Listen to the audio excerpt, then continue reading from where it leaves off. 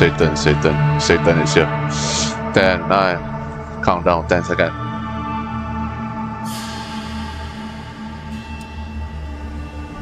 Eight, 7, 6, 5, 4, 3, 2, 1. Sir, Satan. what are we facing here? A relic of the old world. Ready your men, Captain. We will only get one chance. And remember, when you hear the whispers, call for help. Oh. Do not attack. The graphics so bad. When you hear the whispers, what do you think he was on about? It's Dorman, right? Yeah. Oh. Then Dorman.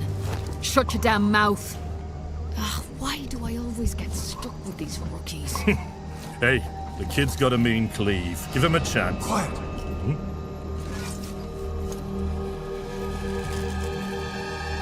Why everyone spam login?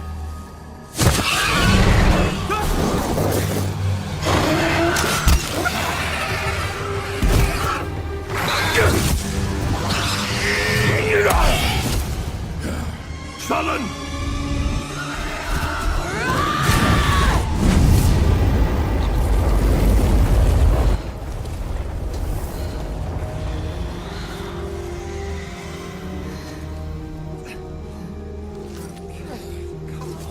A mean cleave, eh, Captain? Rookie can't even lift his own sword. Captain Oren? Captain? Oh no.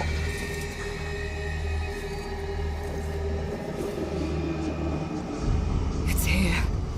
Rain! Send the signal! What the fuck? Rain! On my back. Satan coming. Blade up! Come on. Satan. I'm ready.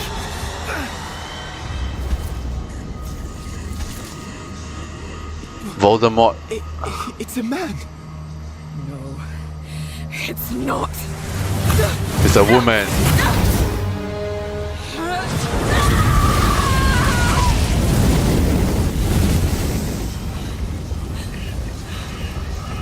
Wow. Run!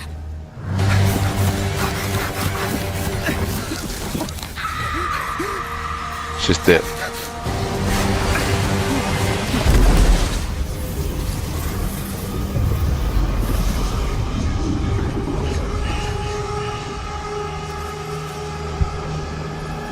What the fuck is that?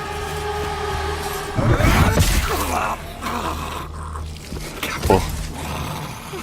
Captain! Captain!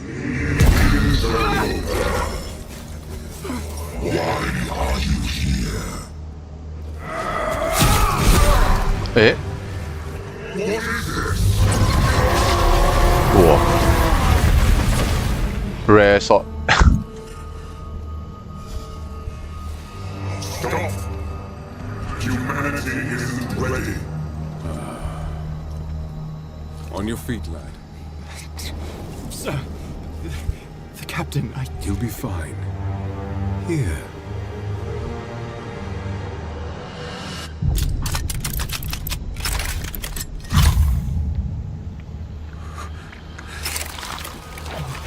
Oh my god, alien. What is it? Parasite.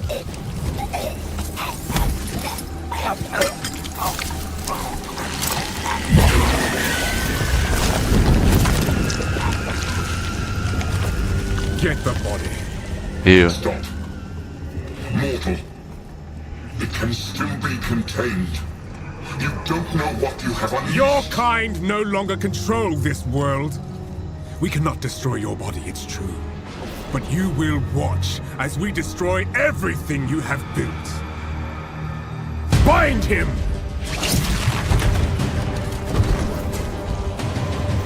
Feed. Grow, my child. I'll make sure you can eat your fill.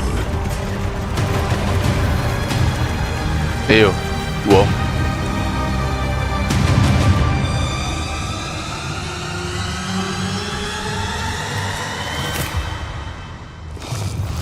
Zombie.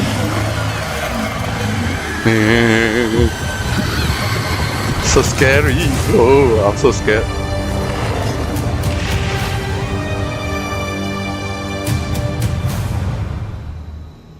At least not that satanic like Diablo Hi, 4. I'm Jonathan Rogers, Game Director on Path of Exile 2. Fat Now, boy. Path of Exile 2 is going into early access in around 2 weeks on December the 6th. But even though it's early access, this isn't just some small taste. The game is huge.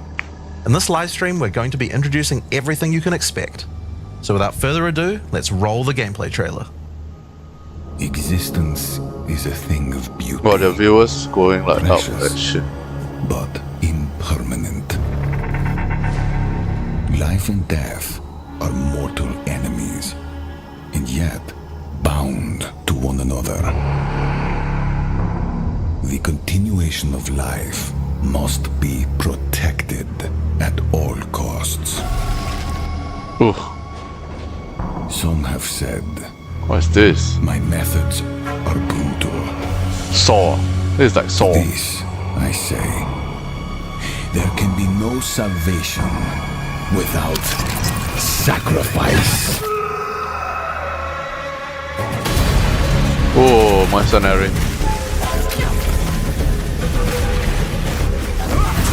What the fuck? Got cutscene. Got the.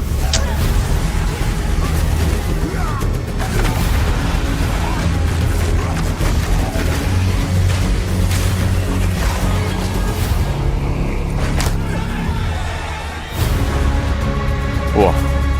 Oh.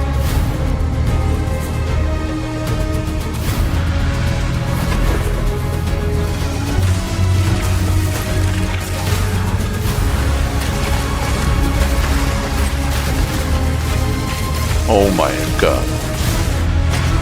Mercenary is so fun.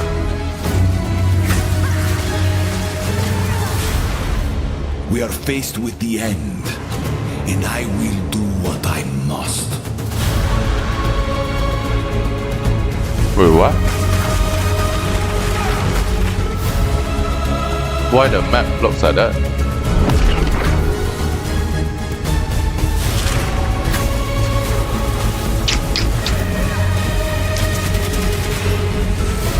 Wow, the rolling is so good.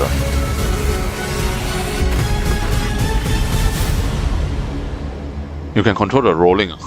Those who obsess with death,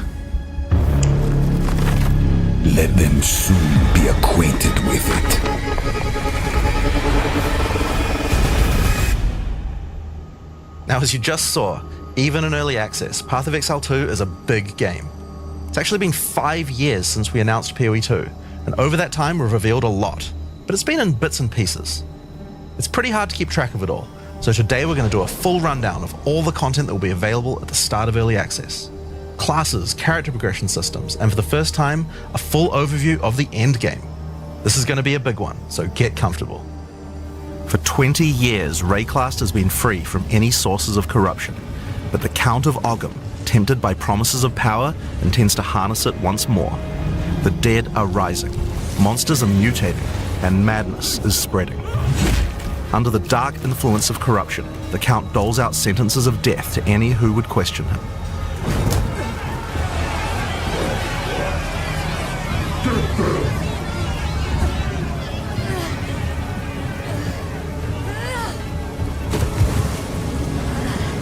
And this is where you find yourself at the start of POE2. Explore the dark forests of Ogham.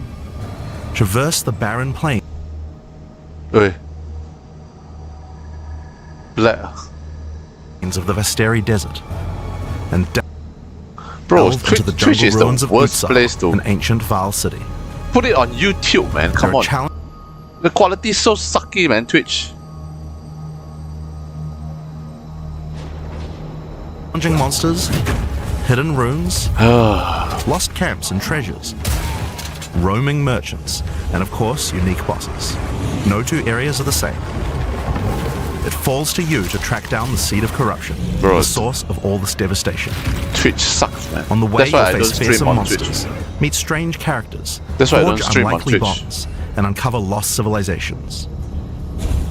But first, you'll need to pick a class. Now, lag. early access will initially have 6 classes available. Let's have a look at them.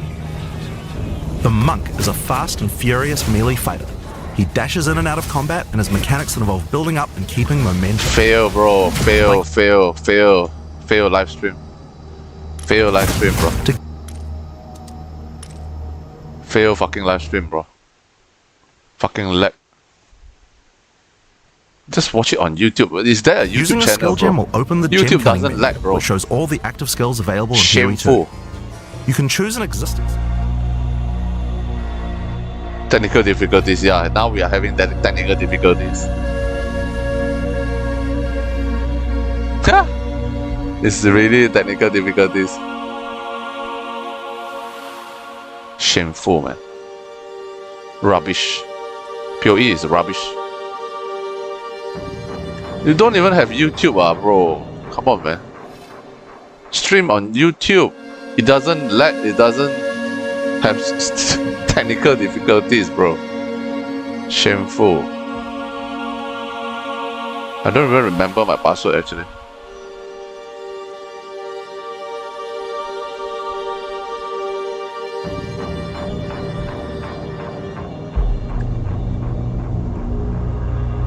What's my password?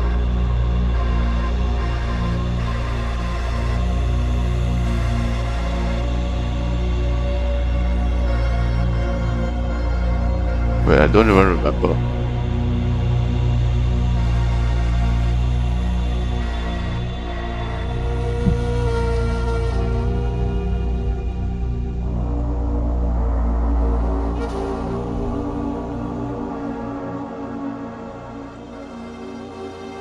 No, I don't need whatever drops on it. It's so dumb.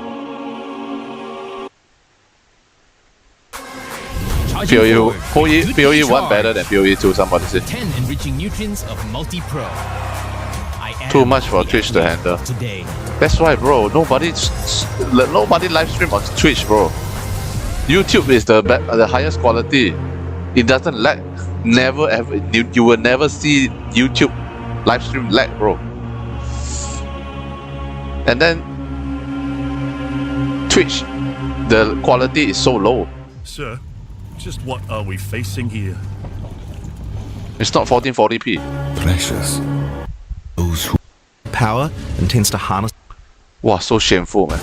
There are 21 active skills for quarterstaves, so this just scratches the surface of the options that you have. By endgame, you'll be dashing from pack to pack, spewing where you find yourself. So at it's the not start live. of POE2. It's not live.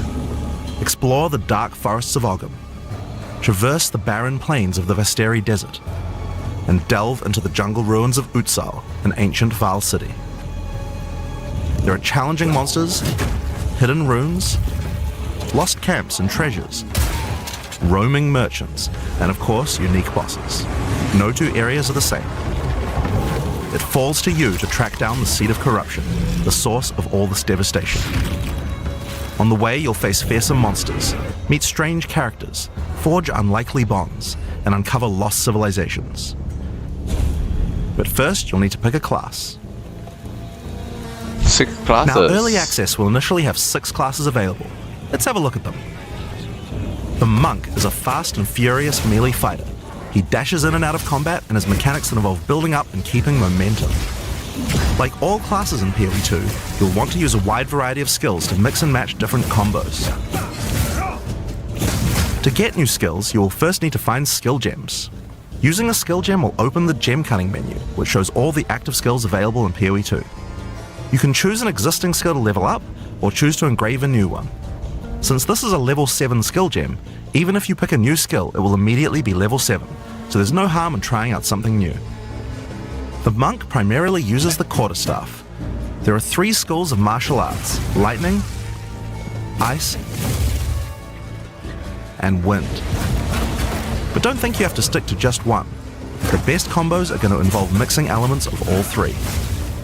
Let's try Killing Palm. Like many monk skills, this can be used to quickly take advantage of a specific situation. If there's an enemy on low life, you can use Killing Palm to dash to them and kill them instantly. This will provide a power charge. Then we can use a different skill to consume that power charge for a much more devastating attack. The Monk also has powerful combo skills.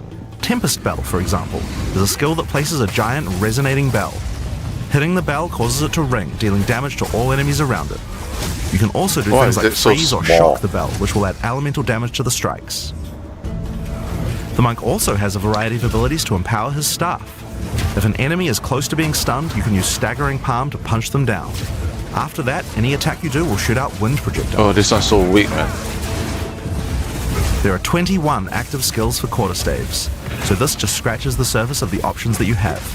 By endgame, you'll be dashing from pack to pack, spewing projectiles and obliterating screens of enemies with huge combo attacks. Not nice.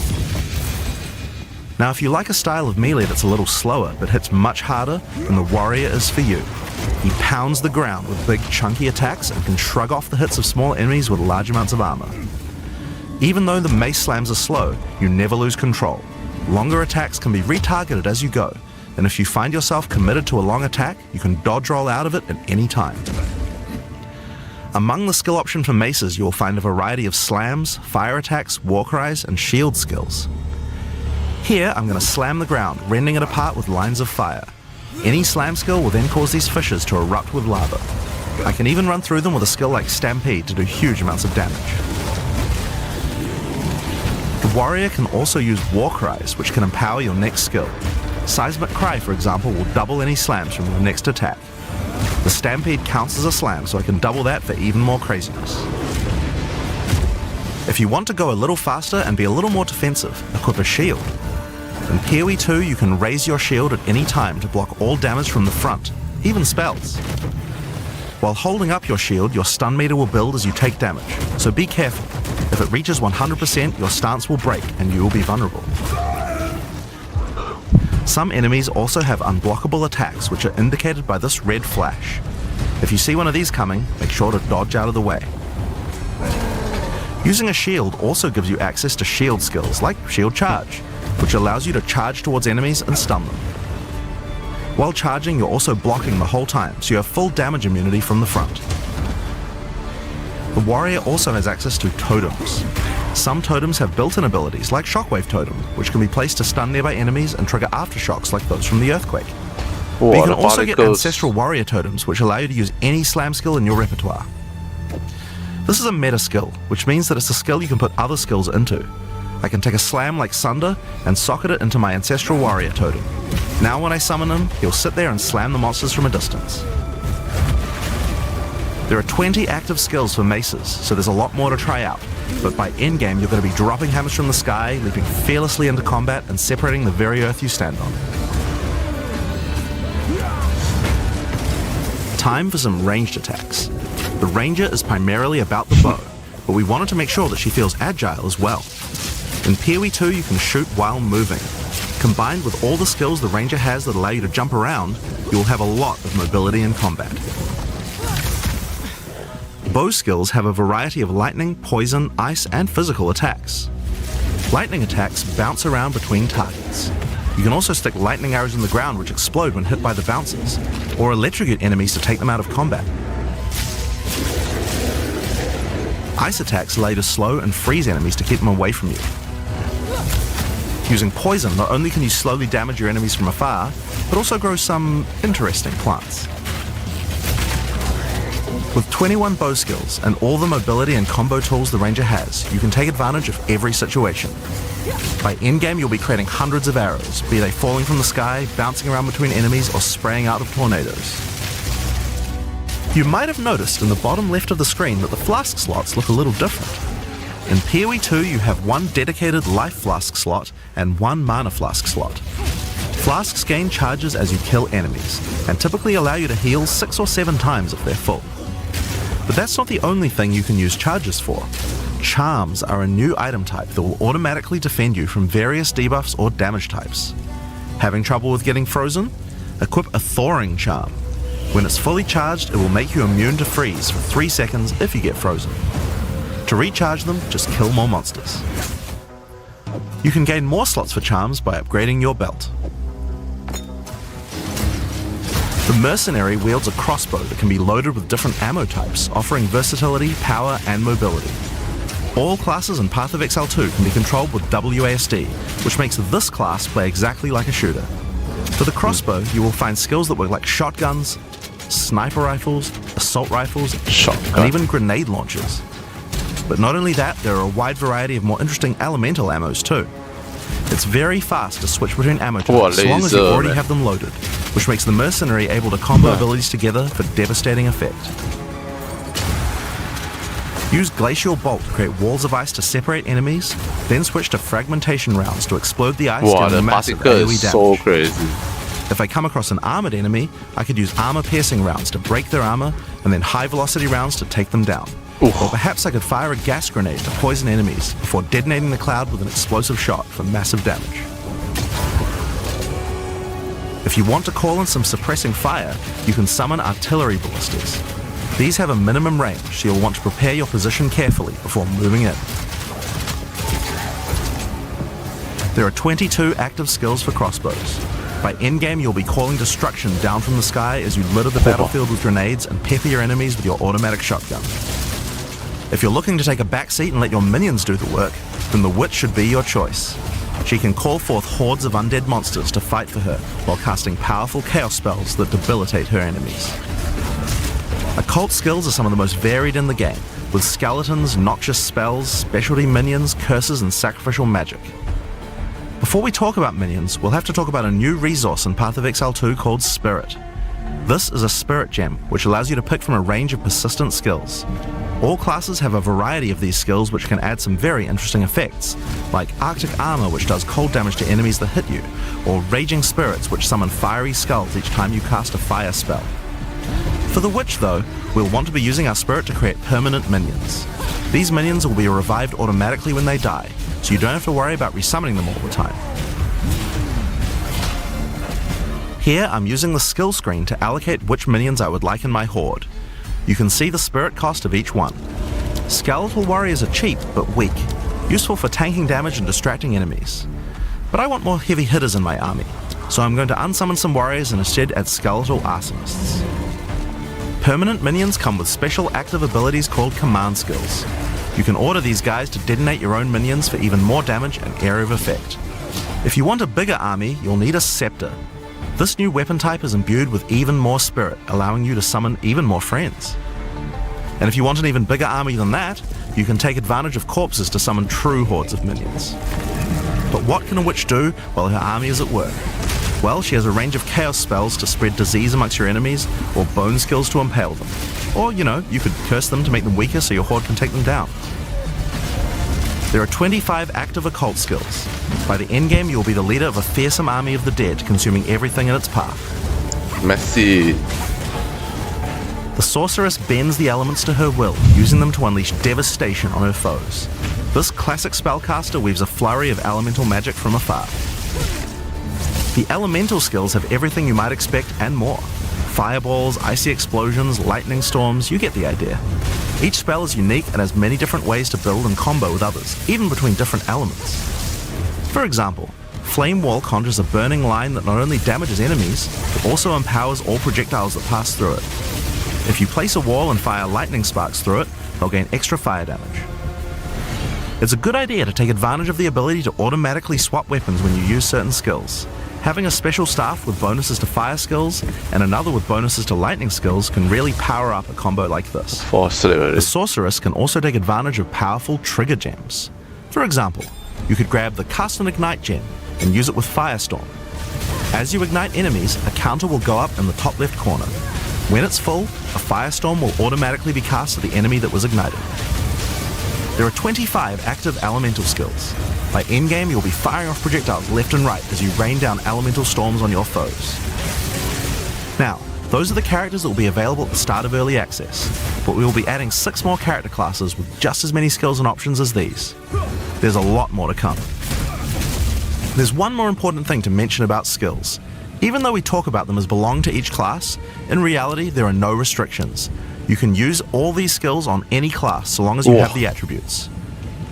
For example, a Poison Ranger might want to try out using occult curses to increase her poison damage, or a monk might want to trigger elemental ice walls to use with his Glacial Cascade combo. The possibilities for cross-class combos are practically unlimited. We're looking forward to what kind of things you guys might find. Now, Path of Exile is a game known for build customization, and we haven't even scratched the surface of what is possible yet. So let's talk about support gems. Path of Exile 2 has a system of support gems that can be combined with your active skills to dramatically change the way they work. If you find a support gem, then right-clicking it will open up this screen. Here you will find a variety of recommended support gems for each of your skills that you can pick between. For example, this is a multiple projectiles support gem and can be used to add multiple projectiles to any skill. Normally when you fire a grenade it'll look like this. But if we add multiple projectiles, then you get 3 of them. Once you have the gem, you can also freely move it between any of the skills in your character. If you want to have a multi-shot sniper rifle instead, then simply move the gem over to your high velocity round skill. Generally speaking, if it sounds like a support gem should work with a skill, then it will work. So it's a good idea to experiment. Note that you can only have one of each support gem on your character, so you'll want to think carefully about which supports can be used best with each skill for maximum damage. This is the tutorial. Now, if you want to stick to the recommendations, you should have a perfectly good time. But if you want to experiment a bit more, then uncheck that recommended button and you can see the full list of supports that will work with your skill. There are hundreds of support gems to choose from, and even we don't know the results of all the possible ways these can interact.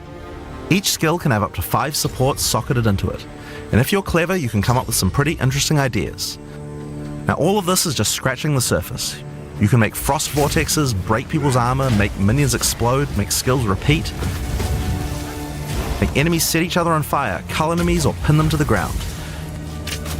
Supports let you drastically change the behavior of your skills and create your own unique build, or at least follow someone's OP build guide. So speaking of builds, let's talk about one of the most iconic Path of Exile systems, the passive skill tree. Yes, it's huge. There are over 1,500 nodes on there.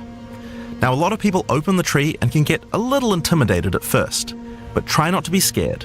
There are lots of options, but at its core, it's pretty simple. Wow. Each level you get 1 point to put into the tree. Each class starts at a different location, but they all share the same tree. Around your section of the tree, you'll find relevant bonuses for your character. You should be safe in the knowledge that there aren't many wrong choices here. Almost all the starting nodes will be useful for your character in some way. But if you do happen to make a choice you regret, you'll be able to respec any nodes you've taken by spending a little bit of gold.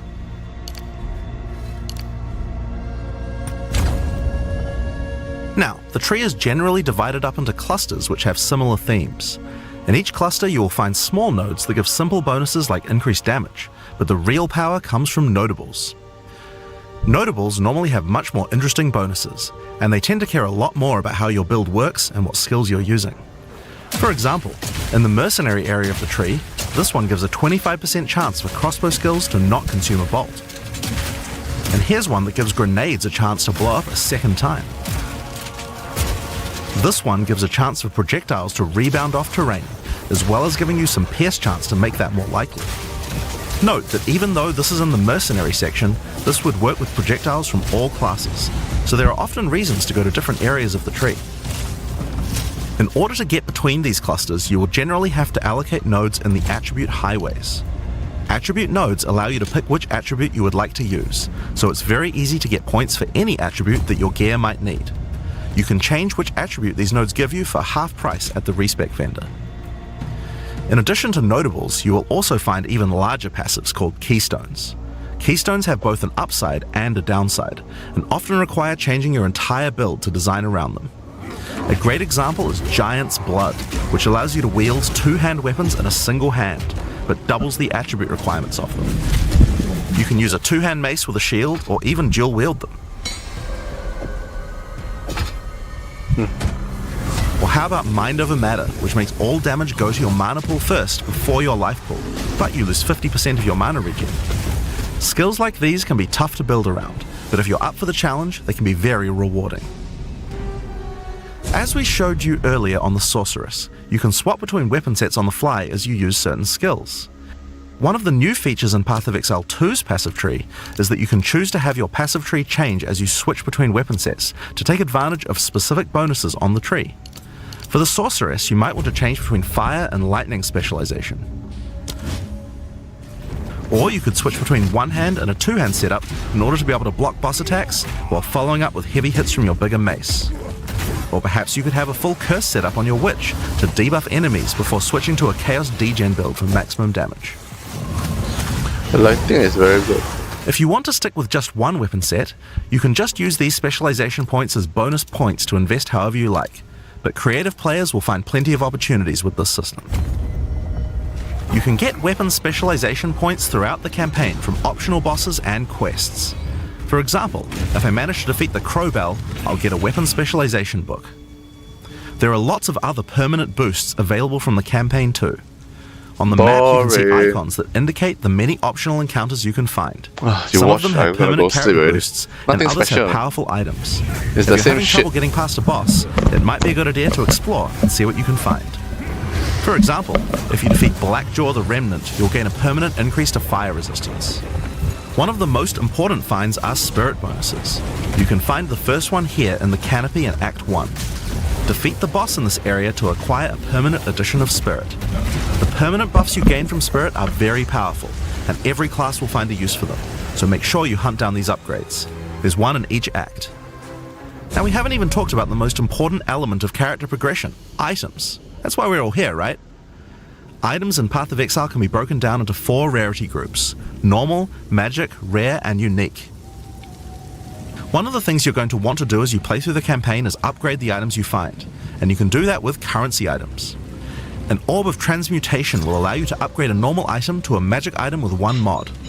You can then apply an Orb of Augmentation to add a 2nd mod, then use a Regal Orb to add a 3rd mod, and upgrade it to a rare.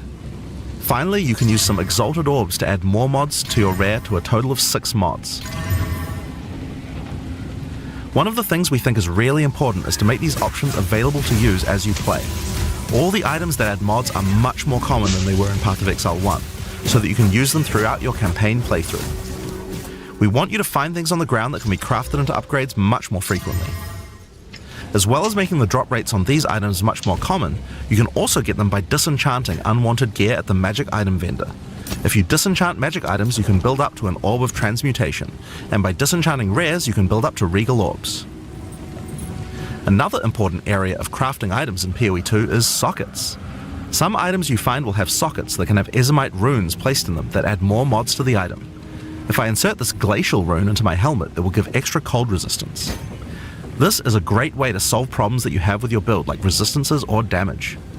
If you find socketed items that you don't have a use for, you can take them to the salvage bench in town to work towards an Artificer's Orb. This will allow you to add sockets to your existing items. Body armors and 2-hand weapons can have up to 2 sockets, while the rest of your armor and 1-hand weapons can only have 1 socket. You can also salvage items with quality to create items like armor scraps or whetstones. These will allow you to increase the quality of your items for an up to 20% boost. If you don't want to disenchant or salvage your items, you can always sell them for gold. Gold can be used to buy items from vendors, and we've tried to do a lot to make sure that the items they have for sale are actually useful. Every time you level up, they get more stock, so make sure to check back often. Other vendors offer a gamble. Pay a flat amount of gold and you'll get a random item of a specific type. This could be a great way to improve your gear, if you're lucky. Gold is also used to respec your passive skills. Take advantage of this system to experiment with your tree and rework it as required. The other thing you might want to use gold for is the currency exchange. This allows you to exchange currency items with other players on an open market, in exchange for a small gold fee. Now, all items in Path of Exile are freely tradable. We never bind anything to your character, except gold.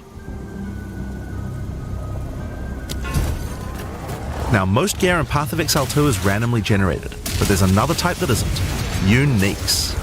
They are especially rare, each with a handcrafted set of unusual mods which can dramatically change a character's build. They're not just better rare items, they can do much stranger things that can fundamentally change your character. Corpse Wade will make any corpses you run through explode into clouds of poison. The Sands of Silk is a body armor that changes your dodge roll into a blink, morphing you into sand as you teleport past your foes. And of course, some uniques are just pure hits of dopamine, like Quill Rain, which just turns your bow attacks into full auto by doubling your attack speed. Each unique is something that you can build your character around. We try to make sure that most unique items have a potential use at endgame, even if you find them early on. And as you can see, every single unique item comes with custom art to match. The last character progression system that you can do during the campaign is Ascension. Starting in Act 2, you will come across Ascension trials, tests that you must complete to unlock your Ascension class. We'll explain these trials soon, but first let's take a look at what Ascending can do for your character. Each class has access to 3 Ascendancy classes, but at the start of Early Access, only 2 per class will be available. Ascendancy classes are unique to each character class, so choose wisely. They can drastically affect how you build your character. As a sorceress, you could become a Storm Weaver, a master of the elements.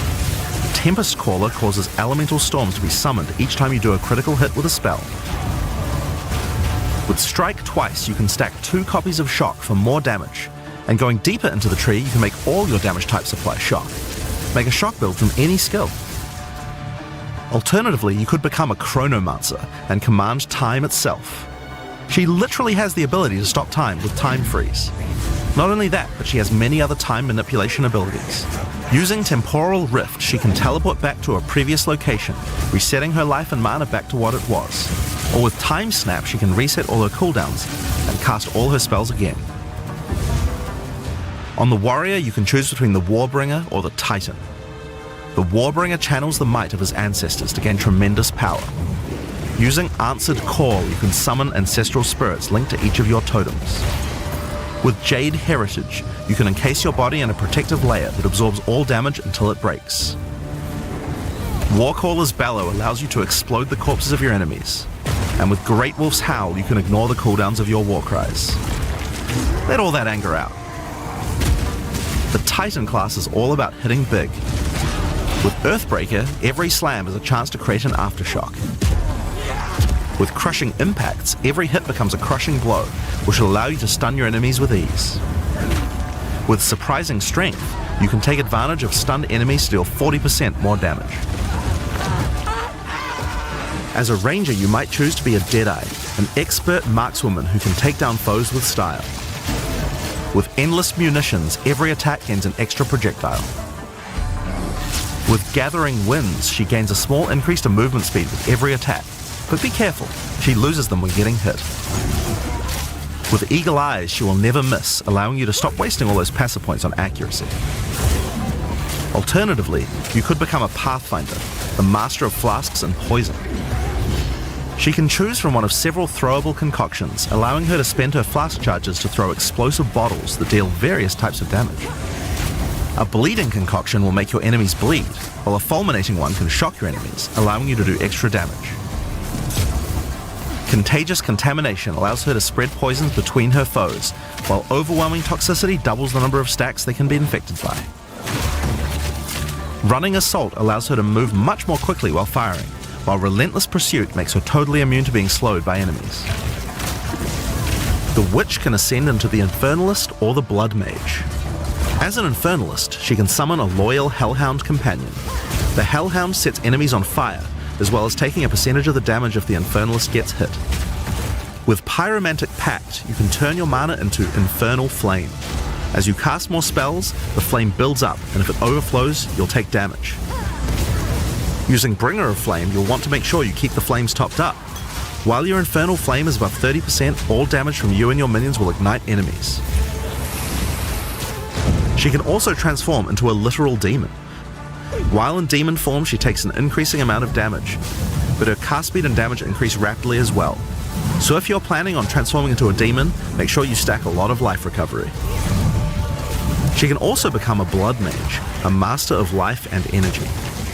All Blood Mages must pay the price of making skills cost life as well as mana, but in exchange, every monster they kill will drop life remnants, which allow them to quickly gain back that life. With Crimson Power, she can gain large amounts of extra life, and with Vitality Siphon, she can use her spells to leech life back as well. Once you've got a significant amount of life, you can use Gore Spike to make your critical hits deal incredible amounts of damage. A monk who is in tune with the elements might become an Invoker. With Elemental Expression, the Invoker will create waves of elemental power each time he does a critical strike. With Faith as a choice, you gain the ability to meditate, allowing you to double your energy shield. Choose between I Am the Blizzard or I Am the Thunder to specialize in cold or lightning. And I Shall Rage will allow you to turn into an unbound avatar. Each time you apply a status ailment to an enemy, you gain Unbound Fury. When you have enough, transform into an avatar to deal way more damage and inflict even more elemental ailments. Some monks choose to reach into the darkness instead. The Acolyte of Chayula can exchange their mastery of spirit for darkness, a resource that can be utilized to both absorb and deal damage. The Shroud of Darkness will protect you from all damage incoming, but if you take Grasp of the Void, you will deal extra chaos damage from all the darkness you have. Their Dark Pact offers greatly increased resistances to chaos damage and can allow their mana leech to not only happen instantly, but apply to their energy shield as well. Another node you can take is Waking Dream, which allows you to see into the domain of the Breach Demons. There you will see the Flames of Chayula that can be taken to gain life, mana, and damage. The Mercenary has a job to do, but which job suits you? You might choose to become a Witch Hunter. Obsessive Rituals will give you a sorcery ward, allowing you to defend yourself against elemental hits in exchange for less defense against attacks. With Zealous Inquisition, your enemies have a 10% chance to explode on death. The chance is doubled against demons and undead. With Judge, Jury, and Executioner, your initial hit against enemies can deal up to 30% of their life and damage, if you're lucky. This is great for hunting powerful bosses. And with Witchbane, you can break your enemy's concentration, preventing them from casting spells as often as they would usually do. You could also choose to become a Gemling Legionnaire, enhancing your abilities by embedding gems directly in your flesh. Integrated Efficiency will give you extra skill slots. Thermatological Infusion gives you extra maximum resistances as you socket more and more support gems. Adaptive Capability allows you to use any color of gem without worrying about attributes, while Crystalline Potential adds extra quality bonuses to every gem socketed into your character. So those are the Ascendancy classes for the start of Early Access, but one thing we haven't talked about yet is how you ascend in the first place. Ascension in Path of Exile 2 requires completion of one of the Great Trials, which you'll find as you progress through the campaign. Each one is associated with one of the major cultures of Rayclast. Located in the Vasteri Plains are the Maraketh, a culture of rich tales and brutal traditions, who must do whatever it takes to survive in the desert. The highest position in Maraketh culture is a Sekima, and it is not a title given freely. All aspirants must complete the Trial of the Sekimas, a grueling gauntlet that will test their strength, will, cunning, and patience. To enter, a warrior of the Maraketh must prove their worth by trapping the soul of a djinn in a coin, and you are no different. Once you have earned your coin, it may be placed on the relic altar to begin the trial.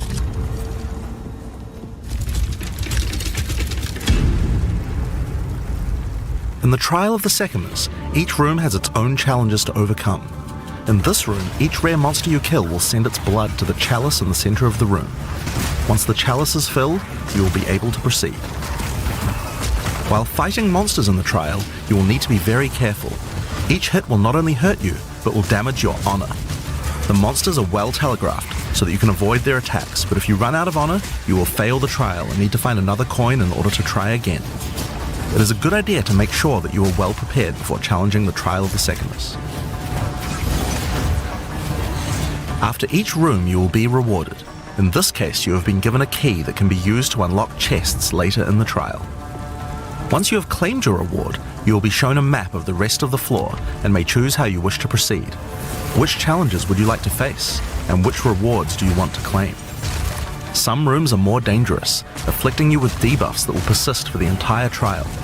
For example, entering this room will afflict you with Spiked Shell that will cause all monsters in the rest of the trial to have 50% increased life. You will want to take care if you choose such a path. There are many different challenges and rewards as you journey through the trial.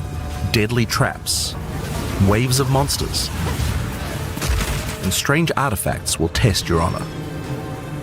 As you progress, you'll be able to gain boons from the djinn, which will help you on your journey. For example, the Sekima's cloak will revive you once if you die, giving you a second shot at a run. One of the rewards you may find is Sacred Water, an extremely valuable and treasured resource to the djinn and the Maraketh. Trading it with the djinn will allow you to receive many benefits.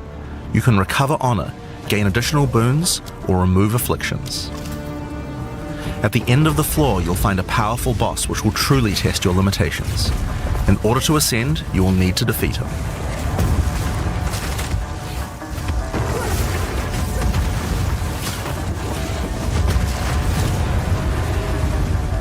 Having defeated the boss, you've earned the right to ascend, but first, the loot. The keys you have found may be used to open the various treasures in the vault at the end of the floor. We only have a single bronze key, so we'll just have to open one of these small chests. If you want to open the better ones, you'll need silver or gold keys. Let's use the Altar of Ascendancy.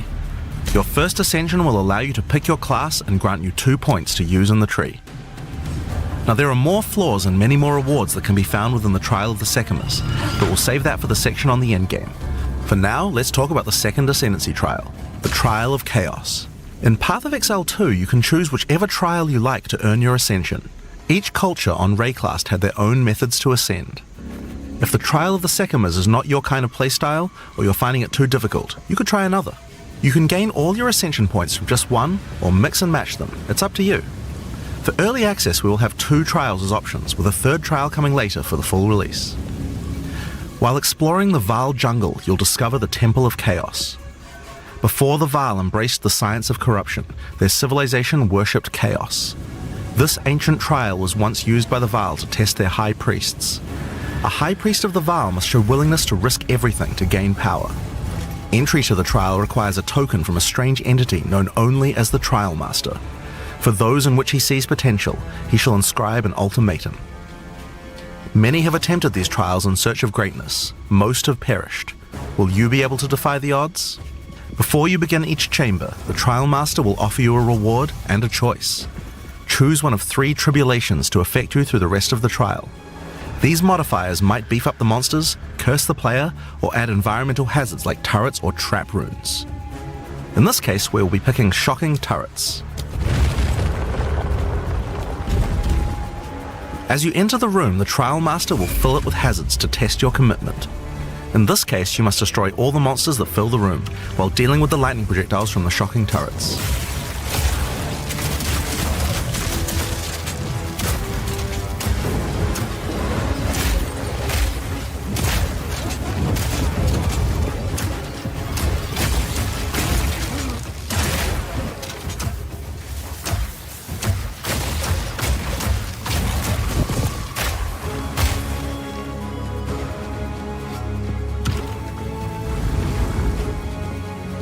After each room, you will need to make a choice. Take the rewards you have earned so far, or go double or nothing. Increase your rewards, but take on more risk. Each tribulation you add is minor on its own, but they quickly stack on top of each other and can become overwhelming. There are many types of chambers in the trial. Each will test your resolve in different ways. This one simply requires you survive for a certain amount of time. Another requires you to escort the stone idol through the level as elevators full of monsters descend to attack you. Should you be able to get through the first 3 chambers, you will face your first boss. The order of the bosses is random, and combined with the tribulations you have selected, the fight will never feel the same. After defeating the boss, you may claim your rewards. Of course there are the items, but you also gain the right to ascend. If you already did the Trial of the Sekimas, then you can claim 2 more points to add to your Ascendancy class. Now it's possible to go much deeper. There are more bosses, rewards, and risks to take, but we'll talk more about that when we get to endgame. So how about we talk about that now? So far we've only been showing you footage from the campaign, but some people would argue that the endgame is where the game truly begins. Something that happens almost every time a new action RPG launches is people saying, there isn't enough endgame content. Well, we want to make sure that in POE2 people don't feel that way, and we actually only changed our development priority for this recently. The first 3 acts of POE2 already take around 25 hours to complete if you're a new player. This is already a pretty significant campaign. On the other hand, people spend hundreds of hours in endgame each league. We realized that finishing the rest of the campaign for early access was actually a bad idea. Instead of having acts 4 to 6 in early access, we could concentrate on endgame and make that great. For new players, a 25-hour campaign is already a huge game with lots of content, but for existing action RPG players, what you mostly care about is all the endgame challenges to overcome. So several months ago, we switched the entire development team's focus over to making endgame content. At the start of early access, there will be 50 bosses and around 400 monster types, but the great thing is that the rest of the game is like 80% there. We'll be adding content to roughly double the size of the game during early access and into release. Now, in order to make the endgame happen at the same character level as what it would be after we added the rest of the acts, we've added a second difficulty level called Cruel, where you repeat the campaign with all the monsters and bosses leveled up. And of course, new rewards. You can kind of think of it as like a New Game Plus. It's also a lot faster to get through the content the second time as your clear speed increases. That will take you to around level 65, where the endgame begins. Once we add the remaining 3 acts, we'll be removing Cruel difficulty, so you'll progress straight from the end of Act 6 to endgame. But what is the endgame? To explain that, I'll hand over to Mark. He can tell you all about it. Hi, I'm Mark Roberts, Game Director on Path of Exile 2. Well, one thing that Path of Exile is known for is having a lot of distinct endgame content to choose between. Each endgame mechanic needs to have its own progression system, areas, bosses, rewards, and player power that can only be gained from that content. We are going to be adding a lot more over time, but for Path of Exile 2 we decided to start with 7 distinct systems you can progress through. This is the Atlas, and it serves as the core of the endgame for Path of Exile 2. It's infinite and expands in all directions. Now, we are not going to spoil the plot too much here, but corruption from the beast has blighted the land, and your objective is to help fight it. In the center of the Atlas you will find the Ziggurat, a temple in which the Vaal research the fundamentals of space and time. Here, we can open portals to nearby locations and begin cleansing corruption and finding resources. In order to power the portal device, we will need waystones. Each waystone has a tier which will determine the level of the monsters that you will face. To go to an area, simply click one that is adjacent to an area that you have already completed. Insert the waystone and click Traverse. Portals will open, allowing you and your party to travel to the area you have selected. All the areas in the endgame feel distinct from the locations in the campaign, and we have dialed the randomization up to 11. The monster packs you will face in each map are totally random, and the combination of them can lead to some very interesting combat situations. There are over 400 monster types in early access, and they have a lot of varied and interesting abilities. Depending on which combinations you face, you might find some serious challenges. In order to cleanse the corruption from the area, you will need to defeat all the powerful rare and unique enemies in it.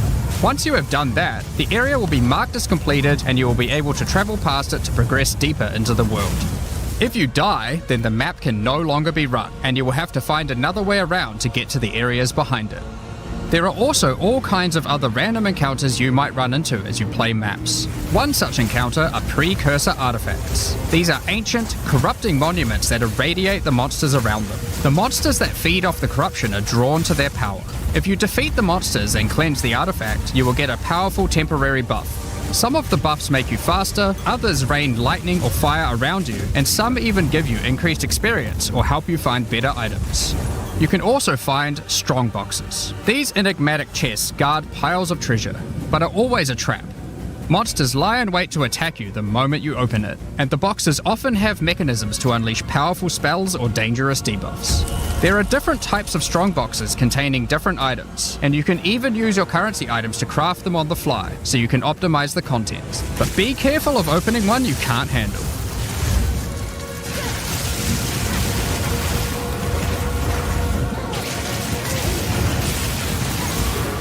Sometimes you'll discover monsters frozen in essences, solidified crystalline corruption. These dangerous monsters can be broken free. If you defeat them, the essence they drop can be used to upgrade normal items to magic items with a guaranteed mod from a category. For example, we could use this one on some boots to ensure a movement speed mod. Rarely, essences will also drop that allow you to upgrade magics to rares, adding the guaranteed mod.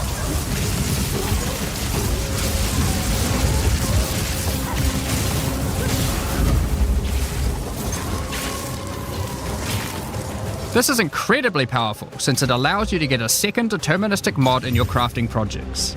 Combining these with the currencies that are commonly found in Rayclast for modifying items, and we can get a very nice pair of boots indeed. Waystones, like all items, can also be crafted using your currency items. Adding prefix mods will improve the rewards, while suffix mods increase danger. The more dangerous a map is, the more waystones will drop. Adding mods to your waystones is key to progressing to higher tiers and sustaining them, but it will require you to take on larger challenges. There are a variety of factors you'll have to consider when crafting your waystones. Some maps will have higher density, some lower, some have more magic and rare chests, or monsters, some are more linear, and others more open. Make sure you explore and think about what makes certain maps good if you want to maximize your returns. As you cleanse corruption from higher and higher tiers of the Atlas, you will gain points that you can spend in the Atlas tree.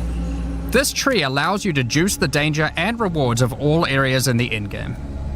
You could increase the number of monsters, the number of rares, the number of precursor artifacts or strongboxes, even the quantity of item drops. As you explore the endgame world map, you'll notice various different biomes, from snow-capped mountains to dense jungle valleys. Most maps are restricted to certain biomes. As you continue to explore deeper into the Atlas, there are all sorts of things to discover. These cities are constructed by different peoples of Rayclast and have specific items that can be found there.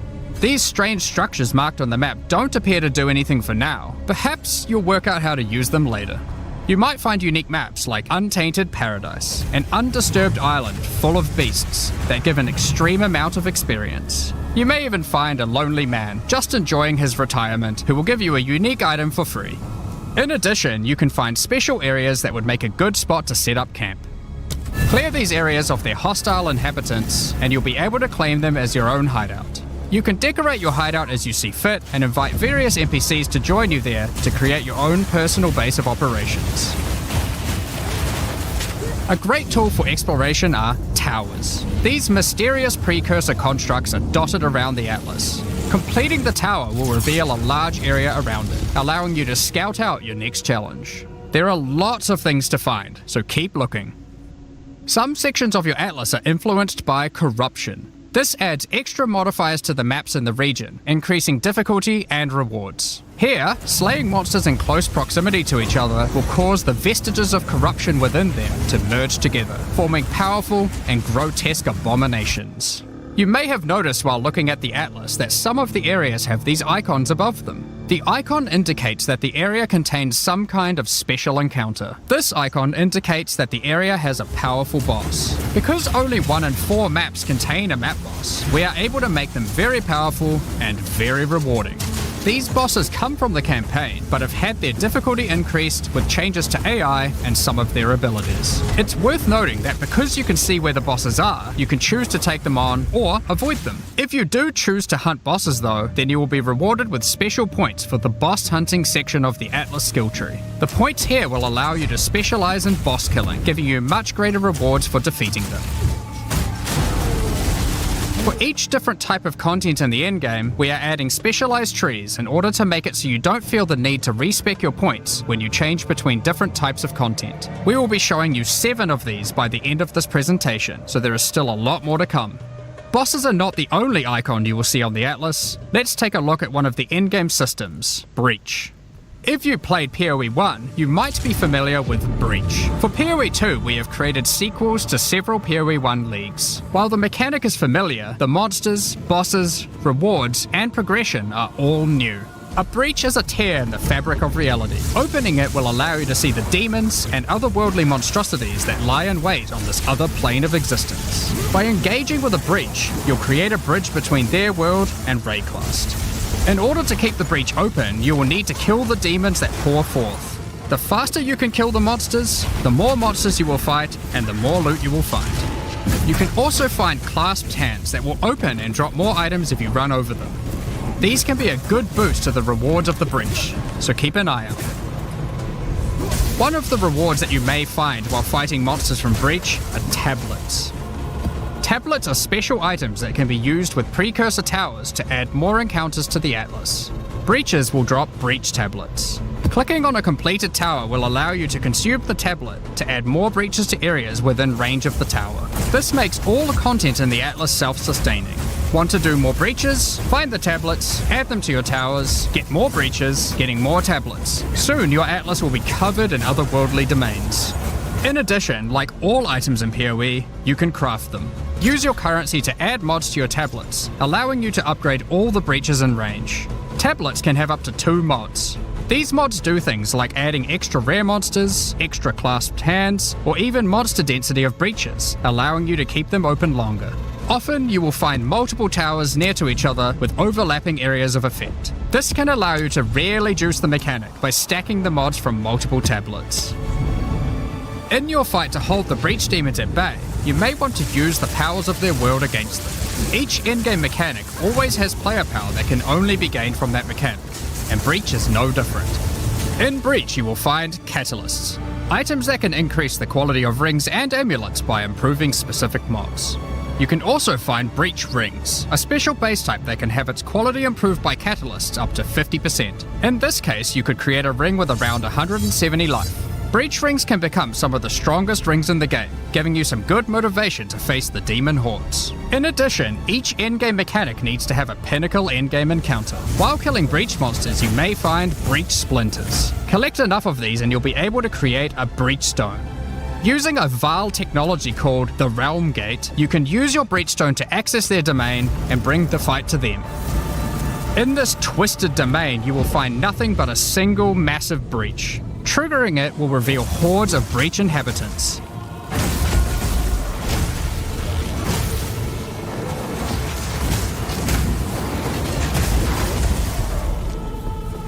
And should you be fast enough, you will be able to fight their leader, Zesht. We that are one. We that dreamed. We in nightmare. We that are one. Fate relies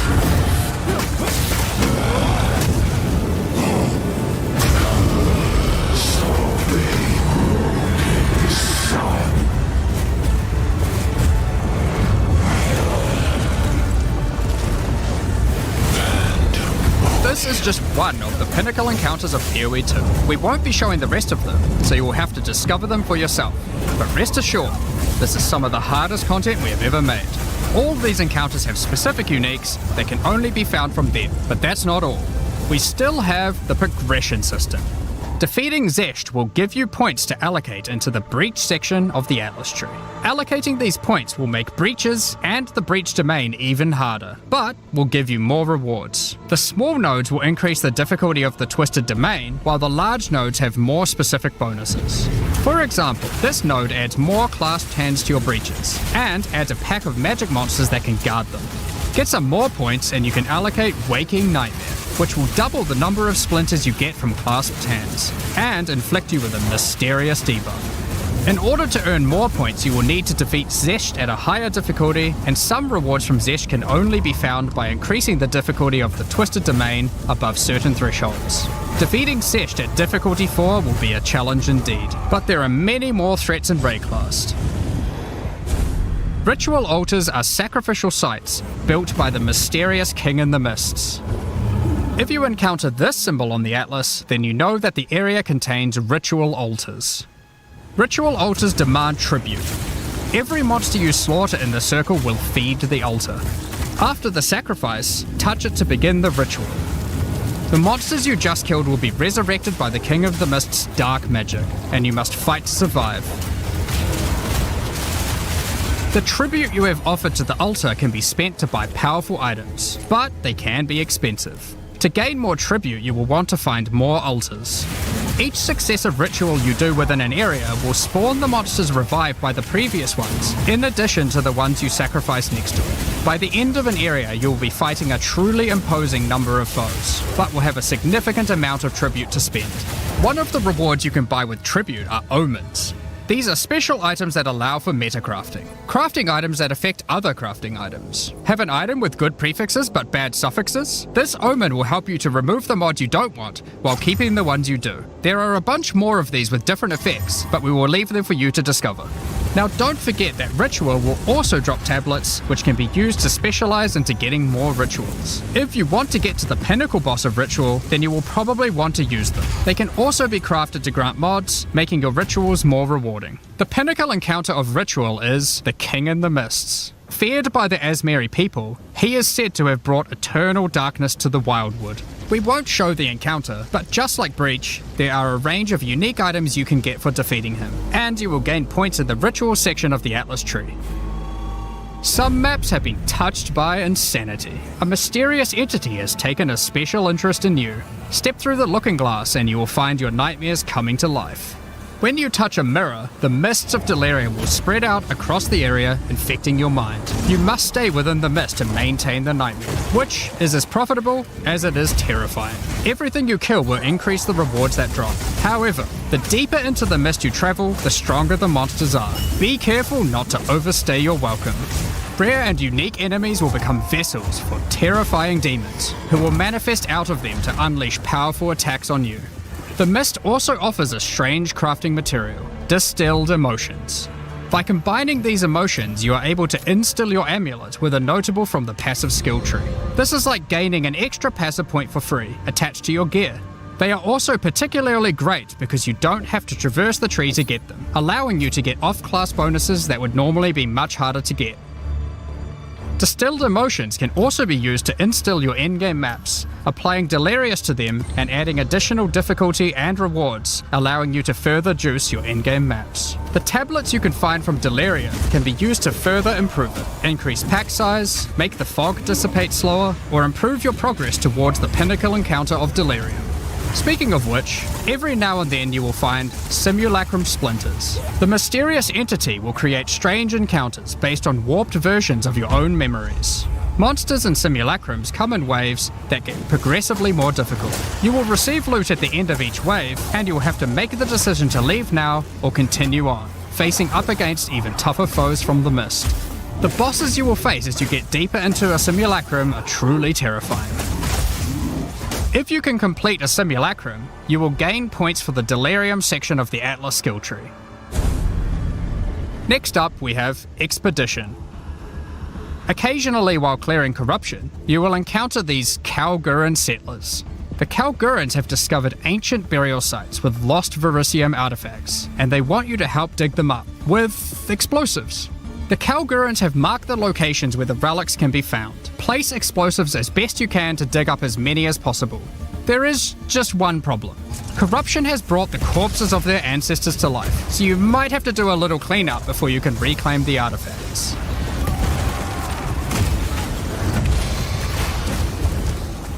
You can also find remnants, the destruction of which will further anger the restless dead. Each one you blow up will make the subsequent monsters more powerful, but also more rewarding. Danig, Rog, Tujin, and Gwenin will exchange the artifacts for useful items and runic magic. You can also find tablets to increase the number of expeditions and the rewards. This one increases the radius of explosives, while this one increases the number of remnants you will find. Eventually, you might discover a logbook. These are special maps full of buried treasure and relics, essentially one giant dig site. Here you can create an extremely long chain of explosives and go through a very high number of remnants. But be careful, many remnants have mods that can really brick your build, so you will probably want to avoid these ones. If you add too many remnants, you could easily make the encounter harder than you can handle. There are all sorts of interesting things buried under the ground in logbooks. You might find dripping caves and hidden pirate caches, but the most powerful encounter is Olroth, the ancient undead commander of the Knights of the Sun. Defeating him will grant you unique rewards, as well as points to spend in the expedition section of the Atlas tree. So those are the endgame systems on the Atlas, but we are not done yet. The trials we talked about earlier have much more content when you get to endgame 2. Just like the other endgame systems, they also have progression mechanics, unique rewards, and player power that can only be gained from them. As you get higher level coins for the Trial of the Sycamores, you will unlock more floors to explore. Each floor has its own challenging rooms and a floor boss that you will need to kill.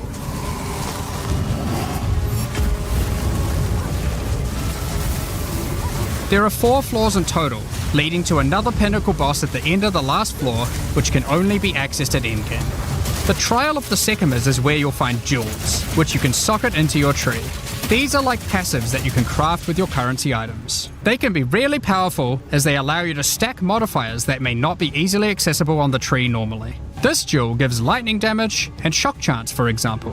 There are quite a few jewel sockets on the tree, so it's possible to gain a lot of power here. There are also other types of jewels that don't provide any bonuses themselves, but affect other passives surrounding them. This jewel increases the effect of small nodes and radius by 25%. With careful placement in the tree, you could get a significant amount of power from it. There are also unique jewels available with very interesting effects, but you will have to find those for yourself. In order to push further into the trial and uncover the secrets of the Maraketh, you will want to take advantage of its progression system, relics. Relics are items that can be placed in the relic altar as you start the trial. They give special bonuses that affect the trial, making it easier and increasing its rewards.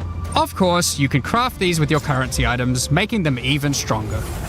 If you can complete the entire trial overcoming all 4 floors, the final boss will reward you with one of many unique relics. These relics will be consumed when used on your next run, but can reward you with unique and powerful items. For example, this is the Last Flame. If you use it, you will have only 1 honor for the entire trial, so you will need to do a completely hitless run. The Trial of Chaos also extends into the endgame. As you gain inscribed ultimatums of higher and higher levels, the number of chambers that you can go through increases. In true Vaal style, this allows you to take even more risks for even more rewards. At endgame, you can progress through up to 10 chambers with 3 bosses on a single run. Stacking 10 tribulations on top of each other will make this a significant challenge, but it's worth it. The Trial Master will tempt you with items of the Vaal Empire, such as Vaal Orbs. Vaal Orbs are powerful crafting items that corrupt your gear with random mysterious outcomes.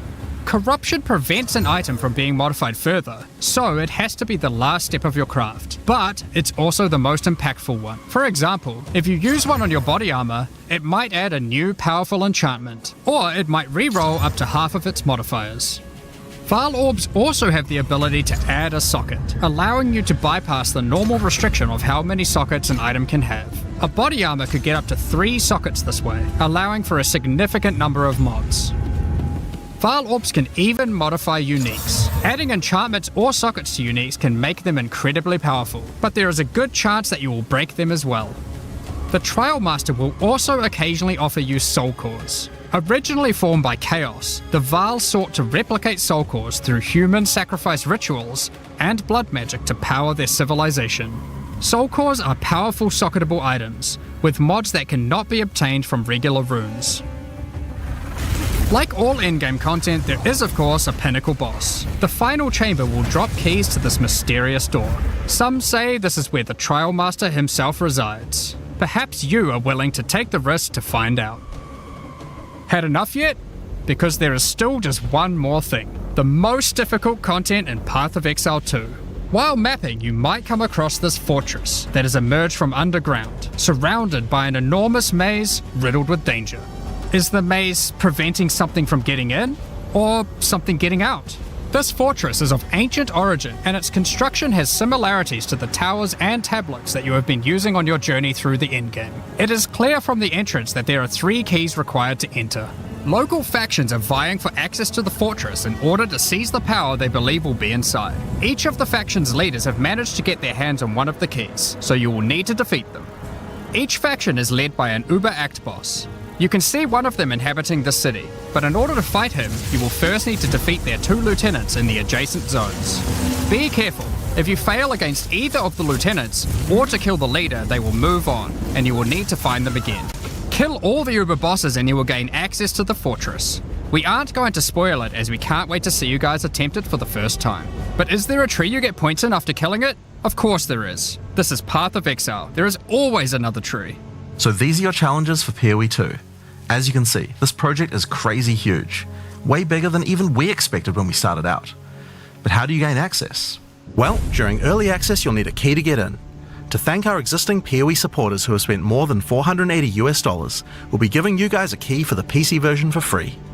Anyone else who wants one can get one by purchasing one of the new early access supporter packs that have just been released to the store. If you just want early access to POE2, then you can get a key in the $30 early access pack. The pack also comes with $30 of points to spend in the MTX store. But we also have a variety of other supporter packs filled with exclusive microtransactions, points to spend in the store, and even physical items. The cosmetics can be used right now in POE 1 and in Path of Exile 2 when early access starts. Most of this footage has been recorded in Path of Exile 1, since that's where you can use them immediately. The Lord of Ogham supporter pack contains a cosmetic armor set befitting of the Count of Ogham himself. There is also a matching back attachment which has an alternate variant depicting the influence of corruption. Also in this pack you can find a portal formed of the rusted armor of the fallen soldiers in the Red Vale of Ogham, and the offspring of a vicious crowbell boss found in the hunting grounds. This one doesn't look so vicious though.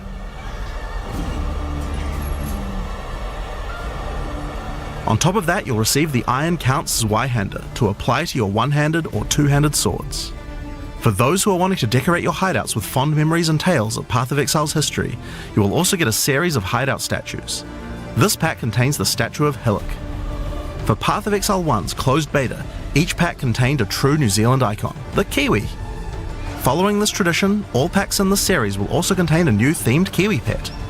The pet will loyally follow you into battle, but run away at the first sign of trouble. Become the ruler of the desert with the King of the Farad'n supporter pack. Show your mastery of traversing the sands of the Vasteri Plains. The body armor will allow you to glide along the ground with ancient sand magic. Now each armor set comes with body armor, boots, gloves and helmet, but the boots are covered in sand. If you'd prefer to show them off, you can turn the gliding off if you want. The accompanying back attachment equips you with two powerful pillars that can control and manipulate lightning.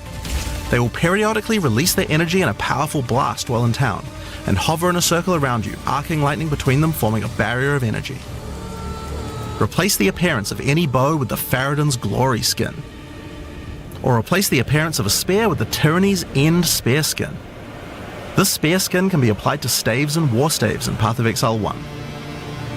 If you want to truly show your worth as a King of the Farad'n, then you definitely need your trusty, moving, entire city fortress known as the Dreadnought to travel across the Vasteri Plains. In Path of Exile you can decorate your hideout however you like, and it's no exception here. It comes with a variety of thematic elements to use, or use decorations from elsewhere in the game. Additionally, you will get the Deshret's Blessing level up effect, the King of the Farad'n Kiwi pet, and last but not least, a statue depicting the Vaal Oversoul from Path of Exile 1. For those who don't know how supporter packs work, each pack comes with all of the cosmetics from the previous tier, so you'll get all the items from the Lord of Ogham supporter pack as well. The Thaumaturge of the Vaal supporter pack features an armor set and back attachment themed around the Vaal and their pursuit of science and progress. You can find the Soul Core weapon effect in this pack, which causes thaumaturgic energy harnessed from sacrifice to spill from your weapon. This pack also contains Doryani's Idol. It replaces the default appearance of any foci to an ancient relic once used by Doryani, and this can be applied to shields in Path of Exile 1. That's not the only Vaal weapon you'll find. It also contains the Wand of the Thaumaturge skin, and the Royal Sacrifice Dagger skin. You wouldn't think to put sacrificial gems on a Kiwi, but the Vaal did. Thaumaturge of the Vaal supporters will receive the Thaumaturge of the Vaal Kiwi pet, and the Statue of Dominus. This is also the first pack in the series with a physical item. When purchasing this pack, you'll receive a Path of Exile 2 logo t-shirt, but if you don't want one, you can opt out in return for additional points to spend in the store. Becoming a Warlord of the Karui supporter will grant you an armor set and back attachment adorned in jade carvings and iridescent feathers resembling power, enough to even impress the ancestral gods, specifically Tukohama, the Karui god of war. Overkill, you say? I think the Karui people would disagree. Why not drop a gigantic totem on rare enemies you slay to crush them to a pulp? Replace your crafting bench in your hideout with the Ancestral Canoe crafting bench, where Ancestral Chief Mata will summon a giant canoe manned by Karui warriors to aid in your crafting desires. We must all start somewhere. You'll also get a pair of weapon skins. Equip Akoya's Felling Axe skin to your one-hand or two-handed axes, or Tukohama's Crusher to your one-handed or two-handed maces. A true Karui warlord is always accompanied by their trusty Kiwi. Equipped with armor and harnessing ancestral magic, they make the perfect sidekick. Once one of the most feared beings in Rayclast, Malachi was slain by a powerful exile. May the statue commemorate the virtue of exiles past, present, and of the future. course, it's not all about dressing up in game. You'll want to look good in real life too. By becoming a Warlord of the Kurui supporter, you'll also get a Path of Exile 2 hoodie. Our final tier of supporter pack in this series is the Liberator of Rayclast supporter pack. The Liberator of Rayclast armor set and back attachment come made with the finest materials in Rayclast, and shattered glass mosaics suspended in divine power. Set up your base of operations in the Beacon of Salvation hideout. Why restrict yourself to just one island when you can liberate more? The Beacon of Salvation hideout comes equipped with your own collection of small islands and personal operators of boats that you can use to row between them. Just walk to the piers, click a boat to enter and navigate as you choose. Decorate each island as you see fit to best represent your well-earned hideout. Everyone in your hideout can use their own boat. Why not have some races? You can also get the Window to Twilight portal effect, a beautiful mosaic piece of art that shatters and reveals a gateway to your desired destination as you approach it. As you walk away, the glass magically reforms back to its original form. Rule in style with the Throne of the Ruler map device. Sure, this map device can create portals to in-game maps, but it also comes with a throne you can sit on to oversee your growing kingdom. Look down on the plebeians running your maps. Being the Liberator, though, is not just about sitting on your throne all day. If you do decide to join the fight yourself, you can leave a High Priest in charge as your second in command. Liberator of Rayclast supporters will also get a set of varied weapon skins.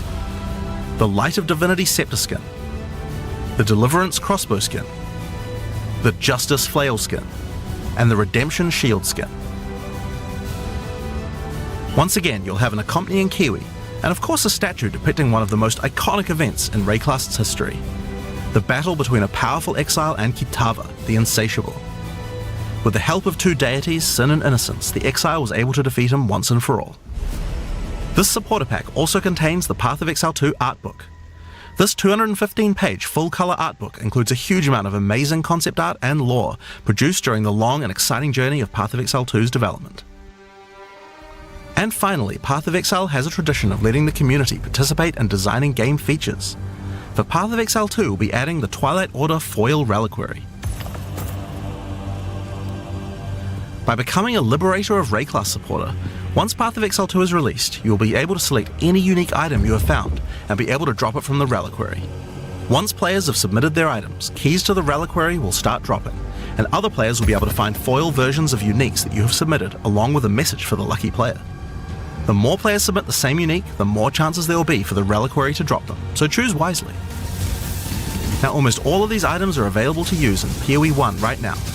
There are a few exceptions where the item class clearly doesn't exist, such as crossbows or flails, and there are also a few microtransactions on weapon types that are unavailable in POE2 at the start of early access. Once classes that use those weapon types are added, those microtransactions will be available to use. If you can't decide which supporter pack to choose yet, you can always start with the early access supporter pack that just includes a key and some points to spend in the store. Then you can upgrade to any of the following tiers at a later date. These supporter packs will be available for purchase throughout early access. We'd really like to thank you for your ongoing support. Without you guys, Path of Exile 2 could not have happened. Now, I'm sure you guys have a lot of questions. Stick around, because coming up next, we have a live Q&A with Ziggy D.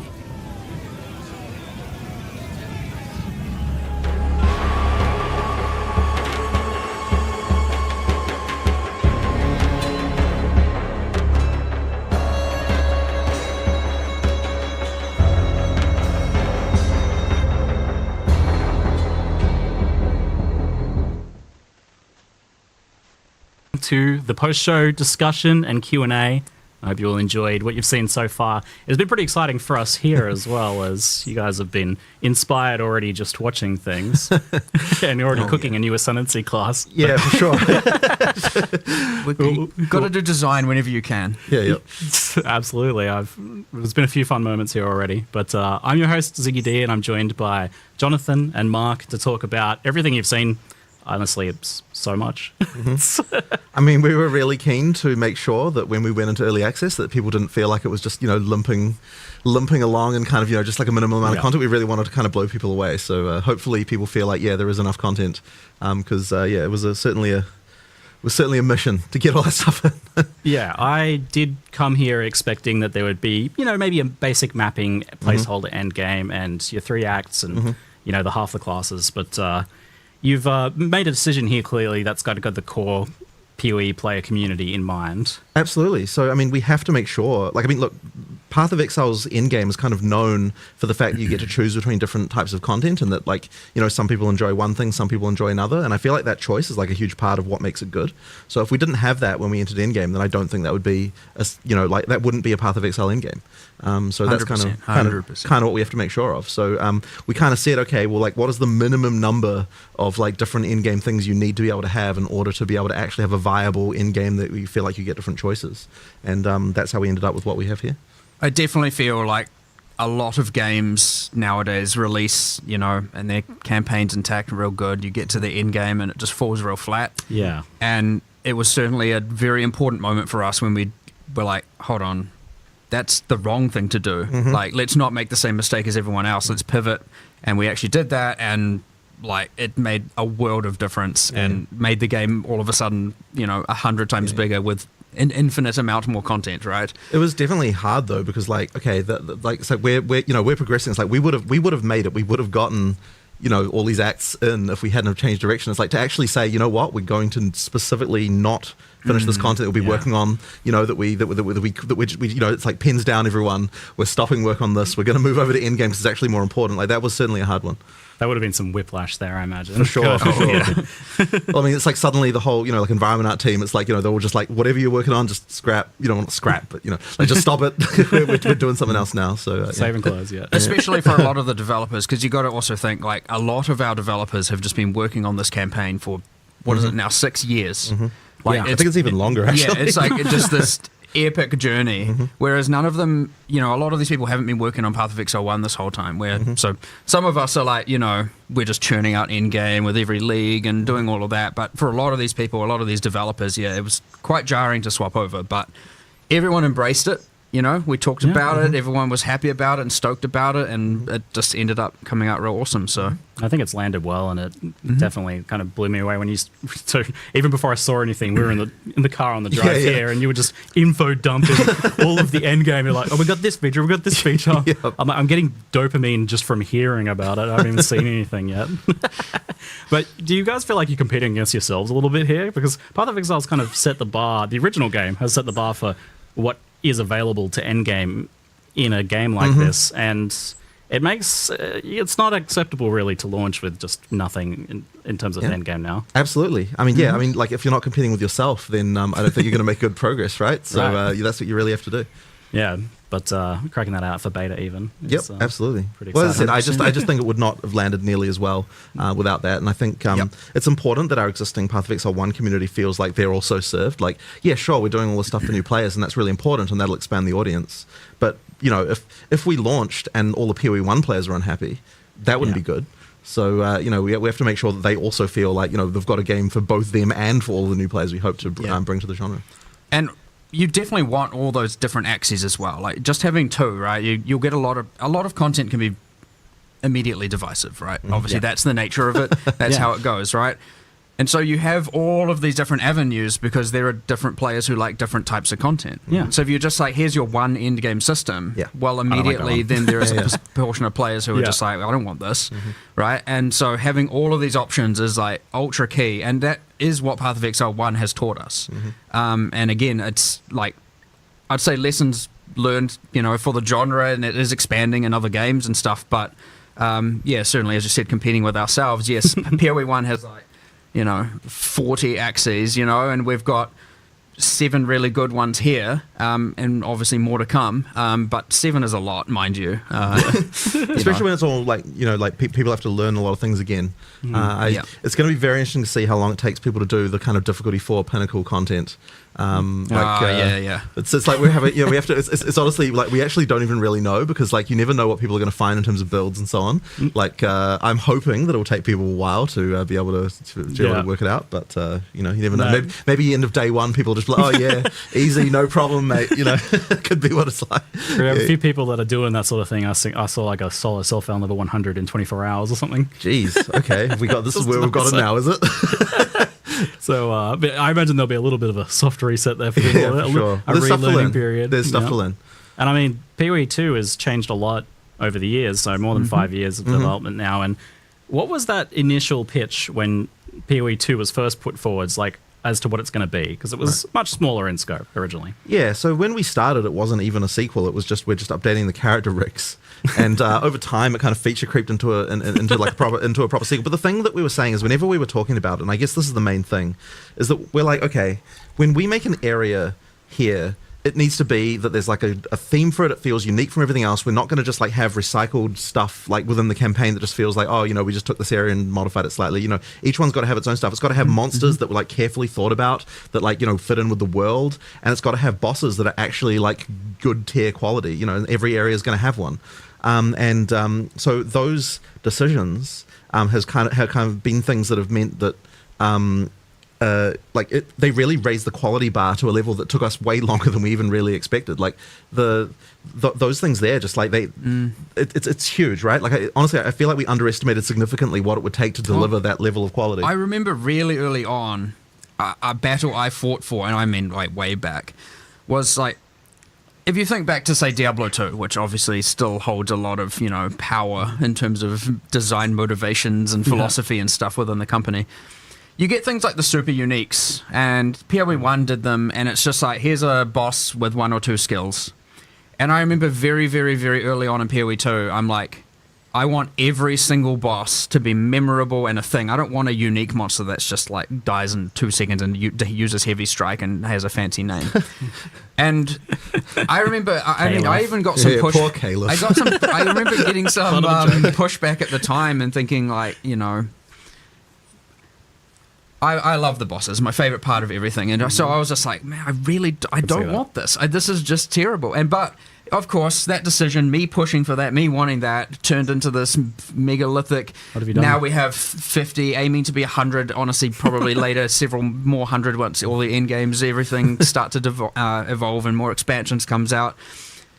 And I'm like, yep, we maybe just made, 100 times more work for ourselves, but 100% bloody worthwhile, because I'd say those bosses are one of the main, attraction pieces of the game. And anyone who plays it is just like, holy crap, those boss fights are amazing.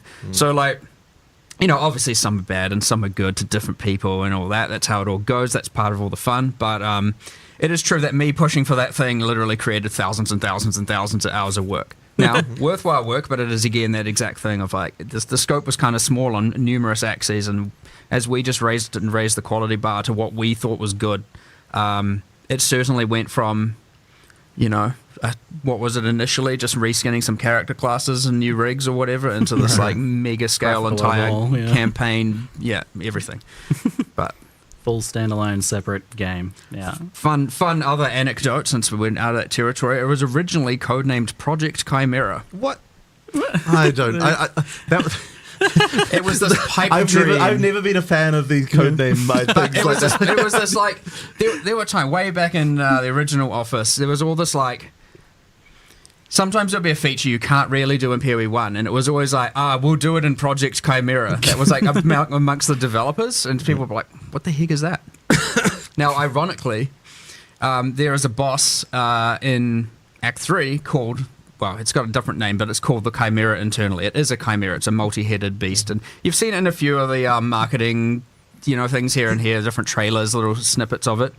And I think it's just ironic that was actually the first boss asset made before everything, the first monster, because back in when we used to just make random monsters and we'll find out how to use them. And that was made for that game. It was used in the original POE2 trailer, right? It is the only incomplete, technically, but only from a balance standpoint, or it was the last boss to finish in the entire Path of Exile 2 campaign right now. It sounds like there was like some sort of emotional demon that you had to battle there, of like the legacy of the original idea, and you had to finish it. We had a moment with the monster game designers where we're like, oh my god, it's happening, the Chimera is finally being finished.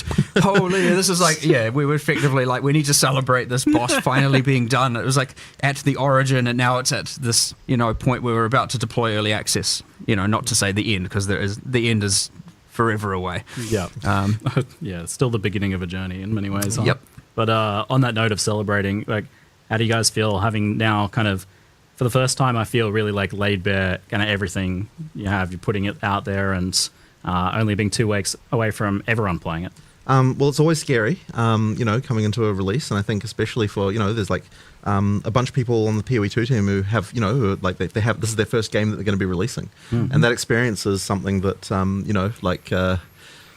it's tough. And honestly, I think that even we were feeling a little bit cocky actually about the fact because we release content for POE1 all the time, and I feel like we kind of felt like we knew what it took to get a game released, but honestly, like POE2 was just a whole entirely different demon as far as getting things out right. Like it's just way more difficult. Like when you actually have to make everything, like the whole frickin' thing, right from the ground up again. It's like wow, there's way more stuff there, and like there's even things like the passive tree where it's like I feel like we underestimated what it would take to get something like that to an actual releasable state. Like that was a huge amount of work, just like absolutely colossal to get it to get that kind of stuff in shape. Like it's just been crazy. Obviously it's nerve wracking, coming up to coming up to a release day. But I think we do have something that players are going to really enjoy, and like it's always comforting when we had a live event in LA recently. People, we got to the time limit and everyone's like, oh man, we don't want to stop. So like I think people are going to really enjoy it. Mm-hmm. It's been a whole different experience for me here playing this time around as well, whereas before I was playing a very buggy kind of internal version of the game that was very experimental. Now playing almost what I'm going to be playing in Well, I heard you still managed to blow the count up the elevator with some kind of knockback bug. I wasn't going to mention that. Yeah, we have to get that one. I did send the Act 1 boss up an elevator with knockback. It was good. Intended mechanic. I thought it was pretty funny. Yeah. He was in his like big wolf form and kind of trapped in there, so just barking at me through the wood. It's good. So a few little, I'm sure there's a few things to work out over this next 2 weeks. I hope the team can have a little bit of a rest for a day before they get back into it. Maybe. Yeah. Yeah, it's been a lot. So you've done that pivot to the end game focus and got so much for us now to play around with in the beta. And it seems like originally I was thinking, we might be playing for a few weeks here, and then maybe going back over to some Path of Exile 1 stuff. But it seems like you guys want us playing through Christmas. That would certainly be good. Look, there's enough stuff there. I think it will take people a long time to get through. Yep. And I mean, obviously, it's also going to be the first time people are playing through a completely fresh campaign as well. I think that will take people a fair amount of time. There's and then of course the end game as well to explore. I mean, it should be pretty significant.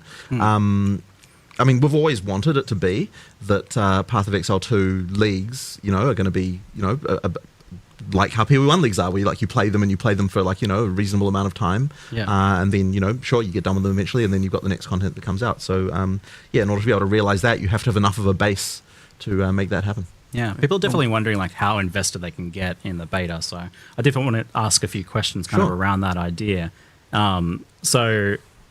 Firstly, is there going to be wipes and resets, and will there be something before launch as well? So we are going to be having new leagues effectively throughout the beta whenever we launch something significant, because we want to make sure that all of the effectively that people are able to play through. But that stuff will be merged into an early access league, and effectively after we go into full release, that league will stick around. Now, I can't promise that everything about your character will function exactly like how it did in that thing. I imagine it will be a glorious kind of snapshot of all of the here's all the broken stuff. Yeah. But effectively, we can contain all that stuff in the sort of early access league, and then if you still want to play those characters, then you can go right ahead and do that. But the action is always going to be in whatever the most recent league is, and then of course after that point there'll be a standard that everything goes into, which all our economic sins will forevermore be archived in the in standard. So that's. No doubt what will happen. Well, it's nice that it's not going to be affecting what will be the standard league. Yeah. Also, that's the idea. People will be able to kind of get invested in their characters. Because, absolutely. There's even something kind of cool about the idea of making something that will be like that little historical piece. Yeah, absolutely. A little collectible. Absolutely. And I'm sure there'll be some handful of legacy things that only exist in early access leagues. So, I guess we'll have to see what comes with the unique balance. You talked about the, playing for a week or how long are we expecting? Yeah. Well, we also got to remember, and a lot of the POE1 players will be thinking very differently to people who are obviously going to experience this as a new game, but it is a new game, right? You don't have all these predefined, hyper-refined builds to play to immediately, go through things. You don't have people coming in with fully detailed 7 million line build guides of exactly what to do with what items. The discovery is going to be there. The discovery takes time, and the discovery is honestly ultra fun for me. I love it. Now, those things will emerge after time. Of course they do. Completely fine. But you just got to remember, like, there's a lot of game to play here to discover, to learn about the world, the new narratives, the new world building, the new unique items, the ascendancy classes, the massive passive tree, which is bigger than POE1's, the, like, you know, end game systems, the bosses, it's not going to be this, like, you know, even, you know, I personally, when a POE1 league comes out, for example, I play for like a month, sometimes a bit longer, sometimes a bit less. It ultimately also depends largely what's going on here and how much I need to invest here. So, you know, and there are other people who play for more like 3 and whatnot, but there's certainly going to be a much longer time period you can play this for while still discovering new stuff and not feel like you're finished, you know what I mean? Yep. Now, of course, you see that's subjective. Everyone can pick their own point when they finish, but if you want to see everything and do everything, you're going to be investing a lot more time, especially these first-time rounds, and then obviously with every league, there's more to discover, but you get faster at doing all these parts over and over and over again. You'll get more efficient over time. That's how the game works. So, yeah, I'd expect a lot of time to be sunk into this to fully explore it to start with, like a lot, you know. Not a week, not 2 weeks. You're going to be going far, far longer than that if you want to see everything. But, you know, it's up to you. Play at your own pace. See how you want to go. Learn at your own pace. That's the beauty of a new game as well, which we haven't been able to experience with Path of Exile 1, you know, or other games and for so long, is actually discovering the entire world. And yeah, there's some familiar mechanics at the end game and stuff like that, which is awesome for people. But yeah, I certainly want to really, I'm very excited to see people discovering the new things and getting so excited about it. I can tell you're amped for watching people go through that discovery process. I'm maybe even diving in yourself 100%. I mean, I love sitting there in Path of Building, as many of us do, but I am very excited for that. Well, that yeah, as we were new saying, discovery process for a while. I think you were saying Unmapped. how much you were part spreadsheet. I think I was saying I'm like maybe 60% spreadsheet, 40% discovery, and that's my play archetype.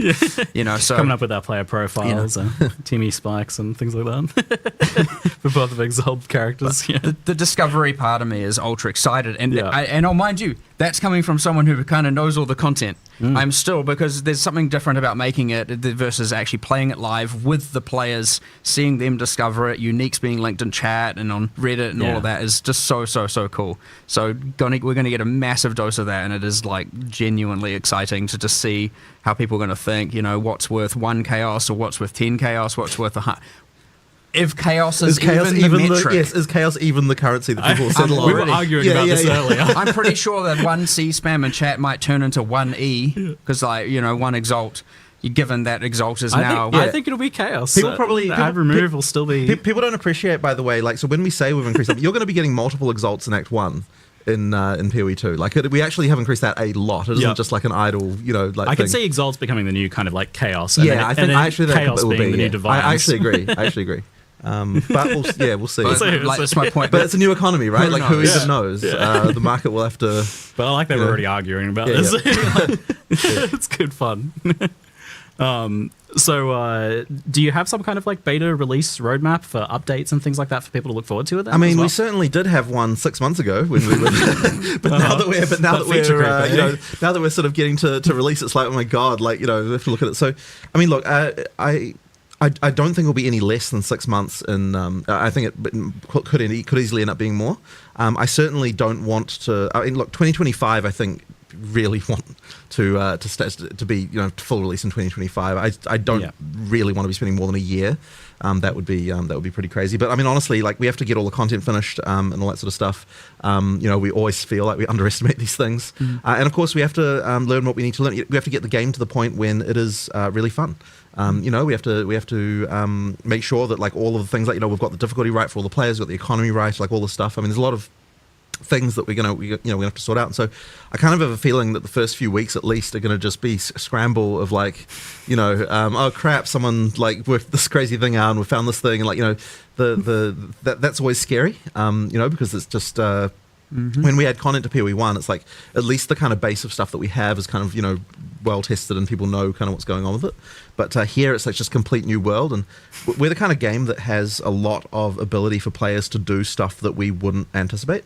You know, we have the you know, just the way support gems work and everything like that. So there's certainly a lot of worry that like there's just going to be builds that are like completely ridiculous that we just never anticipated, with combining certain things in different ways we don't expect. With hundreds of support gems, it can be like that. So that's going to be an interesting one. It will happen. Yeah, for sure. It is inevitable, right? Oh, yeah. Like there's nothing we can even do about it, because you'd need hundreds and thousands of hours of testing to be able to do that with what can only be done with hundreds of thousands of players.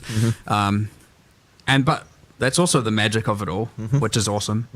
That's why I was asking, like, are you literally really doing 12 classes and 36 ascendancies? Like, actually? Yeah, that's absolutely. We have, we know what we want to do with it's all a bit that unhinged. stuff. It is a bit, but we like a challenge. I mean, a studio that produces a passive skill tree like we do clearly has a bit of a glutton for punishment with regard to just like mixing. You totally could have done 6 and then like, I don't know, added more later in an expansion or something. Yeah, I mean, maybe we could have. I mean, look, this is the plan. This is the plan. I mean, like as people go through early access, it's going to feel like there's just expansion content coming up pretty frequently. Just because we have all the stuff that we kind of exciting got a lot of the way through. So there's stuff to come. I mean, look, I'm pretty sure. Like, I really want to get the Druid out. Like we announced it, we've talked about it. It's a lot of fun. I'm keen to get that out there as soon as we can. The Huntress we've talked a bunch about as well. There's like those kinds of things. I think we'll be able to move towards those pretty quick. There's obviously more to do. The other thing you mentioned, talking roadmap like things, is we've always been. It's hard to predict because a lot of what will happen is, and what we leave space for, is reacting to what the players want. And so if you plan everything for so long, you're going to have very, very, very slow reaction times to fixing, or adding certain content where maybe the issue is like, the campaign needs more of this, or this class needs more of this, or something. So if you're planning, then you're going to be delivering on what they want solved like a year down the line or even longer. Right, and where we like to remain very, very dynamic and like, you want to be able to fix that stuff like, this is the main problem. Like, sure, obviously you need more than a week sometimes, most of the time. But we want it generally to be that the next releases, expansions, updates, whatever, can alleviate as many of those problems as possible. So, you try not to get too strict with the planning has generally been our philosophy, because especially when it comes to actually having the live service product out, because that is very, very important. Otherwise, you're never going to seem like you're doing what people want. And what are you doing if not that? So that actually is a good point. Like, I was going to ask, what do you folks, what does the team want out of the beta? Because obviously it's like a good way to market the game, but it's also, key to shaping the game in the future. Like, an actual beta. It's not just early access. I think one of the most important things, I think it's going to be really good for the development team to get back into a live mindset and like get it back into the idea of like everything we make is shipping. People are seeing this. Like get back into this. People are seeing. Like actually getting back into that and being able to sort of see directly like, okay, we make something, it goes in the game, people like it, don't like it, like that kind of stuff. Like, and that really like that has been our studio for like most of its lifetime. Obviously, before we released POE1, it wasn't, but after that point, I mean, we are a company. We are a company that likes to think that we can do live service better than anyone else. Like, that is our goal. And so, like, getting back into that again, for everyone in the studio, so that everyone's working on things that are going to be releasing within, certainly in less time than 3 months away. Is going to think be really, really good for us again. I look forward to just being able to do that, because these long term, like really long term things, like that span over years. It's like you go so long without proper feedback, like stuff kind of gets made, and then like it's not really in a real game, and so it doesn't get probably tested lose properly. Perspective, and you absolutely lose perspective on this stuff. So I think that that's just going to be a really great to get back to that again. Yeah, I honestly, as you said, it is early access. It is a beta period, and I'd say personally speaking, the thing that, and we mentioned it briefly about the character balance and the builds that are broken and all that, that's obviously pretty useful to me, right? Yeah. Plus, we have other systems in there, like, the checkpointing system, right? You have to kill the boss in one life. These are things we haven't mass tested, and obviously other games have, and they work, and that's awesome. There are other things like, the end game system is a little bit less forgiving, in that if you die, you fail the map, right? These things are things that we obviously need to test and iterate on in the future by adjusting the difficulty and stuff like that. And especially as you get towards this point of, the end game, like, okay, Act 1 has been tested like crazy. Yep. Right? And you get less and less testing as it goes on, because you get less people, they've just been around for less time. And so, yeah, it's going to be a huge amount of iteration and feedback and from the players and us just, reevaluating all the stuff. And the thing is, we're always dynamic about that stuff. Like, we'll just change things if it's wrong. We'll redesign it. We'll come up with a new way. Jonathan's a firm believer of if A doesn't work and B doesn't work, then we'll find C, we'll find option C, we'll find option D, and we'll keep changing things and we'll make it work. So, yeah, it's going to be a lot of that iteration on our design decisions, how forgiving, because, like, the game is pretty hard, it can be pretty hard. And so when you're on that fine line of, like, if things are difficult, it's not too easy to know if you've tilted one way or the other. So, finding what everyone agrees should be the common corrected difficulty is something that I will obviously be paying very, very, very close attention to. It's a pretty hard thing to nail down when you are making the game. And so we've seen that a lot where you folks have been pretty willing to change and then rechange again some of the core features like flasks and the waypointing system and portals, and you're keeping that kind of mindset going into the beta then. Of course. I mean, look, we're always willing to change stuff. Like that flask thing, like the most recent change to that was like ultra recent. Like have we even had like a closed beta of that yet? Was it? No, I think we haven't. Yeah, but I mean, I think it's way better than it was. Like it's the things have improved a lot. And honestly, like that's one of those things we've been wanting to do something to sort out flasks for ages. Yep. And it really came about because when actually looking at what new players were having trouble with when they were playing, Flask Piano was actually like, even from the very beginning of the game, actually ended up being one of those things that like people just had trouble with, just the manual dexterity required to like hit all your different flask keys, and then you have to know when one of your flasks has run out so you can move to the next one, and like various things like that. Like all that stuff actually was like just a weirdly large amount of mechanical complexity right from the very beginning. And then even at end game, I don't think it was really that satisfying either, because you ended up with like just like having to press all these buttons all the time, and obviously it's all utility flasks that people are using at end game. And then we kind of tried to band-aid this in POE1 with the some of the flask automation stuff that was added there, but there was still this idea that that you're still more powerful if you don't automate. So therefore, it's like there's that trade-off there. So you're just more powerful if you get mage blood. Really, sure. I guess. Sure. And then it's all automated, and you're very powerful. Yeah, sure, all right.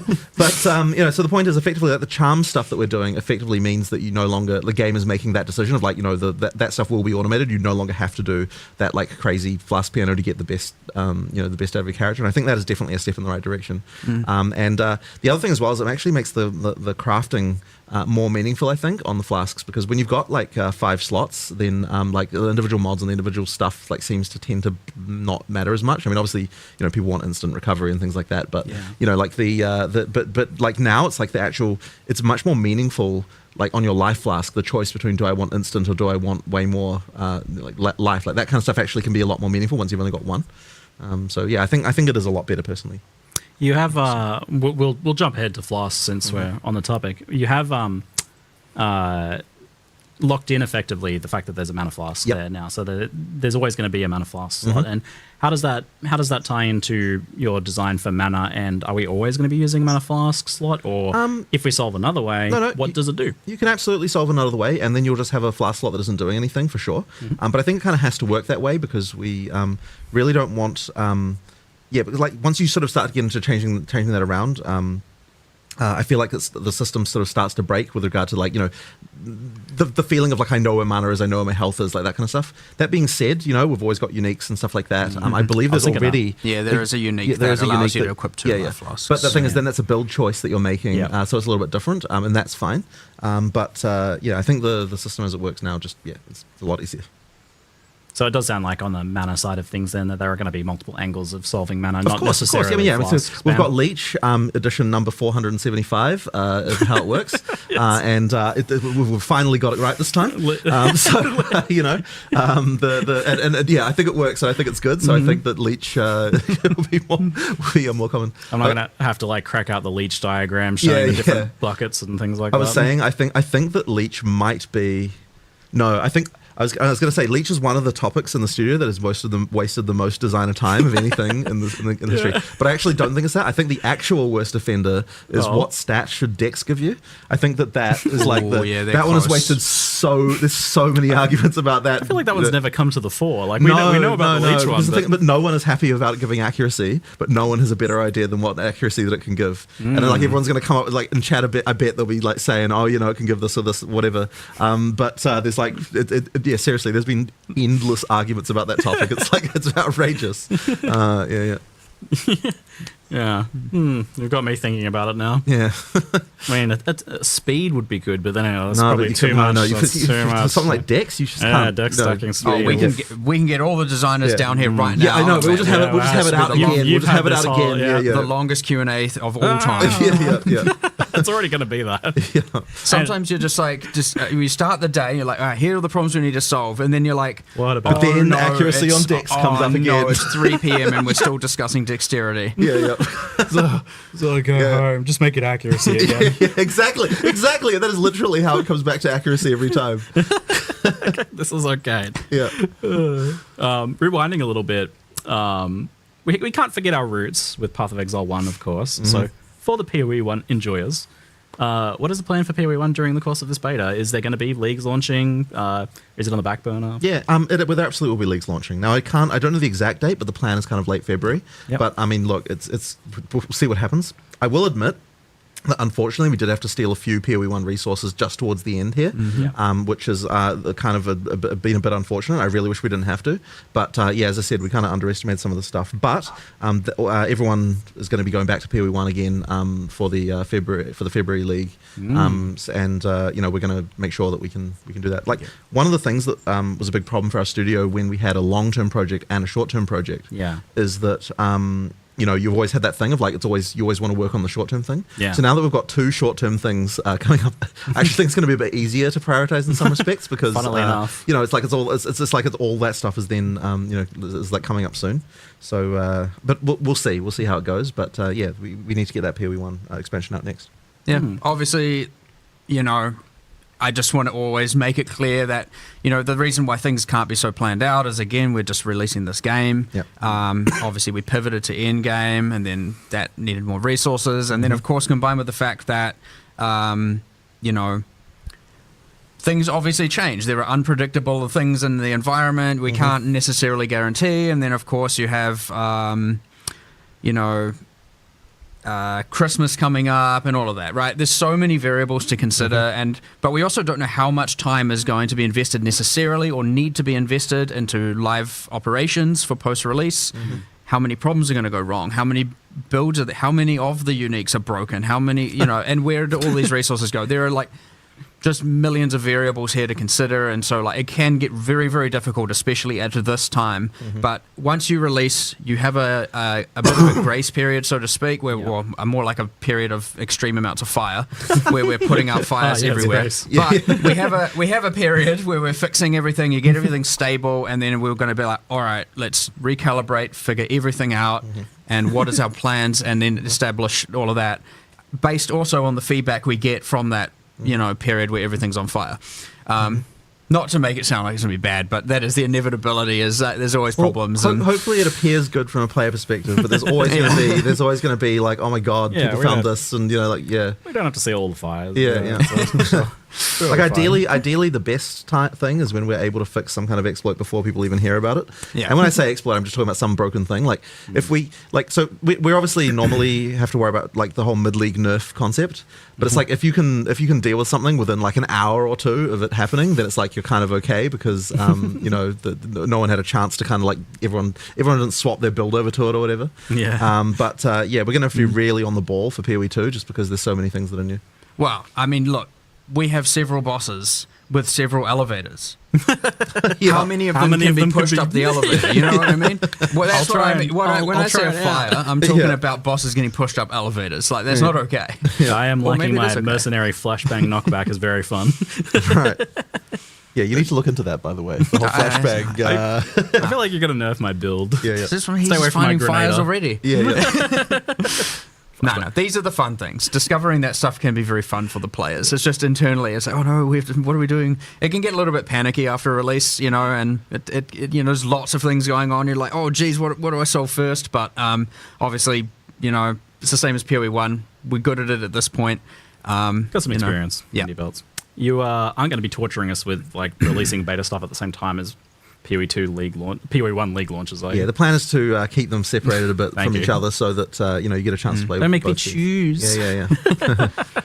So we saw a cinematic, to put it lightly. It was that was quite epic, and I know has been cooking for quite some time, and that was pretty exciting. But we've also seen just a lot of story stuff happening on a much higher level than previously now. So stepping up your storytelling game here a bit. Yeah, so we're really wanting to make sure that the storytelling in POE2 is much better than what it was in POE1. There's a lot more kind of, that kind of like stuff with the introductions to boss fights and the outros and things like that, like all that stuff. We've just got a lot more storytelling going in. All of those things.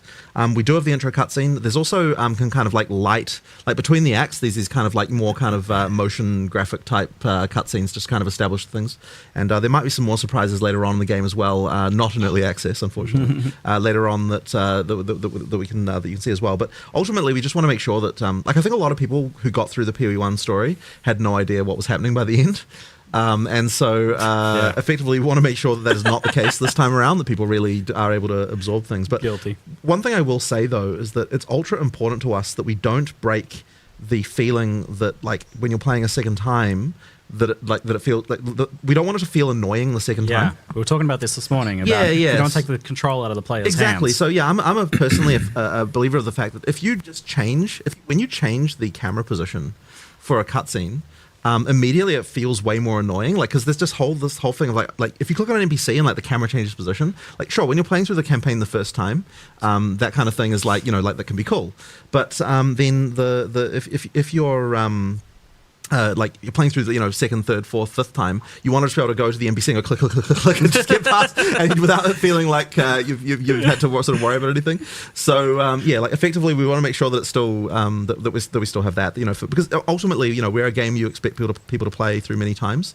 So ideally, we can kind of deliver both the situation where the first time you play through it, it feels like an amazing story that you're getting, that you're taking seriously, that you're understanding, that there's like all those sort of touch points and little things just all through, while also maintaining the fact that if you know what you're doing, it's like you don't have to go talk to some quest giver just to get a quest. Like, you can just go do the thing, without having to talk to someone about it first.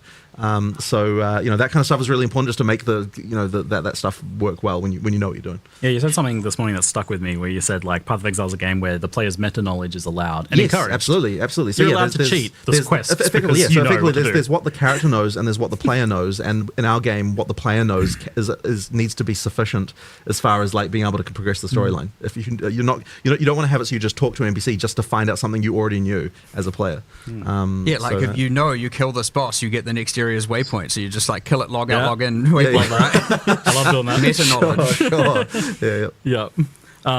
So you explained to me the other day the kind of the context for the beast and how that leads into the cutscene in the beginning of POE2 from POE1, and that I think helped put it in a lot more perspective for me and made me appreciate and understand what's going on with the story. So effectively, what you're seeing in the opening cutscene is effectively the a new seed of a beast that is going to be is growing. Now in POE1, the beast was killed. And then what happened in response to that is a bunch of all the gods in the world were able to were able to effectively rise again. And you killed a bunch of them, but there are more, in the world. And effectively, we don't want to spoil too much about the storyline overall, but effectively, obviously someone here, the Count is wanting to harness the power of the beast once again. And then we have the mysterious figure there who is saying, no, don't do this. This always turns out badly. There was a comment in chat that I loved that was like, stop opening Eldritch boxes. Yeah, exactly. Why do people keep doing this? Yeah. I would. If someone handed you a mysterious orb, wouldn't you press the button? I mean, there's a puzzle box. Exactly. Yes. I mean, I'm going to try, but who knows how many hours it's going to take me. Indeed. So we had a fun moment earlier where you were watching it and you were like, "Oh, we really need to rename that passive because he's a Karui and it's a wolf. It's called a wolf. Great Wolf's Howl. And the Great Wolf obviously being so you went out there. Ismite history. You started telling him. I stomped out of the room. And I was like, we need to rename that notable. He's Karui. And then I was kindly reminded that actually he was an orphan who orphan and was adopted by a Izamite and raised and so yes, there is a mixture of Karui and Izamite background, and I was like, it works. You were wrong. Fair enough. I walked back in here all sad and whatever. My bad. It's fine. The name is good. He looked so chastised when he came back in, but that just like points to the fact that I feel like you're doing a lot more with the characters here. For sure. You even mentioned that the ascendancy stuff is going to have an impact story-wise. So, like with that's wild. We just think a lot about this kind of stuff. So the acolyte of, I always get this name wrong. The acolyte of is it Chalula? Chayula. I always say this wrong. The acolyte of Chayula, for example. So that we have this sort of storyline with the origins of the monks, where there's like an order of monks who worship a thing they call the Dreamer, and the Dreamer is actually Chayula. So they don't know this. So they're effectively worshipping a breach demon. So the acolyte of Chayula is effectively you embracing the fact that I'm worshipping a breach demon. I'm just going to go all the way. I'm in too deep now. Yeah, exactly. we're just gonna do it. So there's a lot of thinking like that goes into these things. Like what is the history of these people? Because I think a lot of that stuff inspires interesting mechanics as well. So for example, on that one, you've got that into the breach skill, which kind of means you're always in a breach all the time. You can see the things going on. Like that stuff is. I think that just there's a lot of cool inspiration there. So coming up with that storyline stuff for that stuff, there's a couple other little things that I think is cool as well, and hopefully people will notice and pay attention to. So there's one of the bosses that was shown as uses a lot of time or chronomancy, and interestingly, if you are a sorceress and you ascend to chronomancer and you then go to fight that boss, if you, for example, try to use time freeze, the boss is like, that doesn't work on me. And has a dialogue line. And if you cast temporal chains on them, he's like, just puts it back on you. And it's like, And so there's interesting things like that. And it doesn't like change things on a grand scale, right? It doesn't make a certain class not viable or anything like that. But there's just interesting little quirks and quips everywhere. Different bosses have different intro lines depending on what class you're playing. They have different skill lines sometimes depending on what class you're playing. We've got different dialogue all through the campaign for different classes. Like the sorceress is obviously from the Maraketh. When she goes back to the Maraketh, there's kind of a little backstory there about how she was banished originally. So she needs to find a way to she needs to be accepted back into their culture again. Like we've got things like the character we talked about earlier. So the warrior was an orphan. He was brought up by actually one of the NPCs in Act 1 town. So obviously there's a whole different dialogue there because he's effectively his adopted son. We've got things like that. There's a lot of thought that's gone into, just trying to make it feel like all these character classes have some level of involvement with the world, they didn't just come into existence the moment that you... There's other little things. So like more on the narrative side, obviously we saw the world map. You have the icons that show different things that are in each act, like all the things you want to explore, find, and awesome. But each of them also has a little bit of a kind of little bit of text on them as well. And like, for example, there's one in one of the first areas in the game that's just like a camp of Iron Count guards. And, we showed it in a trailer when the Ranger class trailer we did, whenever it was, you saw the Ranger kill some of them because they were trying to like hurt a child, and the child was just trying to get some food. And the Ranger just like snipes them with arrows and kills them ruthlessly. And so you read this thing and you're like, you hear whispers of an Iron Count, scouting party that was slain by a rogue archer or something like that. So you get these little things where we're like connecting a lot of little dots, and even that you absorb a little bit of interesting little information. You've got other things, for example, when you enter an area, it not only says the name at the top now, it has almost a subtitle text that's giving you a little bit of history. And these little things like somehow make the world building feels so much better. And when you approach certain landmark rooms and you walk into them, you'll get a banner at the top as well, which says what it is and gives again a little bit of a thing. And all these little micro narrative delivery mechanisms like make you feel way more immersed in the world and way more aware of what's going on and way more connected to your character, way more connected to the bosses, to the NPCs. There's a lot we're doing now that we certainly never did before. We didn't even think of before. But yeah, it's I like it's that awesome. a lot because like as an action RPG gamer, I don't really care too much about plot, but I do want a really cool world to be blowing monsters up in. Basically, that's like I want the characters to be cool, I want the baddies to be cool, and I want like the things happening around me that like build out a bit of that story without me having to stop killing stuff. Yeah. And it sounds like there's more of that going on as well, which is great. There's Well, tons. There's the baddies being cool. I mean, that's I'm how we watching you almost cook. designed an ascendancy class in here just before when we were watching that trailer earlier. Yes. So what you were saying a shadow. You came up with a shadow ascendancy. Yeah.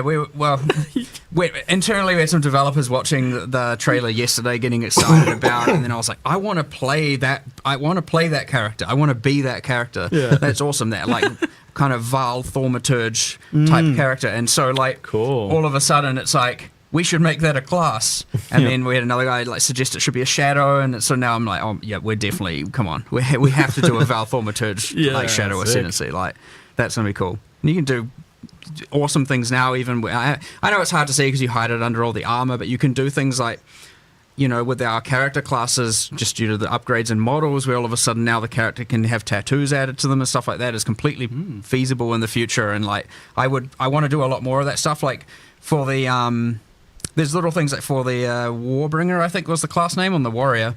When you take that ancestral totem node, all your totems now have like an extra blue glow to them, kind of like they're enhanced by this ancestral magic. And what we also want to do is add tattoos as well that like glow blue when you're using certain skills and all that. So heaps of little things that again connect all the culture and all that stuff together and make you feel like, you know, it's believable as opposed, and this is a character as opposed to this is just a mechanic, and you know, makes picking an ascendancy more epic. I know that there was a part in the trailer that was like not fully finished where you ascend and it doesn't really do anything, but I know you want it to be like a cool moment where some power goes into absolutely. you. We just hadn't finished the VFX yet. Even the another one, the Blood Mage, when you like, you know, play the Blood Mage, now you get an additive surge on your character whenever you cast spells. You're getting like almost bloodbending kind of vibe going on, and like drawing it from their veins and sending out a fireball.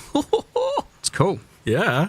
It's real cool. Yeah, you can have like the tattoos get tattooed on them as they ascend and things like that. I mean, that just makes taking ascendancy way more cool, which is it's already, I think, I almost feel like ascendancy is more important than the classes for players kind of like feeling the vibe of what they want to do with their character. Like, For sure, because the classes are pretty open. You can play whatever skills, whatever weapons. Sure, you're on a passive tree at a start point, but you know, by high level, you kind of go wherever you want to go.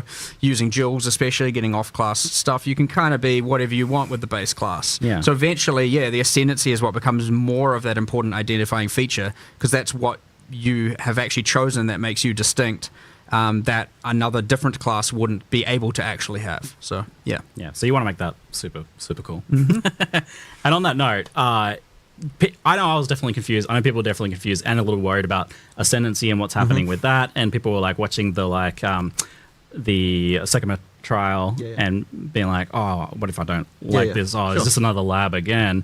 But I want you to like lay it out as like simply as possible. Like how do you ascend? Yeah, so effectively in the full game there's going to be 3 ascendancy trials. For early access there's 2, and effectively you can use any of those ascendancy trials to be able to do your ascension. You choose. You choose which one, and effectively if you as you get to higher level keys for those trials, that will unlock more points. Like if you do it at certain level breakpoints, that will allow you to get more points for those classes. So if you want to just play the entire just only the trial of the Chaos God with to get all your points, then you can just decide to do that. Just play it at higher and higher levels, and you get more points as you go through.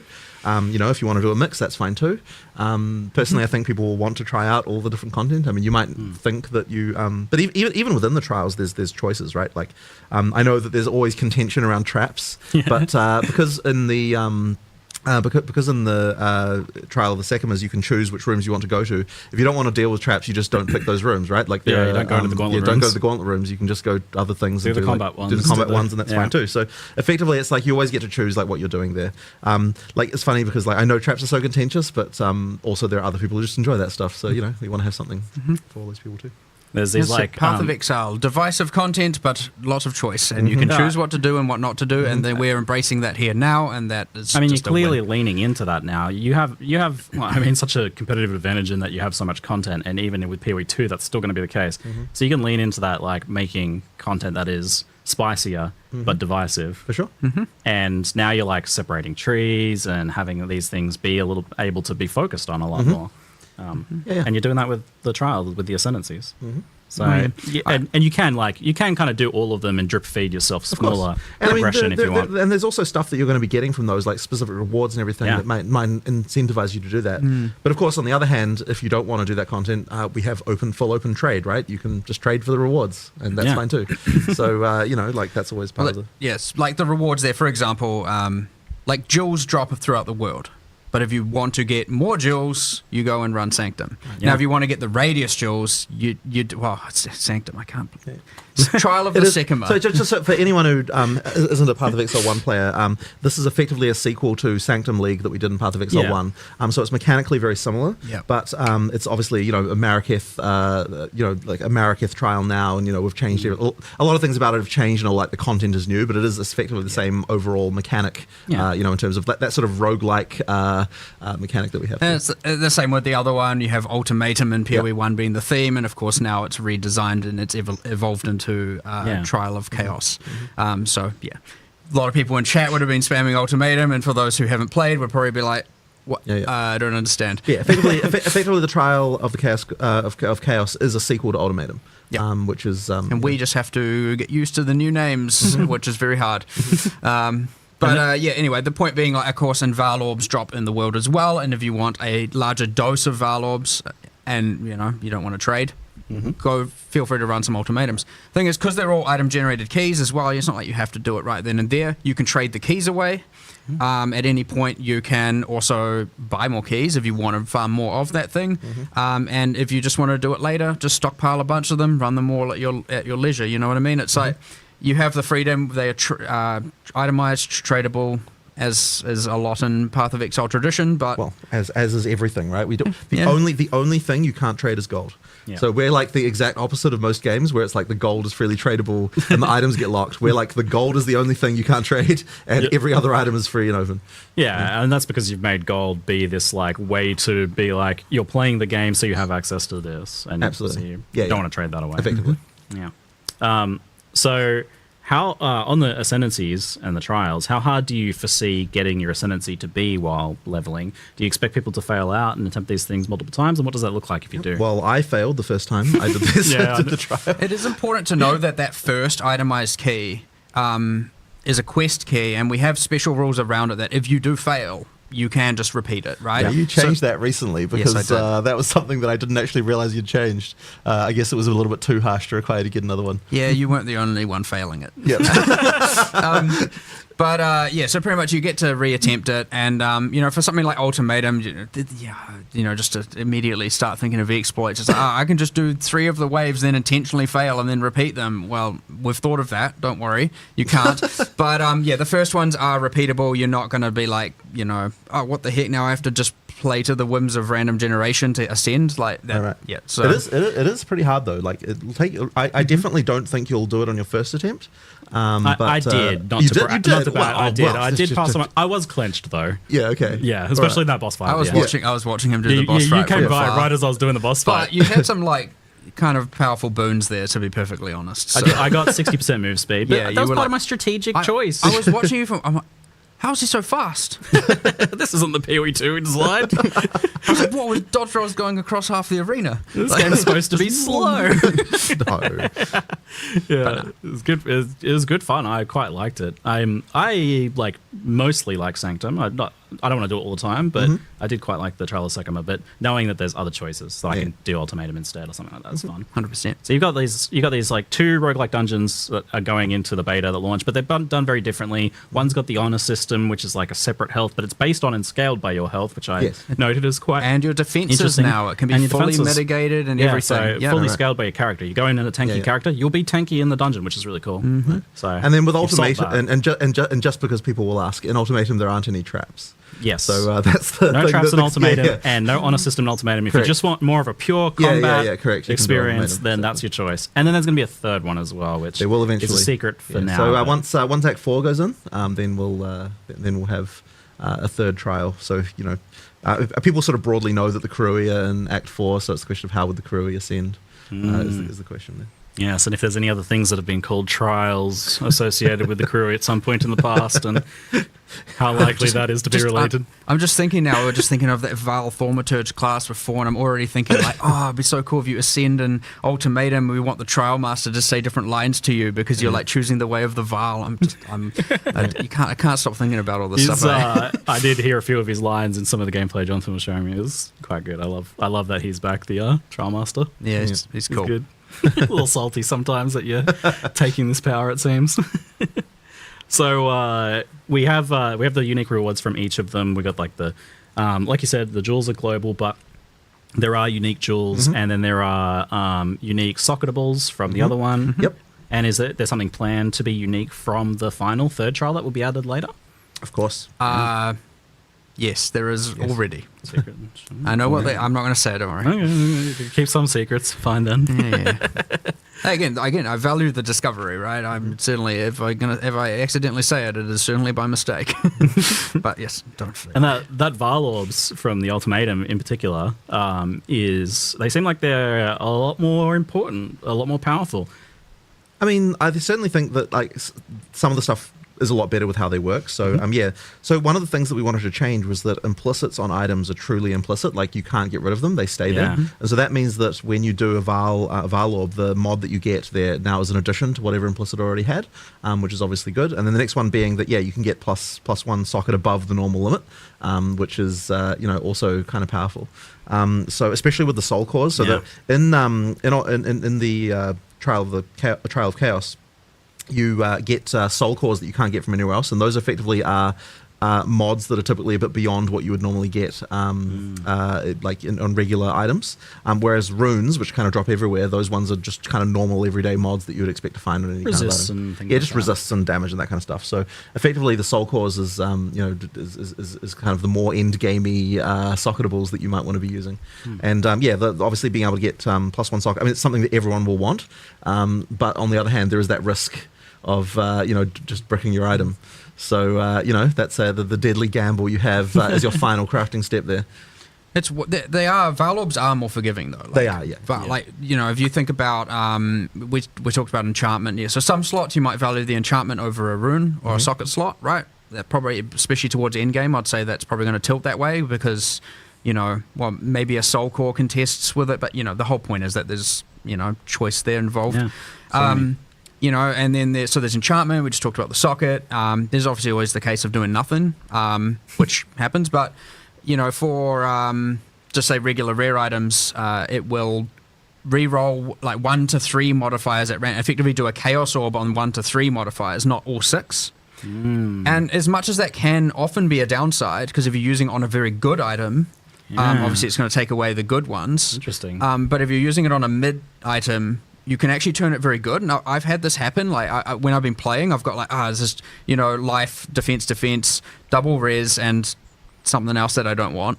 And I'm like, I'll just start valing everything because why not? I've got my Val orbs and I val it and it re-rolls that bottom mod into a tri-res. And now I got a tri-res double defense life helmet. And I was like, yo, awesome. So even that, which can often be perceived as a bad outcome, now isn't going to completely brick your item. And so, for example, if you have a weapon, you got your 3 damage mods, and you got some bad suffixes, it could even be an option, or hopefully it doesn't just remove all 3 damage mods, whereas before it's like if it bricked it often was almost always a brick, right? Like that item is now dead. So, and then you told me about a new unique result, which I don't know if you want to spoil or not. 100%. Yeah, it's cool. It's so cool.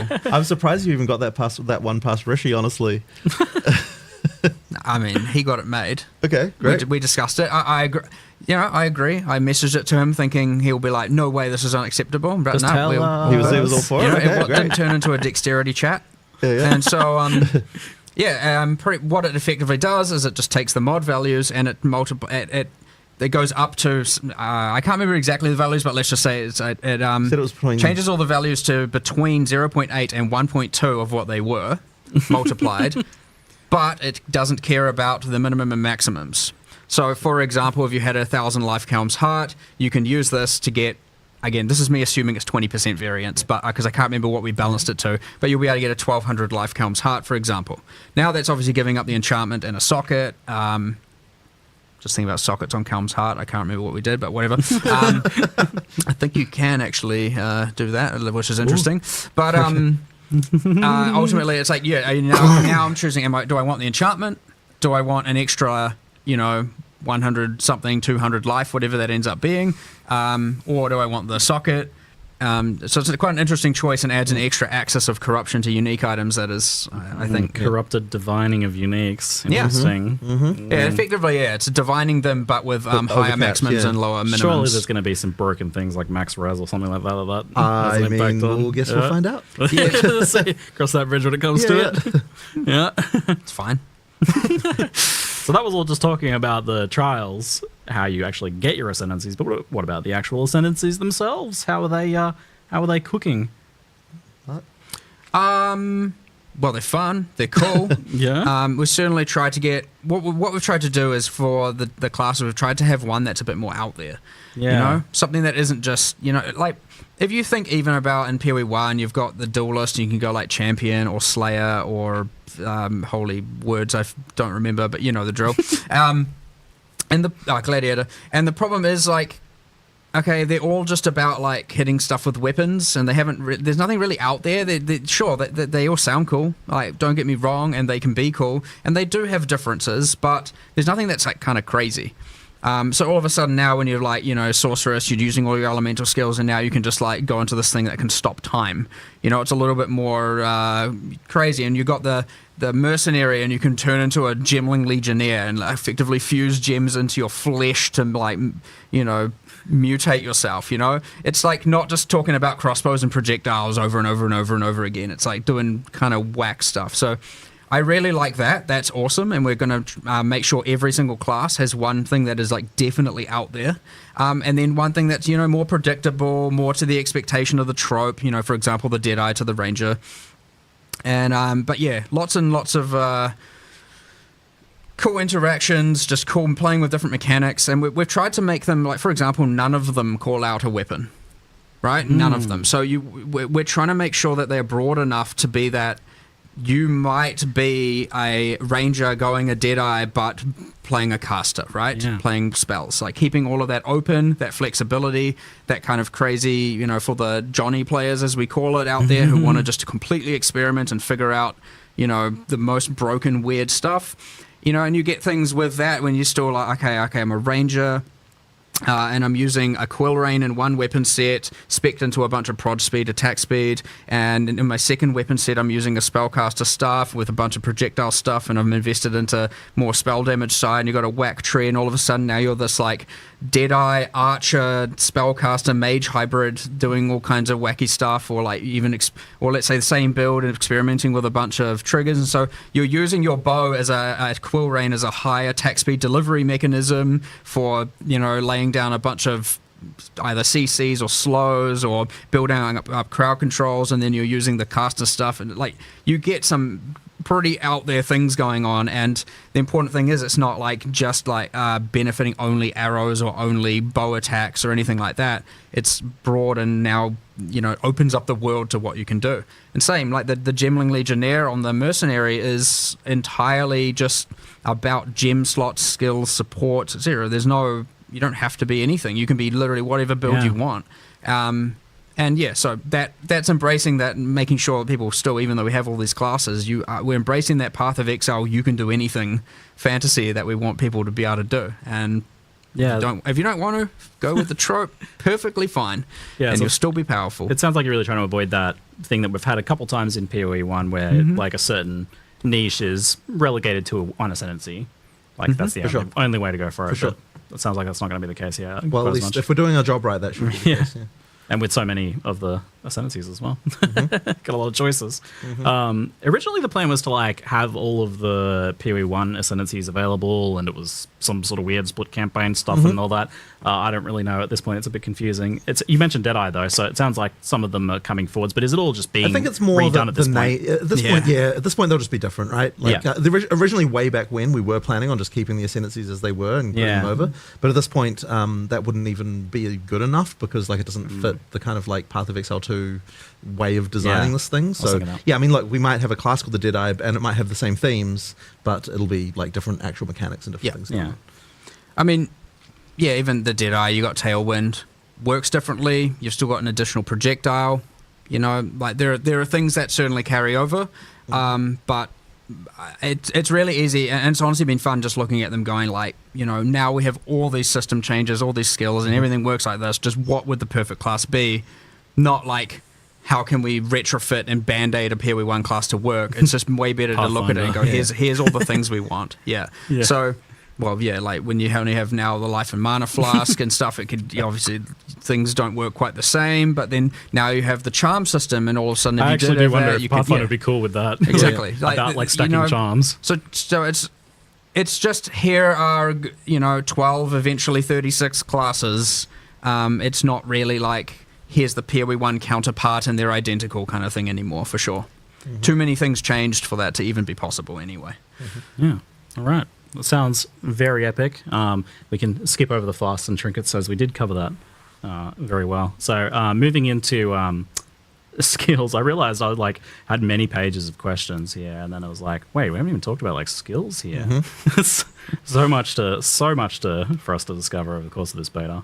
How has the list of skills been shaping up overall? I mean, it's certainly getting there. I mean, look, there are even certain skills that won't even make it, even just within the classes we have. Like, there are still going to be some more skills coming later on as well for these classes, because there are more skills that we got just about there, and didn't quite make it. And like getting a class finished in terms of the skills you need, like it sort of seems very easy when you come with, okay, we need 22, 23, 24, number of skills, something like that. And it seems like that's not so many, and you kind of design them. But when you actually come up with all of the things, the way they interact together, the number of prototypes you have to do that kind of don't really work, and you end up not being fun. And then, of course, the support gem stuff, like you need to make sure that every skill has enough viable supports so that you can actually even recommend people to be able to do. Then you need things like the passive tree support for all of them. You need to have all of the stuff with like the buff gems for each character class as well. You need to be thinking about uniques for the type of that can work with these things. It's just like there's so many different elements to actually make skills work, and once again, it's another area I think that was underestimated to some degree before, and it does take to actually get that finished, it takes a lot. That's been a total struggle, and we didn't think we would have to have only 6 character classes initially at the start of early access. We were thinking we would have 8 to begin with. But when it actually came down to actually getting to actually finish something, it just ended up being too much. Now obviously we've got a bunch of work on more of the classes that we've done. There's things there, but it's that finishing work of like making sure that all the systems in the game come together to support, how that works. That requires a lot. Doing all of that as we're still discovering how we want those systems to work.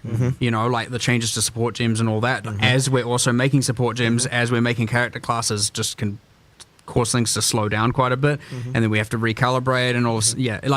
It was an extreme amount of work that we certainly predicted poorly, but that was also because we are making all these cool systems to all these changes to all these systems, which are having like immense benefits as well. So, for sure. I would say it's pretty safe to expect that as much as you can't play them on day 0, some of those other classes that we have shown in the past, and some of the skills and stuff, there's a lot there, like just not to make it seem like it's shallow or anything, but we will be adding those classes in for sure. Yeah, the thing that keeps like surprising me is, when you click that all gems tab when you're doing an uncut, there's quite a lot of skills in there, but you initially kind of box yourself away where you think, okay, so I'm playing the mercenary, so I'm just looking at the crossbow skills. And then I was like, well, what if I go look at the elemental skills? And then I find flame wall, and I'm like, I can shoot my projectiles through that. Okay, cool. I like that, but that's like surface level, because you also have the weapon swap thing, and that you can actually viably do with the automated weapon swapping. It's not like Toxic where you have to push the button a bunch of times, and you've got the trees that like customize whenever you do it automatically on the fly. So that's like all of a sudden I'm like, oh well, why can't I use a sword? On the other hand, you absolutely that's actually a very cool mercenary vibe, sword and crossbow.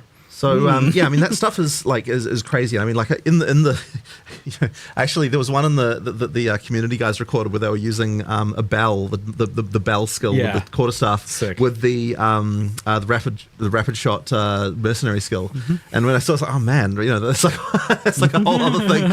Yeah, like that I didn't even know about that particular combo until I saw it in the some of the footage they recorded. I started thinking about that too with like multiplayer. And I was like, so I was throwing my gas grenades, which you can blow up with your explosive grenades, but then I was throwing it at a boss that was doing burning ground, and they were blowing up instantly. I'm like, oh wait, so it reacts to the environment. Well, it's obviously going to react to my friends doing burning ground. Then, so and my flame wall friend, and this is the reason. Like this conversation here is the reason why there's going to be crazy builds that we don't anticipate, because like some of the stuff that can happen between classes, I just have no doubt we will not have discovered. Yeah, you know, like how much co-op have you really been able to test? I mean, we do test party play all the time. Like, and Mark's like, but to find all those, I'm the support character player. Now I'm like freezing, armor breaking, putting down clouds, slow. You know, I'm like, holy, there's just a lot going on all of a sudden. I'm not just standing there like I got buffs coming out of me. You know, it's like you know, you're like. I'm actually doing all this active support and like different conditions to synergize with the group, and how it's like, oh, okay, you're doing that skill. Okay, what I'm going to do is I'm going to just do this and enhance my armor breaking and go ballistic armor breaking, and you just spam your thing that consumes it. You know, so you get a lot of that stuff going on for sure. Where, but you know, it's kind of honestly the terrifying part as well, where it's like. You know, what do we have? We had the whole like vulnerability curse with gas cloud ticks or something, and it was like literally applying armor break like every frame, and so you have the monsters going ting ting ting ting ting ting. Armor explosion on there as well. Yeah, and then you have some other thing, and you have some other guy consuming it, and again, oh my god, Quill Rain! Just don't even how many bloody synergistic things with Quill Rain. Just, you can do a lot with that. All the lightning arrows on the ground, and because they can, you know, lightning things hit them and explode, and all of a sudden now everyone's running around with Quill Rain, spamming lightning rods everywhere, and. Yeah, and Frostwall. Somehow Frostwall had about 15 abuse cases, and I mean that's historically accurate. Yeah, true. Kinetic blast Frostwalls and all that. It returns. Sounds like it's coming back. It'll be fun. Yeah. It's cool. Even finding all the stuff so far has been really fun. But yeah, I generally play multiplayer. Most of the alpha I've done is being in multiplayer. Play with other people. It's good to get a lot of that testing in there as well, because not a lot of others do it. That's really good. And then try and see what we can break, just for good fun.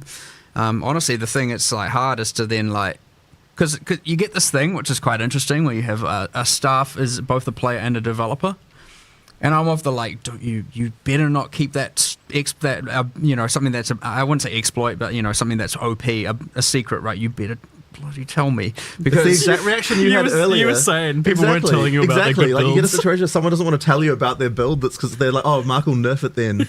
You know, like you're supposed to be making games, not hiding your good builds. I legitimately had a Monday meeting, and you know, whatever. I was like, I swear, if I see any of you at the top of the ladder on day one, we're going to have a talk. Exactly. I know you've hidden something from me. Exactly. No, I did tell you about my flashbangs and. But maybe it's fine. I just wanted them to check. Well, that's the thing. No, that is the thing that is hard. No one knows if their thing is actually look, there's a line that gets crossed, yes. Yeah. But sometimes you don't know. Is it just I've found something cool and it's powerful, or have I found something cool and it's broken? You know, and those things. I mean, we have to make those decisions, of course. And a lot of the time, what is reported is just fine. And it's like, yeah, you got a good weapon, and you got this combo. You're strong. If it's supported by items, then it's like fine to be very powerful. But if you're just like, I just pick these skills, and no matter what weapons I'm wearing, I'm just like completely ridiculous, then that's a different situation, because now it's just a thing that anyone can do at a moment's notice, rather than actually requiring like, you know, oh, I have to find this combo of items and things like that. So that's a much different story. But no, we've had a lot of good testing, a lot of good feedback, a lot of good. People reporting that stuff, especially in the last month. It's like coming in a lot, because as the systems and everything's kind of stabilizing, you start to get a lot more of that, and people are understanding what the difficulties meant to be and what the power of characters is meant to be. As all of that came and started to stabilize, we got a lot more of this coming in, and we are kind of getting more understanding. But again, you'll never find them all. But you know, it's fun, good fun journey. Support gems have changed a lot. How have you found the changes to them being now having no levels, and the restriction of having only one support gem on your character of a type? but having a lot more of them. I really like how this works. Like, I think that it adds so much more build diversity and interest to have to be making the decision of, like, you know, where is this going to go? And the thing that's been important though with that system is it requires a lot more support gems to exist because you only have one on your character. You need tons of them, and you need a lot of different ways to increase damage and a lot of ways to support different mechanics. It's like if you're going to have something like freeze, if you're going to have a freezing skill, you need to be able to support that and augment that in like many different ways. And there needs to be more options than what you can even there needs to be, in order to have choice. You can't just have here's your 5 freeze things and that's all you do, right? There has to be more than that in order to be able to have it so you actually have some choices as well. So that kind of stuff has meant that you just need a lot of things going on there. But I think that the choices that you end up with as a player of where do I put my model projectiles, where do I put my PS, where do I put, I think that leads to a lot more interesting decisions with how you build. And I think that to me is where a lot of why it just works so much better. And we were certainly hesitant about the whole you can only have one support per character thing, because it sounds bad if you just hear about it as a player without actually playing it. Like your first reaction is you just hear that and you're like, oh, it's just a restriction. And it is arbitrary in some sense, right? There's no we can't justify it thematically, really. It just is what it is. And so that, I really don't like that kind of thing usually, because I want the theme to match the mechanic as much as possible. But in this case, it just made the gameplay so much better that it just had to happen. So it was arguably, if you need to, if you end up in a situation where you I have to put the support on every slot. Exactly, that is less choice, and that's the reason why the gameplay is less bad. choice, less interest, and also you may as well just bake that now into the skills and or 100%. And so this is the thing: it is actually much worse to have that, because it results in this outcome. But that's a kind of more subtle argument that you have to kind of make to people if you want to kind of convince them that this is actually the right way. Because when you tell people, oh, there's this restriction, it doesn't sound like what they're getting out of that is more choice. It sounds like they're getting less. But the reality is it is actually more choice, because you no longer have mandatory here's the 5 mandatory things you have to put on the skill. There's actually much more going on. I think it's much better helped realize my experience on the Mercenary that your vision of having all of these skills available to you and them actually being worth using. For sure. Because if you had all the same support gems, I feel like you just pick 100%. The one that does the most damage and you make it do the most damage, and that's the only skill you use. Yeah, and I mean, the great thing is now it's completely reasonable to have a skill in your character that you just use occasionally, right? Every 5 minutes you might have a situation where you need to use that, and that's actually fine and completely reasonable. Yeah, so I'm playing a Grenader, and I would be like, okay, I should only use this grenade normally, is what I would be like in Path of Exile, because this is the best grenade, or maybe this one that does interacts with it in some way, the obvious combo. But now I'm actually like, well, there's a reason I could use those lightning ones to apply a shock, because I have all these shock support gems that I'm not using anywhere else, because I'm using the damage and the LMP on my big damage dealers. I can put the shock things on there, and I can actually have a shock setup. I can incorporate that into my build. 100%. I can incorporate poison into my build to strip their armor and whatnot. And that maybe you only use that occasionally when you face something that's got heavy armor, but it's it's like that kind of stuff I really want to be viable, and that situational stuff I think just makes the game way more interesting. It's really feeding into the flavor of the Mercenary as this prepared kind of fighter who has all these tools at their disposal as well. You're like, oh, I have this grenade for if I get into this situation, and this grenade for this one. It's so good. Yeah, nice. I love it. I've a couple of questions here. People definitely have been asking about Vile skills and transfigured gems and stuff and like that. I feel like this sort of thing doesn't make sense at launch exactly. Yeah, because ultimately, if we were going to add something like that, it would make sense to add it just as another skill. So at this point, there's no real reason to do that. That kind of stuff comes in when we want to have a specific reward system somewhere that wants to be able to do that, and so we don't really need to do it right now. But look, we might decide to bring that theme back in a reward system later. I think like for Vile skills especially, it's a cool flavor. Yeah, for sure. Like but I think the transfigured thing is also interesting. If you're looking to be able to the reason why transfigured was nice is because it's we got to sort of iterate on a bunch of different themes around the same skill, which obviously at this point we don't need to do that because we're already still adding the skills. You know what I mean? So all the iterations of it are less of a necessary thing. But I mean, I'm sure we'll be doing more stuff like that in the future. We absolutely will be. Do you know how many skills roughly you have / are going to end up with? I actually don't know the number off the top of my head. But what I will say is that we initially, I think, when we announced what the full game would have, we said 240. And I'm pretty sure we're actually nearing that. I feel definitely it's going to be way higher than that. Yeah, because I think we're nearing that now when we've only added half the classes. So I think that means that there's going to be a lot more than that. 100 of them or whatever are some little utility skill or whatever, but there's even if you discount for those, it's yeah, I know, still no, that's a lot. many I mean, major because even skills. Yeah, you got what, like because there's 20 to 25 for each of those class. for each class. So just with 6 of those, I'm terrible at math in my head, but I feel like that's 120. Well, let's say it's just a bit over 110 or something. Like, end up around there, 120, something like that. I think probably 120. Around there, like that. But then you've also got all the buff gems as well, and like each character class has 9 of those. So that then sort of adds up, and so you've already reached probably 200 just by the time you've got to there. And then it doesn't even count things that really are skills, but like are not. You don't get them via a skill gem. So like we're talking about all the ascendancy little skills, and there's like uniques that have little skill things on them. And like, all staffs, wands, and there's scepters a have a staffs one, skill exactly. baked Right? We're in. not even counting that, right? Like because the staffs one and scepters have skills built in. Yeah. And then those are like that's another. How many of those? There's like 20 of those probably.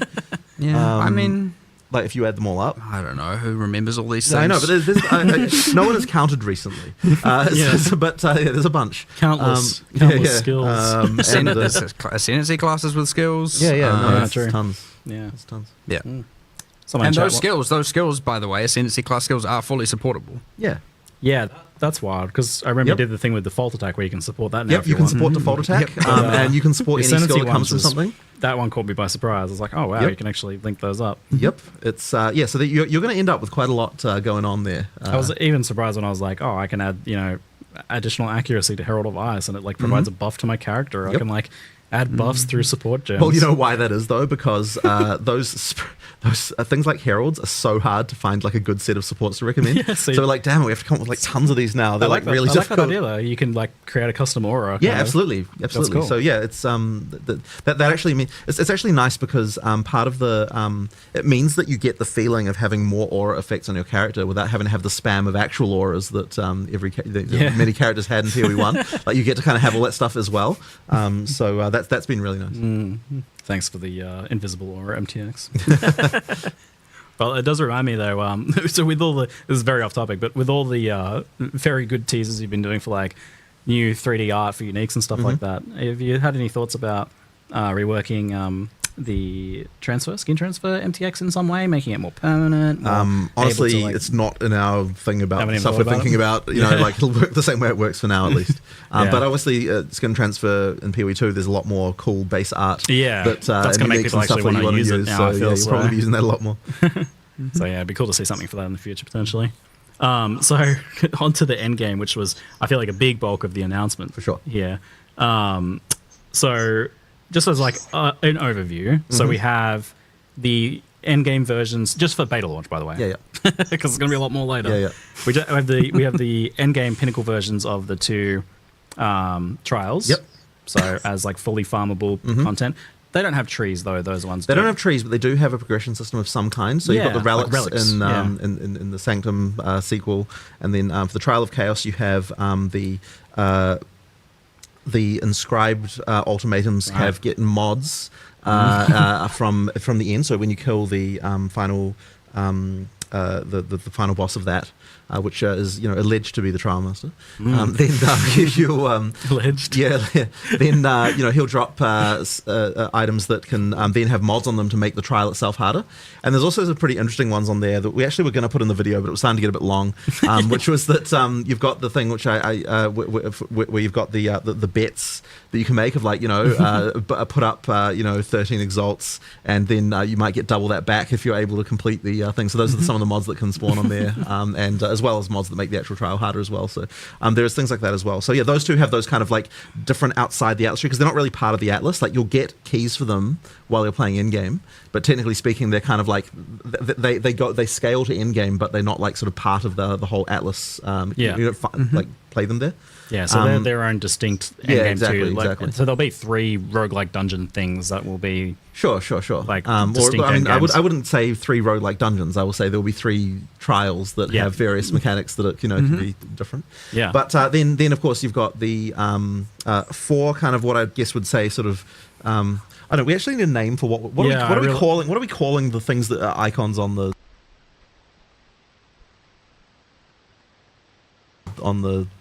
because they were called leagues, but they're not really leagues. It doesn't really make sense to call it a league exactly. That is what we call them internally. We just refer to them as like there are 4 leagues that you have that appear there. Doesn't really work anymore, does it?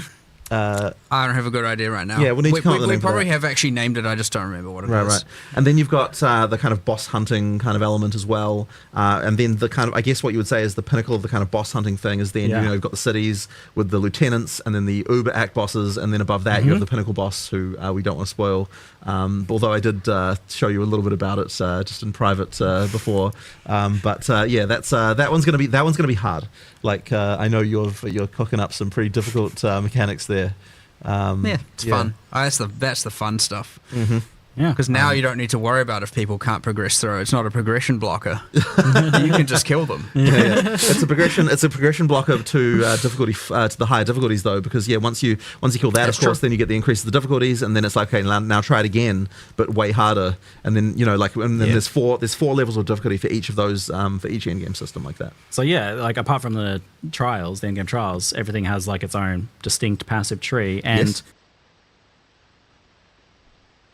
progression through them is also by doing them. Yes, exactly. Yeah. So we really wanted to prevent the situation where you feel like you allocate points for a certain piece of content and then you feel like you can't do the other content because you're kind of wasting the points that you've got. Yeah, the lock-in. And we kind of band-aided that in POE1 by adding multiple Atlas trees as a way. But I think the solution is much better, where effectively you can progress all of them and you can either do just all on one for a while, or you can just do each of them as you come to them and just add them kind of piecemeal. But either way, however you want to do it, you can make progress on your character. I should say in your league for all of those, because the progress and all that stuff is, of course, for the whole league, not just for a single character. Yeah, and previously we used the Atlas tree, I would say very much so, to make sure that we were doing the type of content that we wanted to do. Yeah, so now it's not so much about finding the content, because that's what the tablets are for. Yeah. Now it's more about improving your ability to sustain effectively. Like you're going to want to have those points to sort of get sustainability for the next level up, and we want to make sure that there is sustain if you're doing engaging with those mechanics well.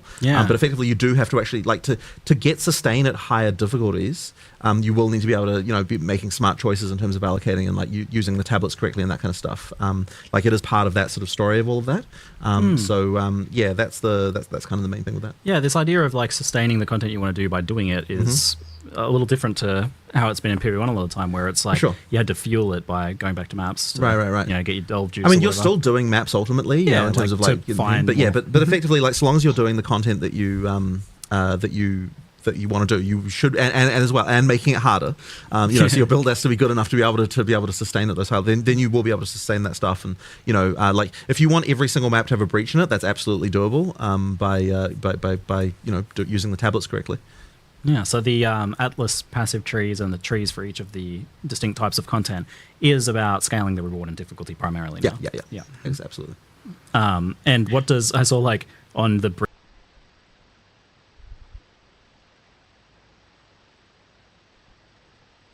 breach nodes, it said increased difficulty. What does that mean? It's somewhat arbitrary and asymmetric, but it will feel like, for example, some of the difficulties will actually change the boss's skills and how they work. Wow. Generally, they'll increase the level of the area, right? So you get the general monster and life scaling, but arguably to a player that's arbitrary as well, because they don't know how that scales. And in other contexts, it might be more of certain monster types, less of others, and stuff like that. It is generally, so the small nodes will increase difficulty of the meta content, whereas the notables will increase the reward of the in-map content. But when I say difficulty, that is reward as well. So an example of how this works is let's say the boss has 6 uniques it could drop, or 5 or 6 uniques.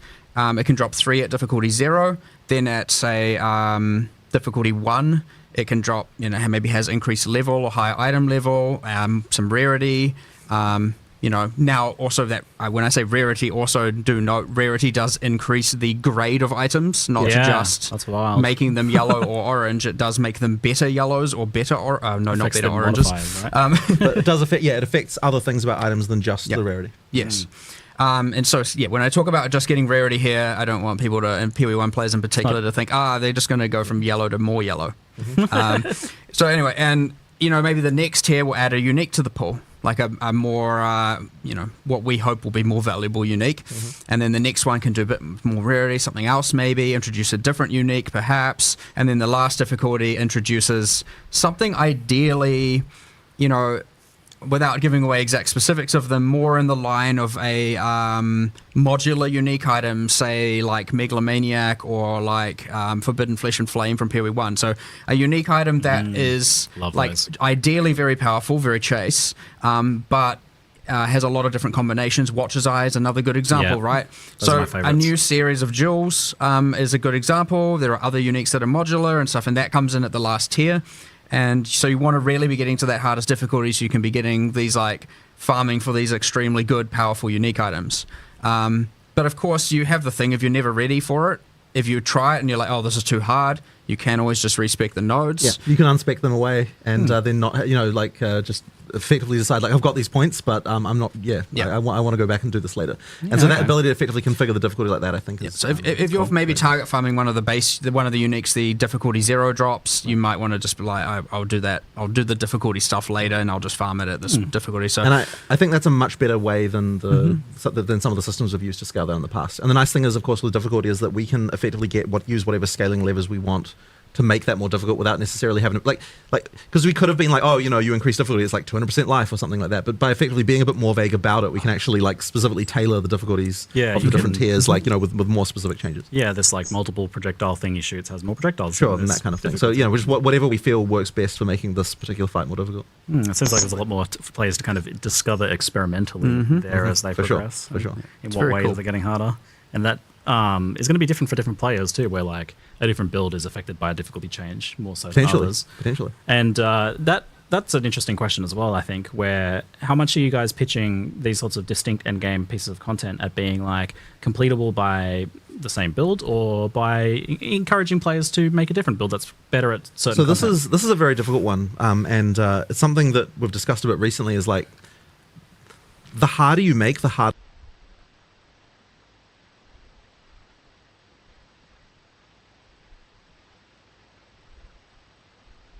content, the less builds will be considered viable by the players, because effectively, like, a build's only viable if it can defeat, like, the pinnacle boss at difficulty 4. Like, that will be kind of the general perception. So we have to be really, like, I actually don't know necessarily what the right answer here is. Like, we have the ability, I mean, maybe you feel like you do, but I don't think you do. I wouldn't say I'm 100% confident on it, but I'll have a go at it. Look, there's going to be iteration here, because what we'll see is, like, if we find that, like, there's only, like, some particularly abusive, like, only the most abusive stuff is possibly able to defeat the hardest content, that we might have to dial it back a bit. But it's going to be a bit of experimentation, and it's very hard at this point to be able to pitch that, because we don't have the crazy history. POE2 does not have the history of POE1 to be able to, to know kind of what is the right life value to have on a difficulty 4 pinnacle boss. Like, how do we even know that at this point, really, without, That being said, though, like, the bosses are a lot more skill-based and tactical, right? Like, at the end of the day, the gear is, to some degree, necessary because no one can really make no mistake for some amount of time, so you do have that thing, and you do need to mitigate certain things, but, like, a lot of these are, like, very dodge roll tactical, or using certain skills or mitigation tactics or whatever. There's heaps of different things to bypass the things that make them hard, for sure, but I would say it is very much, a lot of skill is involved, especially when it comes to some of these with dodge rolling. Like, I'm trying to emphasize that quite a bit. Or blocking, if you want to do a different way about it. Not to say you must block, but yes, dodge roll is a pretty key mechanic here, and I'd say we're certainly upping the emphasis on using it and using it well as you get into these higher tiers. But gear is always a way, and combinations of uniques and passive tree and builds is always a way to go, I'm not good at dodge rolling, I'm going to gear around that skill check and become strong enough to defeat the boss. Or another skill, like some sort of skill that helps you block. Using skills in the mix is fine. But I would say pretty generally you can take, I'd say, any decent character, you get you gear up all the way, and as long as you're good enough, that is a way to defeat them. I would say there's no real hard requirement on doing something crazy niche or out there or complicated. You're certainly not going the route of like, this boss is fire immune or something. Oh, no. Thanks. No. We've been through that already. Excellent. So this very cute Atlas, this infinitely expanding civilization map-esque atlas, which I know you're particularly fond of, Jonathan. Yep. What's kind of the idea here? Like, is the layout the same for everyone? Is it the same across the league? So it's the Procedurally same for all generated? your characters in the league, but the layout is different for everyone. It is random. Okay. So you're gonna have to find stuff. Like, it works like Delve in this respect, which is obviously a league that I was particularly a fan of. Yeah. I'm just what I really wanted is I wanted a feeling of exploration in the Atlas, and it's something that we sort of tried to do with the Atlas and POE1, with that feeling of kind of, having the connected areas and exploring, but it didn't feel like exploration in quite the same way that this does. Yeah. That's a feeling I loved, and it's one of the reasons I love Delve. So that's, kind of where this was coming from.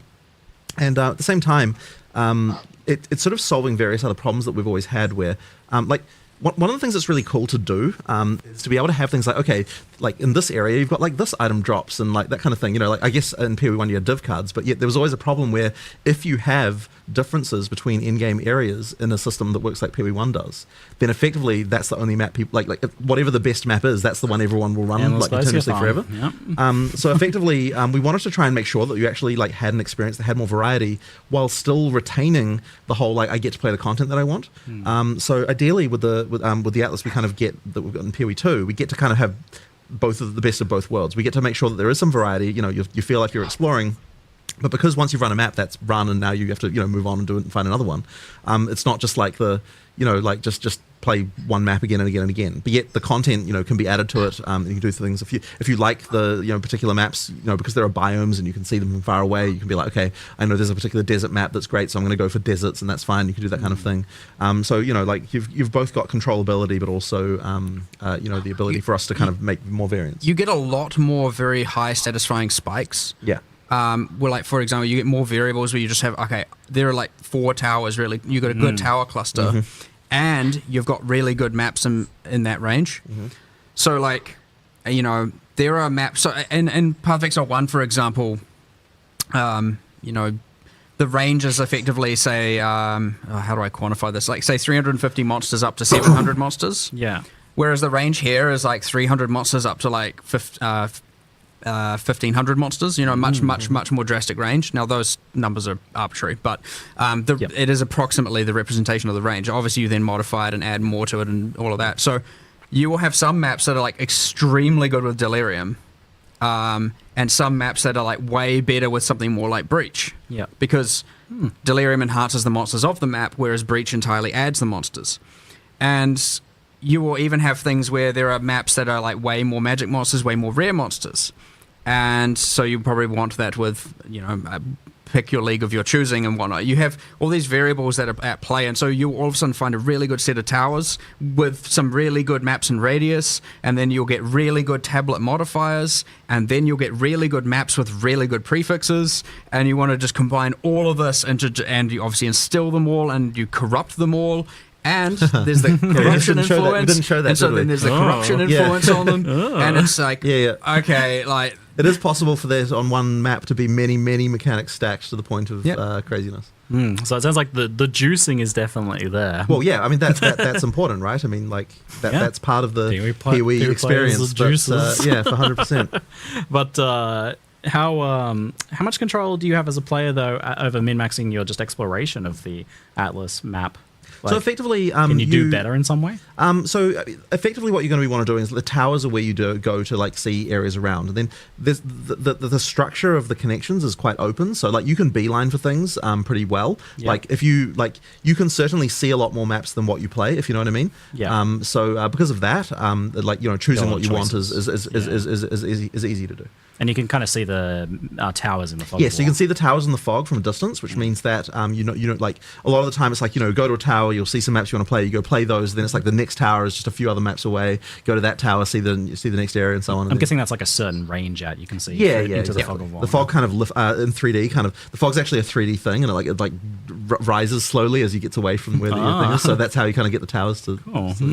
So you might see a cluster of towers off somewhere. Yeah, absolutely. You can see that. It sounds like this is like potentially an infinitely expanding map that is going to be, by the end of someone's league, quite big. Yes. So we actually need to add a search feature. I don't know if they've done it yet for finding specific maps that haven't been run yet. Yeah, we have a few things. Like there's a button you can press and it like goes to your last map run, one that goes back to a home base, and one that goes to some of the special, more iconic things you find. But we certainly need more. 100%. Yeah. So that is something we will be working on. Hopefully it's there. Who knows? And so Waystones have a tier, but they don't have specific maps on them anymore, which obviously shrinks that whole map pool thing down substantially. What sort of impacts does that have? It'll make the map stash tab a little easier to manage. That's good. Yeah, so have you thought about like what sort of, I don't know, economic consequences that have for like how players progress through maps? Is it easier to do when you don't have to collect all of these individual maps to get the completion bonuses and stuff like we do currently? Like we have that whole, hunting down over 100 maps to get completion for. That's not a thing. Now you're hunting, you're hunting certain valuable maps, you're hunting towers, you're hunting content, you're hunting, the warlord, the faction leaders to get the pinnacle. Yeah. You're hunting unique maps, a very different thing for sure. As opposed to, and then the item is all about, I've just got a key, I just want good modifiers. There's not really all that whole other variable to it. So there's still a lot of interesting choice and access, but we've taken it from the item and put it on the actual world map. But it's cool. It also makes you just feel like you're traversing a world. You're not instantly like finishing the campaign, very grounded, and now I'm in space. Like Path of Exile does have that. I only literally just thought about that. I was going to ask about that. So, the mapping system was always this like extra dimensional kind of unknown thing. It's pretty interesting, but it is a little weird. So we wanted to start with to actually like at least, look, I'm sure we'll get to the extra dimensional beings eventually, but at least to start with, we wanted to have a bit more grounded initially. Yes, you're on the planet. Yeah. Right, you're on the planet. That's like a good thing. We have become a sci-fi crazy, but you haven't gone to the moon yet. Yes. Well, even then, we were saying like, can we at least before we go to outer space, go to the moon first? Like, how many moons are we? Don't. There's a whole complicated thing we need to figure out there. Wow. I feel like there's a delve but up league coming. All right. So we've got this 1 in 4 maps is boss maps, and then that means the other 3 are not boss maps. Yes. What does a non-boss map look like? How do you win it? So effectively what you need to do is kill the rares in the map to remove the corruption and finish it. Once you get down below 50 monsters, it will point out any rares that are remaining. They'll like a marker just so you know. I was worried about that. Honestly, I wouldn't expect that to even be necessary most of the time because the layouts are kind of designed so that, if you, generally speaking, you want to clear the maps to find the rares anyway because those are the one, those have good drops. And effectively, the only reason that you would need that marker thing is just occasionally you get some slightly weird degenerate layout where there's some side bit you didn't notice or something like that, and then that's where you have to go. So generally speaking, you'll be able to make your way around and kill them all. The goal of the player is you're cleansing corruption from the world, you're bringing order back, stuff like that. So you even get the thing on the map where you're like, if there's some corruption-y looking stuff around the map, when you complete the map, that gets purged away. So you feel like you're reverse painting the map a little bit. And you're cleaning up. It can actually be quite satisfying as you're like changing all the nodes from one color to another, and you're like, this is fun. I'm like, But ultimately, what we wanted to do is we wanted boss combat in POE2 to matter when we have it. Yeah. And so in order, like if you have a map boss every area, then if we made it so the boss combat mattered enough, like in order to actually balance it that way, stressful. It's too much. Like it actually is like, you spend too much of your time fighting bosses. Yeah. So effectively, if that's what you want to do now, you can do it because there's bosses there. Like when I say 1 in 4 maps is a map boss, that doesn't mean that 1 in 4 maps you play is one. Because, obviously you can pick what content you're doing by exploring you around. can chain you're picking your boss. pathing and your path. Exactly. So effectively, if you want to hunt the bosses, then that is the thing you can do. If you want to just like do some mindless grinding for a while, you can do that too.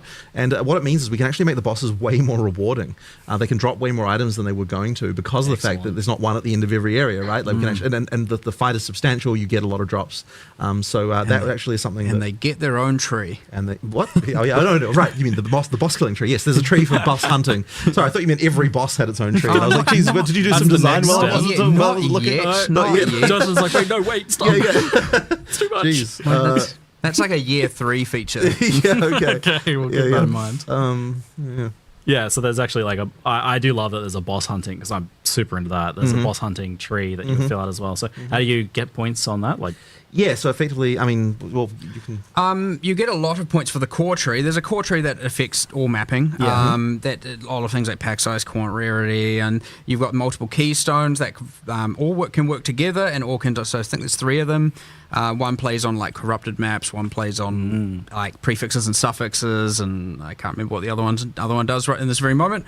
But you obviously get that core tree, and then you have a boss tree, and then obviously all the different league and pinnacle content trees. So you get those points by just completing maps. It just has you effectively get a quest, and effectively it's like you complete 10 maps, you get your first 2 points, and then like complete X maps and one, goes up the chain. But of certain tiers. Like at least tier 1, at least tier 2, at least tier 3. This is the tier climb, effectively, where it's like as you get up the higher tiers and clear maps of certain tiers, that's when you start getting points for the Atlas. At like, maybe say the third one, I can't remember the exact specifics, it's like, complete this and defeat a boss, and then later it's defeat at least 5 bosses at something, and so killing bosses generate. It sounds way better for fresh starts. I'm not having to like go and get that estuary map that I missed or something. It's yeah, for sure. I'm just doing content. But it is kind of the analog of that in a way, because like it's that feeling of like I've got a system to progress through. Like I need to meet these objectives, and definitely got a lot of progression. I'm getting from that you're getting the the Atlas passive points and so on. Cool. So yeah, that's kind of the idea. Yeah, so you can really like focus in on map blasting with the bossless maps, and or on bossing content if you want to, or on breaches, or on. And you can always put a breach on a map with a boss, right? You can do both. Yeah, like they can have you can have every type of content in one map if you want. Yeah, is like a boss map a kind of like a distinct thing from like a regular map in terms of like the layout or the thing you've done? Technically, they are separate, but generally speaking. Similar. Yeah, they're basically the same. They're pretty similar. They're pretty similar. So there'll be like a boss estuary and a non-boss estuary. Yeah, there are some cases at the moment where there are some maps that can't have a boss, and because we haven't done the one that would go here is not in early access yet, and that kind of thing. But effectively, as I said, generally speaking, it'll be 1 and 4 that you'll find. Okay, excellent. So I think that covers. Did I miss some things from? You've got like all the smaller contents, like the strong boxes and essences and things like that. So initially we actually had a design where everything, like even all the smaller content, there was still going to be icons for it on the tree. On the Atlas. Yeah. But we actually found that it meant that when you were actually exploring, it felt like there was nothing random to find. So we wanted to make sure we also have kind of just completely random stuff that like doesn't have a progression system that you just run into randomly, because that's fun too. And we'll probably be adding more stuff like that as well over time. That's just like I randomly encountered this, and that was like not expected. So is that sort of stuff on the core Atlas tree at all? Yeah. So you can kind of like see more of that if you want to. Yeah. Yep. Great. And often mods on the items as well. On keep waystones. Yeah. Cool. Yep. Lots of different names. Maps, waystones, same thing. Yes, I've had to keep kind of correcting myself about that. I was like, I don't know. I mean, guess look, really internally, we definitely call them maps all the time. The thing is the only reason why it doesn't make sense thematically is because a map does imply it's of a specific location, whereas a waystone can take you to anywhere. Yes. So that's the reason why the name change had to happen. But I think that probably even players will probably just call them maps, I bet, just because, if it's the POE one connection. So we've got the Breach, Delirium, Ritual, Expedition, those like leagues that maybe need a new name. Yep. Is there another one that you're just both personally really keen to bring back in the future? Oh, I mean, like I've always wanted to have Delve again, but I kind of got a bit of that wish with this system. Yeah. It's also a very like content heavy league to make, because you need to make tons of encounters, and doing it properly is a huge thing. But I mean, look, I love Incursion as well. It's one of my favorites. Like I'm keen for that. I don't know if there's anything other than that you're really keen for. There's a lot, especially because there's a lot we can do with all this new art, new monsters, right? Like, for example, if you just take Legion had all those 5 civilizations. We've now got an entire new array of Vile monsters, Vile bosses, etc. that we can use as a baseline. We've got way better consistent direction on what's going on there, heaps of stuff, new animation, and the capacities are just like out of control. But then you've got Incursion, we've got awesome Vile artwork we can use there and make that all awesome and nice. New corruption mechanics that we can extrapolate on. You don't want to have a roof as the boss anymore? No, we're not just going to have a floating roof. The Omnitex is just a small floating roof. Oh, you're keeping with the theme of vacuum cleaners. Well, standing and then mistakes the were made. Now we have minimum. That's a world where you had super uniques with 1 or 2 skills. Yeah. Right. there's only so much you can do with a floating roof. So anyway, and then I don't know, even like Bestiary coming back with something, because we've got all these like, awesome bosses, way grander in scale, and you can do these more grand hunts for them, as opposed to just like, I'm like in a city and there's a rare spider, you know.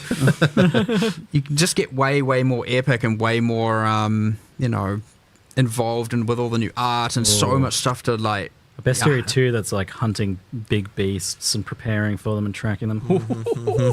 That'd be pretty cool. Exactly. I'd definitely take some mercenary action into that. It'd be a good fit, I feel. All right.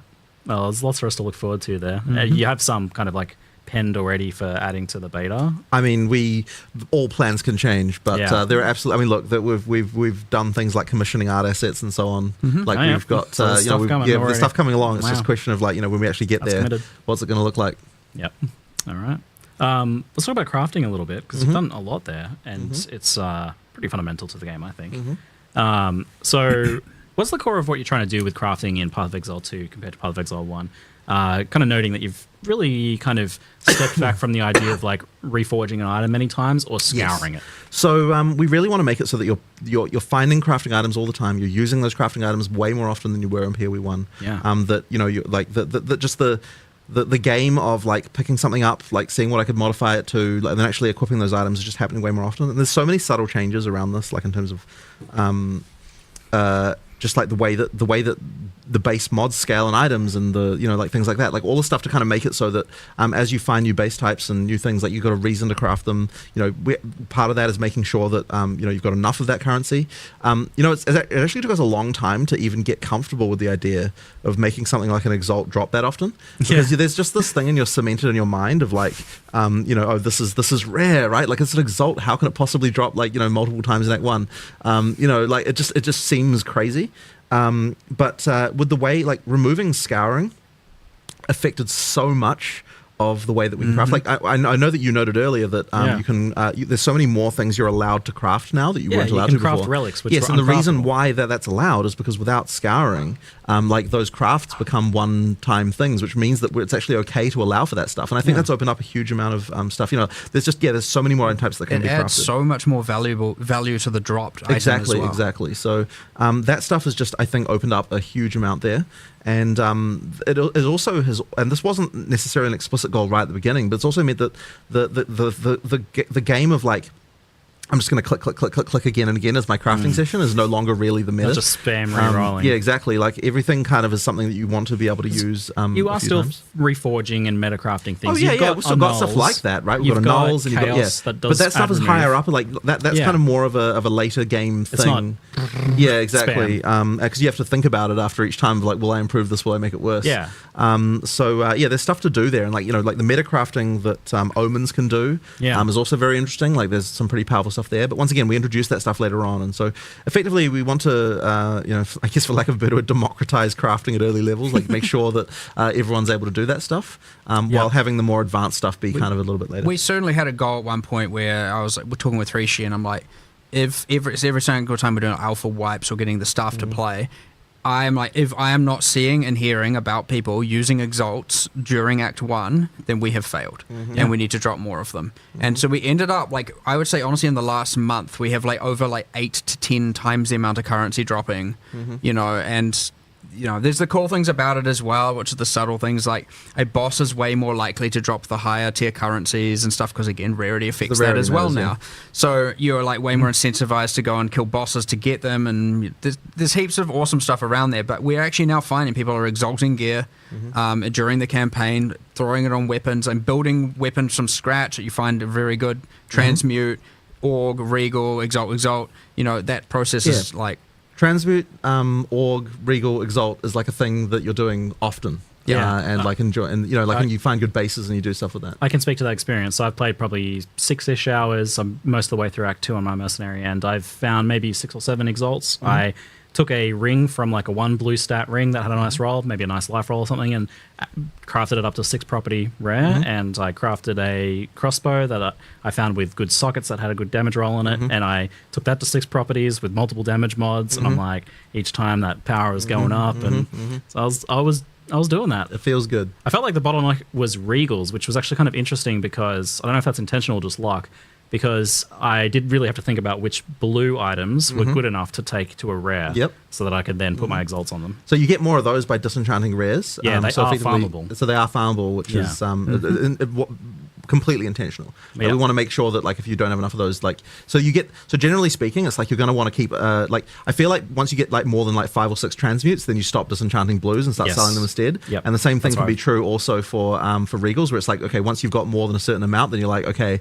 I can stop having to disenchant the stuff and kind of switch over. But the nice thing is like when you don't have enough, there is a way to get them, which I think is really important. And the same is true with the socket currency as well, where it's like, when you don't have enough, you can start salvaging. I know you were telling me you were buying stuff from the vendor with sockets in order to salvage it. them with my my methods, my degenerate ways.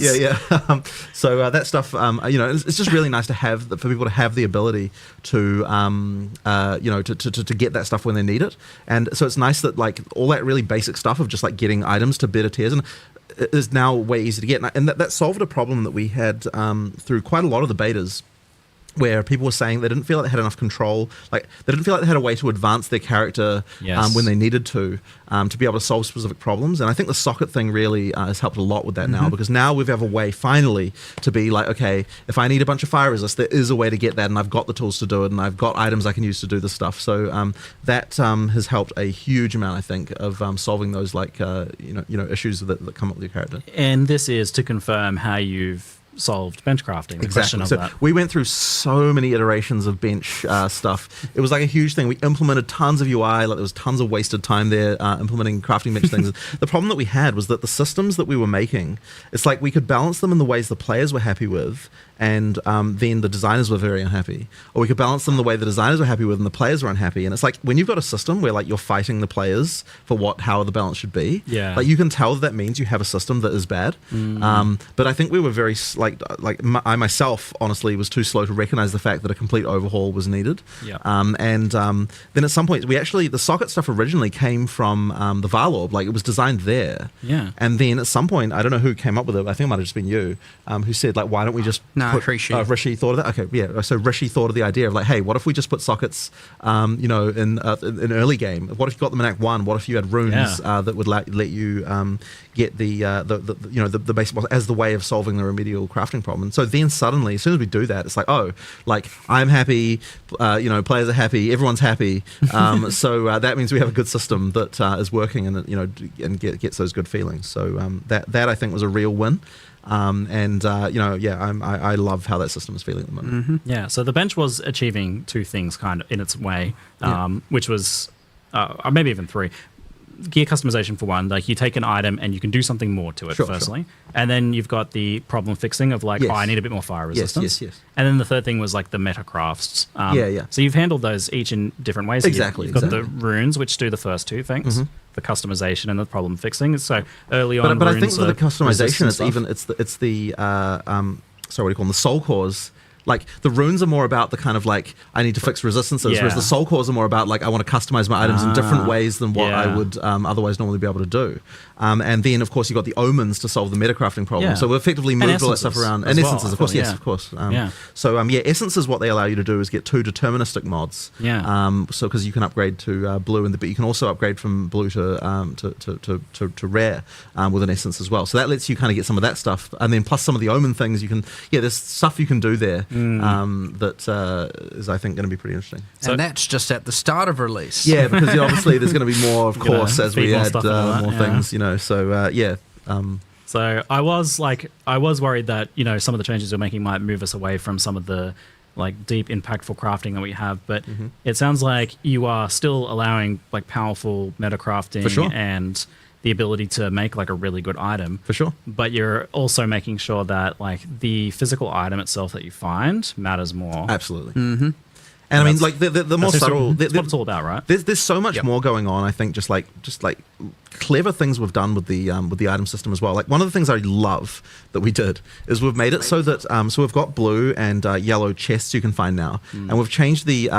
world generation so that if a dead end is generated, the chance that you get a rare chest there is way higher. So effectively, if a rare chest will spawn in the area, then it will choose dead ends first to go there. You feel better about the dead ends yeah, when that effectively. happens. So like that means that we effectively mean that like when like it makes the world feel like, you know, as far as item drops go, that like, oh, like it feels intentional, right? Like, oh, I went down this into this dead end room, but look, there was a rare chest there, so I feel happy about it. You know, like that kind of thing is really cool.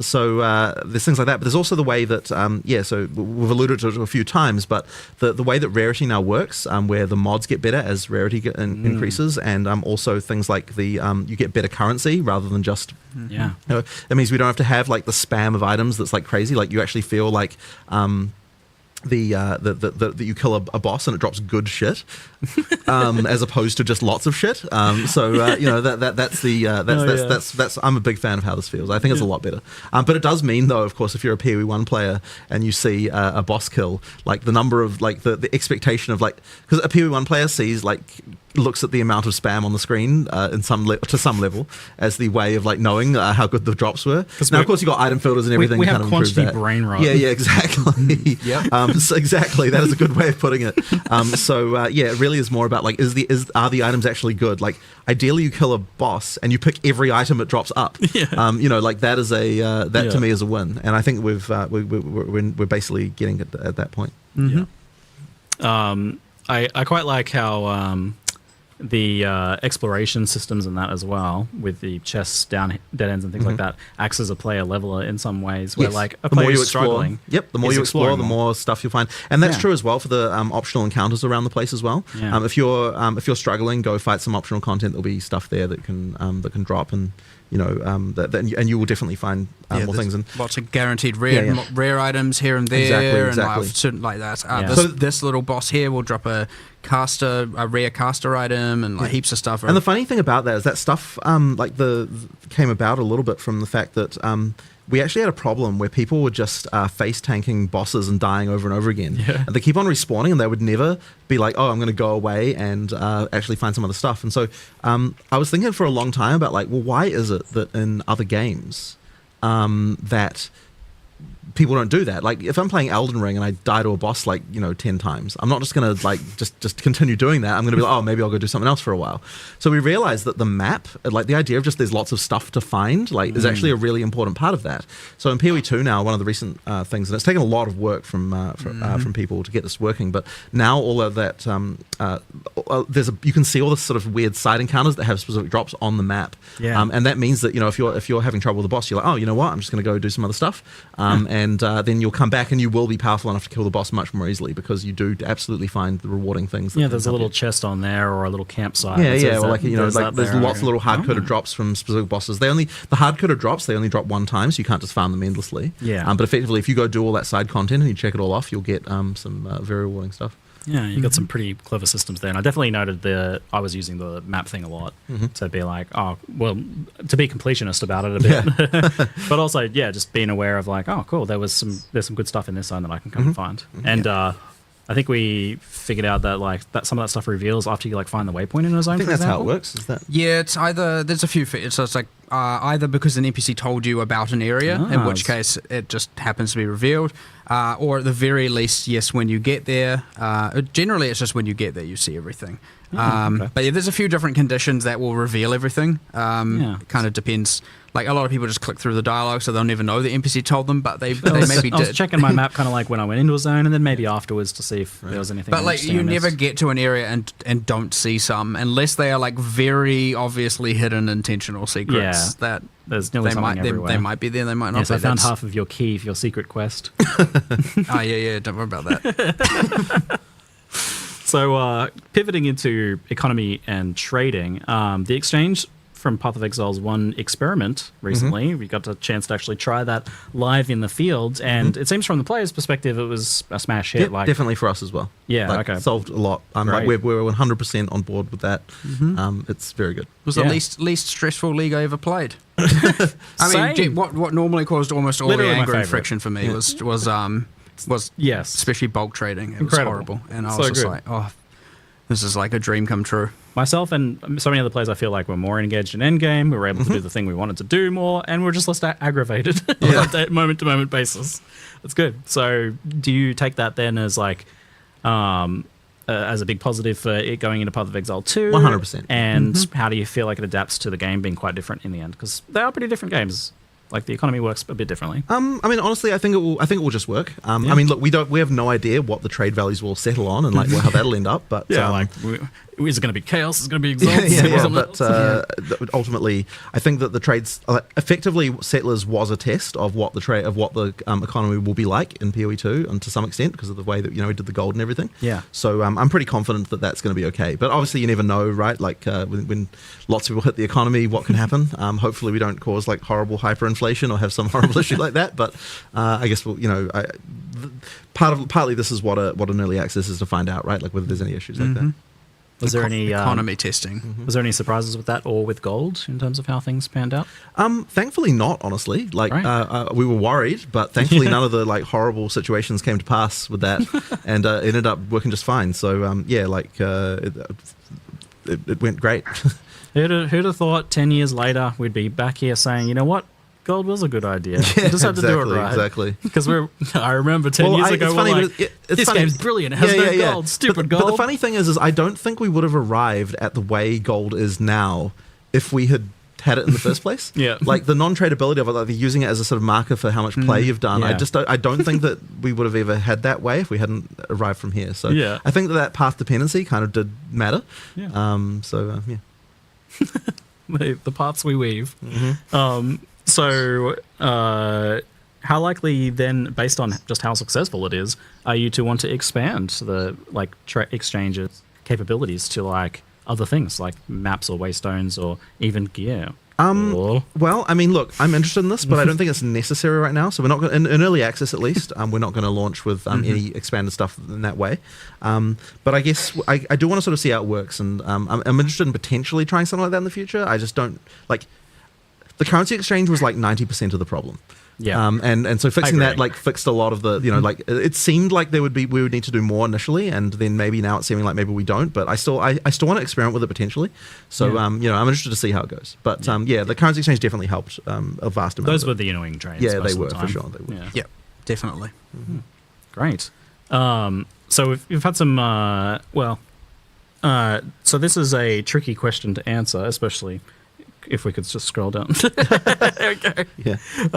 So what are you aiming for in terms of Path of Exile 2's kind of like personal player economy and progression? So how much resources you're acquiring, how you're using them, but also how much are you getting from trade versus from yourself? I mean, this is a tricky question, but I mean, I think that really the feeling of like being able to trade is super important. So being able to get that stuff, I think, is good. Like not everyone wants to do that. You need to be able to progress through the game well without having to do much trade. But I do think that look, it's definitely going to be the case that if you're playing in a trade league, you're going to have the ability to it accelerates you very significantly, and that's the case, and it will continue to be the case. And like we are a game that embraces trade. Yeah, right? well, I think the DNA of Path of Exile 1 is very much that like it is a game about economy and trade, 100%. and for some people, getting rich is their main motivator. 100%. So effectively, so I mean that will absolutely be a factor. And look, like I think that the feeling of that will probably end up feeling quite similar to POE1 in that regard. Yeah. I think that's what that's the type of game we're making.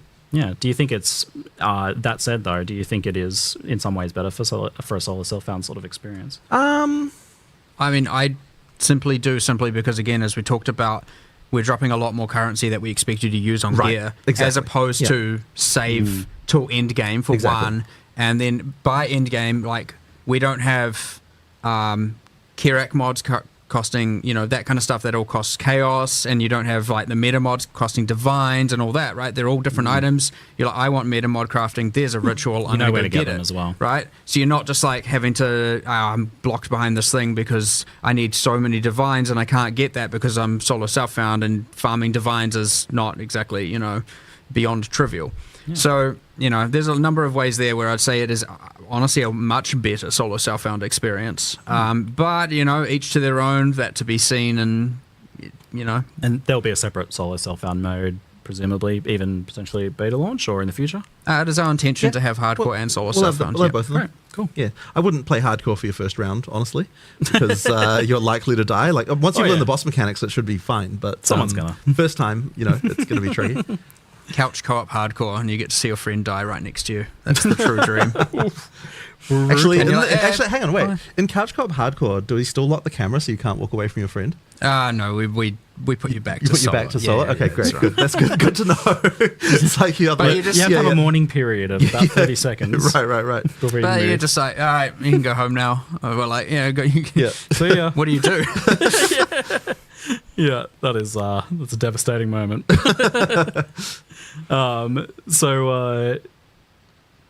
I did lose my place there. Yeah, I think we mentioned the co-op support and everything. Mm-hmm. And we'll scroll down and take some of the additional questions here. Excellent, thanks. Will there be a penalty for individual party member dying when grouping up for bosses on that note then? It seems weird that the boss straight up resets when playing solo, but when playing in a group, nothing happens if a party member dies. So tell us about the rules now that we have, because I know you've changed them recently. So bosses are obviously harder for having more people. Yep. Less crowd controls, things like obviously more life, and I'm not just saying double life, more than double life, right? It does get more than twice as hard, or more than N players as hard. So yes, you could argue, okay, we have reviving as an advantage. Well, yes, it does. It does take time to revive, and if your friend dies early and you're unable to revive them because you're constantly being interrupted, well, it's pretty hard. You're to pull not off having you, a fun time. Get a big stun or something. Another change that we made recently is, of course, for each revived. Between each set of checkpoints, every time you have to revive them, the revive takes longer subsequent times. So that's important because it just means that if you're like, you can't revive spam anymore because it's going to take longer and longer each time. But then when you go to a checkpoint, that resets. So like you're back to normal now, again. In in-game maps, you cannot revive each other. Death is a consequence. Yeah. I was going to ask actually about like in-game maps and what is the rule for dying in in-game map? Is it one portal deal now, not 6 portals? Well, you still have 6 portals so you can have your party members, but death. And you can leave and come back as long as you don't die. So you can take items out, but a death will end that map for you. And to remind people, the if you like log out or the server crashes or something like not that that's going to happen, then the game pauses. So when you boot the game back up and log back in, you'll be still in your map, right? And also, even we've also now have it so that if you just Alt F4 the game at a random time, you'll actually, even if you come back like the next day. Because for example, you might have rage quit. You will appear back at the checkpoint you were at. So if you are like fighting a boss, you die a bunch of times. You're like, crap. Alt F4. You come back, you're going to be right there at the boss checkpoint again.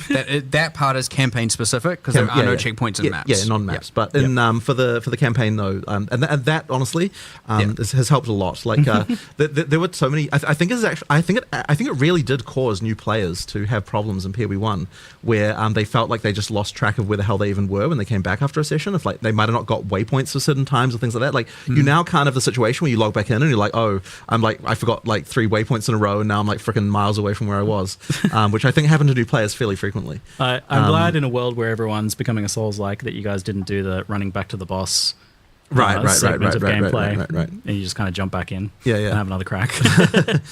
So effectively like that's nice to just have the saved checkpoints to your character, which I think is a nice one. Were there any other mechanics around there? Reviving, well, obviously in hardcore you're dead.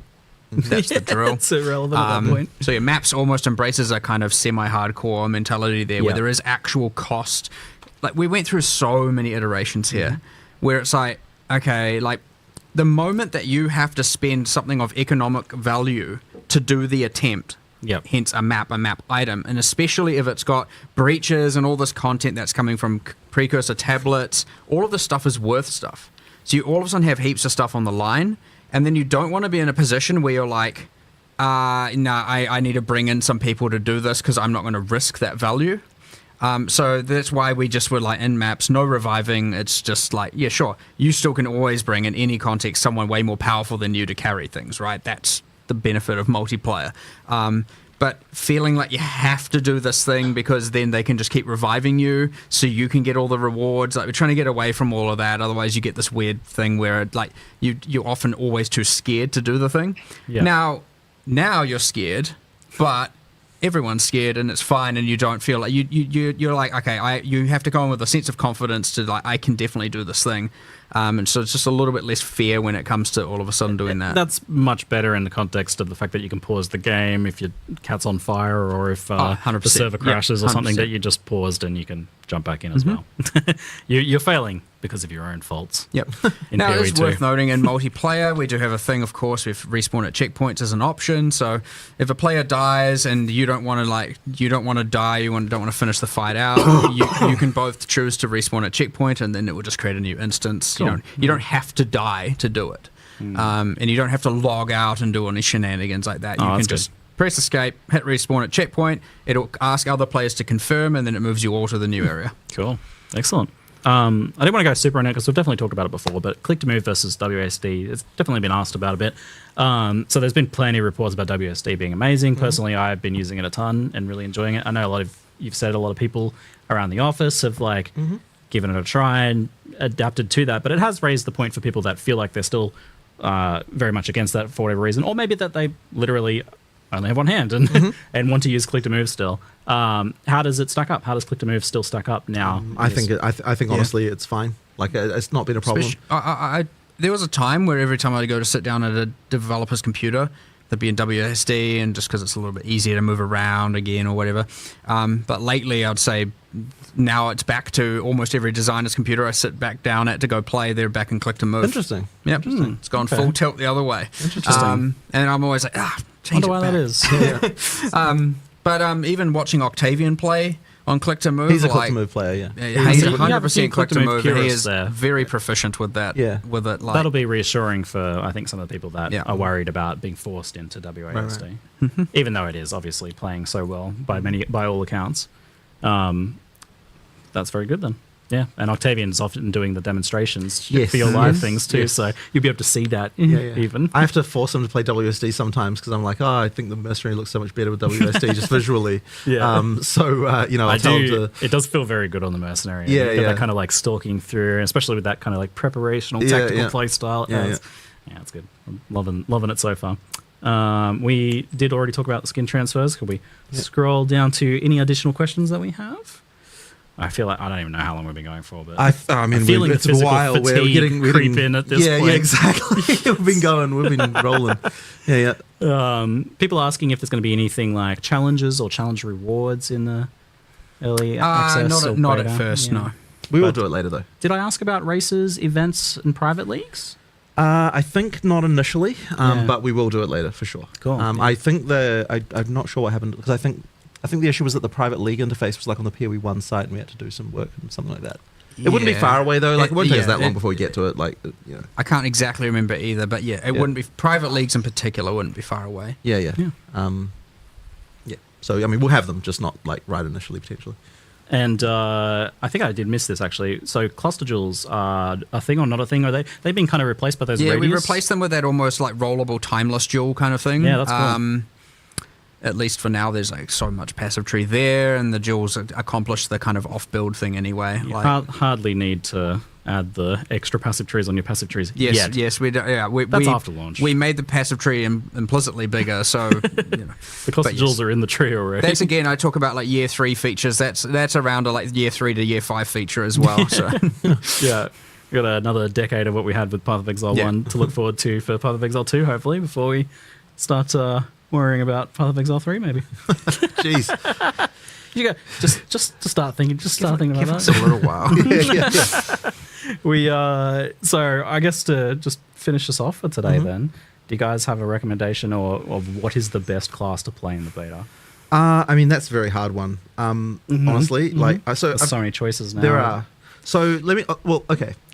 If we're going by the numbers, if we go by player satisfaction reports on per class, we break it down from the beta. I mean, this is good technical information here. Then that means the monk is very interesting because the monk is the class that dies the most often. But it's Yeah. also the class that when people play it, they have the highest satisfaction That's level by a very, fascinating. very tiny margin that compares to the others. That's fascinating. Yeah, I mean, it is like glass cannon, like it's very fast, but you have to, Yeah. you I have mean, to retreat and move in and out. So, I fell in love with the monk that's, playing it. It looks like it's gotten a little better. Yeah, even, yeah, that's so. interesting. But I think if you're a new player, then the mercenary, if you're like used to shooters and stuff, I think playing the mercenary could be a good win. Like I really love that class. I don't really know. cool. Like, I've been loving the mercenary, Yeah. but to me, it feels like you need to really be considering each engagement a lot more. It's a bit more Maybe. tactical. Maybe, and I don't know. Like considered. I like it. I You don't have that really ability like to that. correct if you But make a mistake. honestly, like I mean, I go through favorite classes all the time. Whenever I change to play a different class, it becomes my favorite. That's my current favorite. So it's just whatever Nice. whatever I'm playing tends to be the thing. So yeah, right now I'm doing a mercenary playthrough, so that's probably why I'm into that. But yeah. It's, I'm not sure if you've got a similar thing. No, you were talking about the numbers as well. It was interesting that monk and then warrior had the highest Yes, satisfaction levels. warrior's And I was next, like, by the way, technically, if you're I was looking like, for... that's pretty good. That's Yeah. two melee classes. Exactly, right now. exactly. That's a win. Yeah, You yeah. know, that's something going on. I mean, they were dying a lot more at the time, but yeah, yeah. It's such a change from like, especially early Path of Exile 1. Like, it's gotten a little better in modern days, but still. I mean, melee. I just have a real desire to freeze time, so I just want to be sorceress and then just go. I don't know what It's good skills to get some I'll play. sorceress love. I feel like she's not getting enough I attention. don't know what I don't know what skills I'll play, but I definitely just want to be able to freeze time. So Yeah. it just feels cool. All right. So you could be playing a crossbow build anyway. Yeah, I might be a crossbow time freezer. I don't know. We'll see what's going on. Yeah, all right. I noted that our mercenaries were very different as well. I was playing full grenader. You were I was doing combo. the freeze Yeah. freeze shotgun. Yeah, very cool. Yeah. I don't know what. Yeah. Some sort of monk trigger build, obviously, is always just going to be fun yeah. to Yeah, play they around have so many with of those and, like stacking effects, the wind Yeah. and the ice coming off it, and the ascendancies showed some more as well.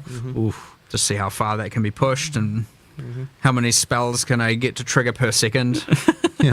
Monk does seem good for that. Alrighty. Well, thank you very much for your time, both of you. For I don't even know how long. That was a mammoth session. I think we're coming up to Yes. 1 o'clock here, so And there's still lots yeah. to talk about, but I think we just need some time to digest. For sure. Well, thankfully we didn't have everyone saying patch notes when this time. So good. So that means So we can actually good. have a conversation. There's no pressure on us to wrap it up, Yeah, boys. exactly.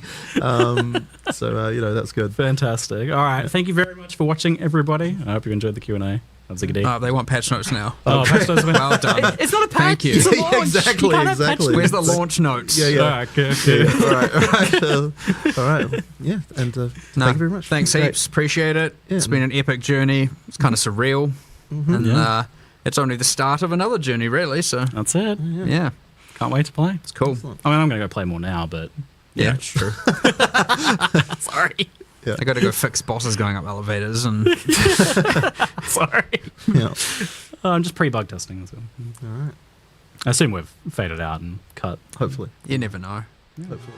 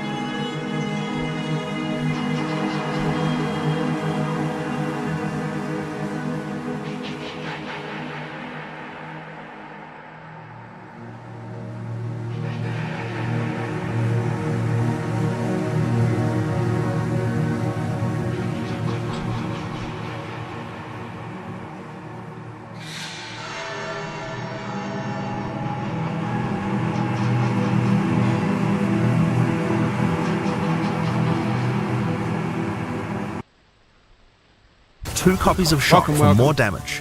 And going deeper into the... So we're going through all the classes. What class are you guys going to play? Because I was going to play Warrior, but after looking at this, I might have to play Sorceress. Look at it. Strike twice, double Shock. So do you get twice as many multipliers off the Shock? All damage contributing shocking me. Who cares if it's less shock duration? You're always going to be shocking, right? Wouldn't that be crazy? Yeah, what up, Woody? Good to see you. I have no idea anymore. I after seeing these reveal, it kind of threw my whole plan out the window. I was going to go pure Warrior, but then I see this, and I mean, the mage is looking... You can make all your damage types is looking pretty good, man. Make a shock build from any skill. Welcome, everybody. Alternatively, you could become a Login, boys. Chronomancer and command time itself. She literally has the ability to stop time with time freeze. The coolest move, I think this right here was the peak of the live stream for me. When I saw this, I cannot believe this.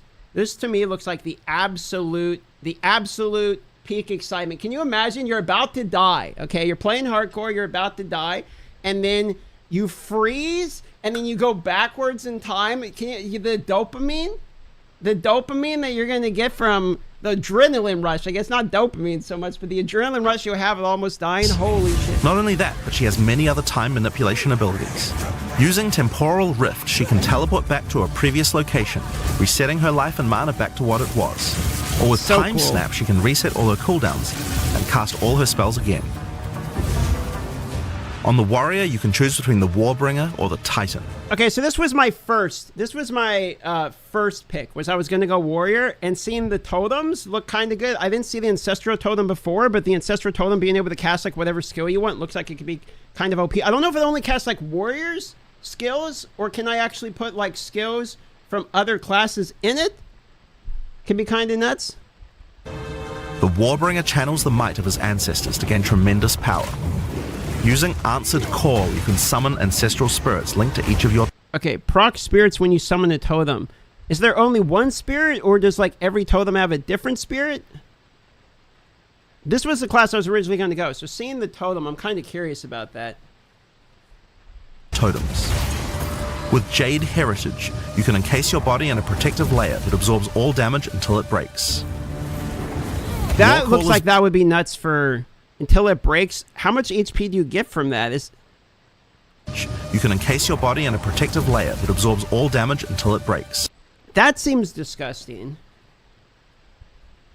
Since I'm thinking about going hardcore, wouldn't being able to just stop all damage be really good? Two-handed weapons would seem OP. Yeah, and you got the Golem. They showed it earlier. It's like Giant's Blood, right? Where you can get a two-handed weapon in each hand, or a two-handed weapon plus a shield. Looks insane. And we get to make our own unique items, so... allows you to explode the corpses of your enemies. And with Great Wolf's Howl, you can ignore the cooldowns of your war cries. Let all that anger out. You know, I just realized if we can make our own unique item from the puzzle box UGG sent, what if we make a shield that is that counts as a two-hander, and then you can Giant's Blood, so you can do the double shield dream. You know what I'm saying? 2x two-hander shields. You make a two-handed shield, and then you Giant's Blood, and then you have double two-handed shields. A four-hander shield combo. The Titan class is all about hitting big. With Earthbreaker, every slam is a chance to create an aftershock. With Crushing Impacts, every hit becomes a crushing blow, which will allow you to stun your enemies with ease. Okay, this was my original plan, because I wanted to go two-handed stun mace. Every time I did the test for it, I wanted to do two-handed stun mace, because you can like kind of chain CC bosses in a way. Which makes me want to go Titan, but I feel like Sorceress looks... Well, and there's the like the Bloodmancer, right? Like the Witch Bloodmancer. There's... Now I'm between three classes. I thought for sure I was locked into Warrior, but now I'm like between three classes. With Surprising Strength, you can take advantage of stunned enemies to deal 40% more damage. As a ranger, you might choose to be a Deadeye, an expert markswoman who can take down foes with style. With endless munitions, every attack gains an extra projectile. With Gathering Winds, she gains a small increase to movement speed with every attack. But be careful, she loses them when getting hit. With Eagle Eyes, she will never miss, allowing you to stop wasting all those passive points on accuracy. Alternatively, you could become a Pathfinder, the master of flasks and poison. The flasks are actually kind of disgusting. This is like poisonous concoction, right? which we did a build for this in POE1, and Poisonous Concoction's actually pretty fun. I wonder if it's very similar to the way POE1 was, where you don't really need a very good weapon for it. If that's the case, this might be like a good leveling She class. can choose from one of several throwable concoctions, allowing her to spend her flask charges to throw explosive bottles that deal various types of damage. A bleeding concoction will make your enemies bleed, while a fulminating one can shock your enemies, allowing you to do extra damage. Contagious Contamination allows her to spread poisons between her foes, while Overwhelming Toxicity doubles the... And then you still have the same thing from last time where you can actually spread poisons, which is going to be really good for dot builds, right? I hope this means there's going to be like a Mamba build in the number of game. stacks they can be infected by. Running Assault allows her to move much more quickly while firing, while Relentless Pursuit makes her totally immune to being slowed by enemies. Being able to attack while moving The would be Witch pretty can nice. ascend into the Infernalist or the Blood Mage. As an Infernalist, she can summon a loyal Hellhound companion. The Hellhound sets enemies on fire, as well as taking a percentage of the damage of the Infernalist. So the third ascendancy that's unannounced has got to be a minion ascendancy, right? We're all agreeing on that because this is like an Infernalist, and then you have the Blood one, which are both like caster style classes. So there's got to be, for the third ascendancy that's still like to be determined. I'm assuming that would be like a Necromancer class that's yet to be launched or something. I mean, it's got to be a Necro, right? We all agree with this. You would think, right? Gets hit. With Pyromantic Pact, you can turn your mana into Infernal Flame. As you cast more spells, the flame builds up, and if it overflows, you'll take damage. Using Bringer of Flame, you'll want to make sure you keep the flames topped up. While your Infernal Flame is above 30%, all damage from you and your minions will ignite enemies. Seeing all this flame stuff makes me think Pox. Shout out my boy Pox. She can also transform into a literal demon. While in demon form, she takes an increasing amount of damage, but her cast speed and damage increase rapidly as well. So if you're planning on transforming into a demon, make sure you stack a lot of life recovery. She can also become a Blood Mage, a master of life and energy. Okay, this one made me like normally Witch was not a class I was going to play. It was kind of on the bottom of the list of what I wanted to play. But after seeing this one with the demon form, plus it kind of reminds me of like Vladimir from League of Legends, where you're constantly like balancing your HP, like costing HP, bringing it back. That seems like pretty fun. All Blood Mages must pay the price of making skills cost life as well as mana. But in exchange, every monster they kill will drop life remnants. And also, I hate trying to figure out mana. Like, honestly, mana is not one of my favorite parts of the game for PoE1. Like, I don't want to figure out how much mana I need to cast something, what kind of mana I do for the war. I just don't want to think about costs of skill, so I end up life tapping everything just from being, you know, a lazy shitbag. So this would actually make it where it costs life instead, would be nice. And then I just have big number go up, stonks on the HP, and not have to worry about it. Which allow them to quickly gain back that life. With Crimson Power, she can gain large amounts of extra life, and with Vitality Siphon, she can use her spells to leech life back as well. Once you've got a significant amount of life, you can use Gore Spike to make your critical hits deal incredible amounts of damage. Mana.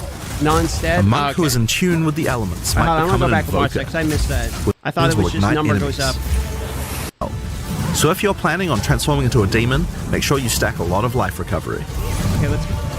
She can also become a Blood Mage, a master of life and energy. All Blood Mages must pay the price of making skills cost life as well as mana. But in exchange, every monster they kill will drop life remnants, which allow them to quickly gain back that life. So you still have to, okay. With Crimson Never Power, mind she can then. gain large amounts of extra life, and with Vitality Siphon, she can use her spells to leech life back as well. Okay. Once you've got a significant amount of life, you can use Gore Spike to make your critical hits deal incredible amounts of damage. Wait, hold on. 1% increased critical damage per bonus 20 life. Wait. That kind of, because that's flat life, right? 20 flat life? Strength stacking chemomancy build incoming? Holy. Wait, life stacker? That doesn't that seem kind of nuts? Life strength stacking build incoming? I mean, 300% at 6k HP. Doesn't that seem like a lot?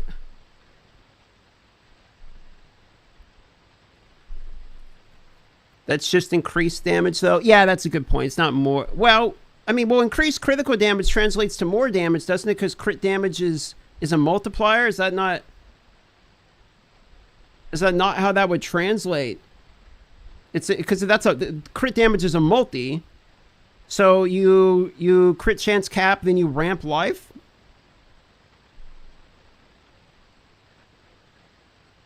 That seems like that would be a lot. It's an increased bonus. Is a multiplier to your crit multi. They changed crit. Did they change it? It's not the same. 300% CD is 3x CD, so you build CC, they explode everything. I like how there's like 3 or 4 different takes on what this would actually mean. It looks like it would be nuts.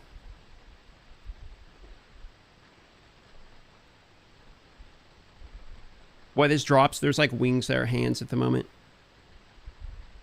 Okay, we'll have to look into how crit actually ramps, looking into POE2. When I was doing my tests, I never played with crit. I was playing stun mace like warrior Giga Chad stuff. A monk who is in tune with the elements might become an invoker. Ing build. With elemental expression, the invoker will create waves of elemental power each time he does a critical strike. With faith as a choice, you gain the ability to meditate, allowing you to double your energy shield. Choose between I am the blizzard or I am the thunder to specialize in cold or lightning. And I shall rage will allow you to turn into an unbound avatar. Each time you apply a status ailment to an enemy, you gain Unbound Fury. When you have enough, transform into an avatar to deal way more damage and inflict even more elemental ailments. Some monks choose to reach into the darkness instead. The Acolyte of Chayula can exchange their mastery of spirit for darkness, a resource that can be used. This just seems like the Jedi Sith class, dude. You're like good guy Jedi Aang, or you're bad guy Dark Sith. Utilized to both absorb and deal damage. The Shroud of Darkness will protect you from all damage incoming, but if you take Grasp of the Void, you will deal extra chaos damage from all the darkness you have. Their Dark Pact offers greatly increased resistances to chaos damage, and can... Chaos resistance is doubled. I feel like that sounds better than it is, because if it doesn't increase your max cap, like as soon as you get good gear, you should have what Chaos Res anyway, unless Chaos Res is like significantly harder to get in PoE2. I feel like doubling your chaos resistance is like maybe good early, but I don't know how much I would care about that later on when you have like good 10 max as well. Let's see, where is it? Yeah, plus 10%. 10 is actually crazy then. 10% max res. Yeah, that is kind of crazy actually. Damage, and can allow their mana leech to not only happen instantly, but apply to their energy shield as well. Mana Leech is instant. And didn't they change the one? No, they showed Mind Over Matter. And didn't, instead of it being split like it was in PoE1, it says all damage is coming out of mana?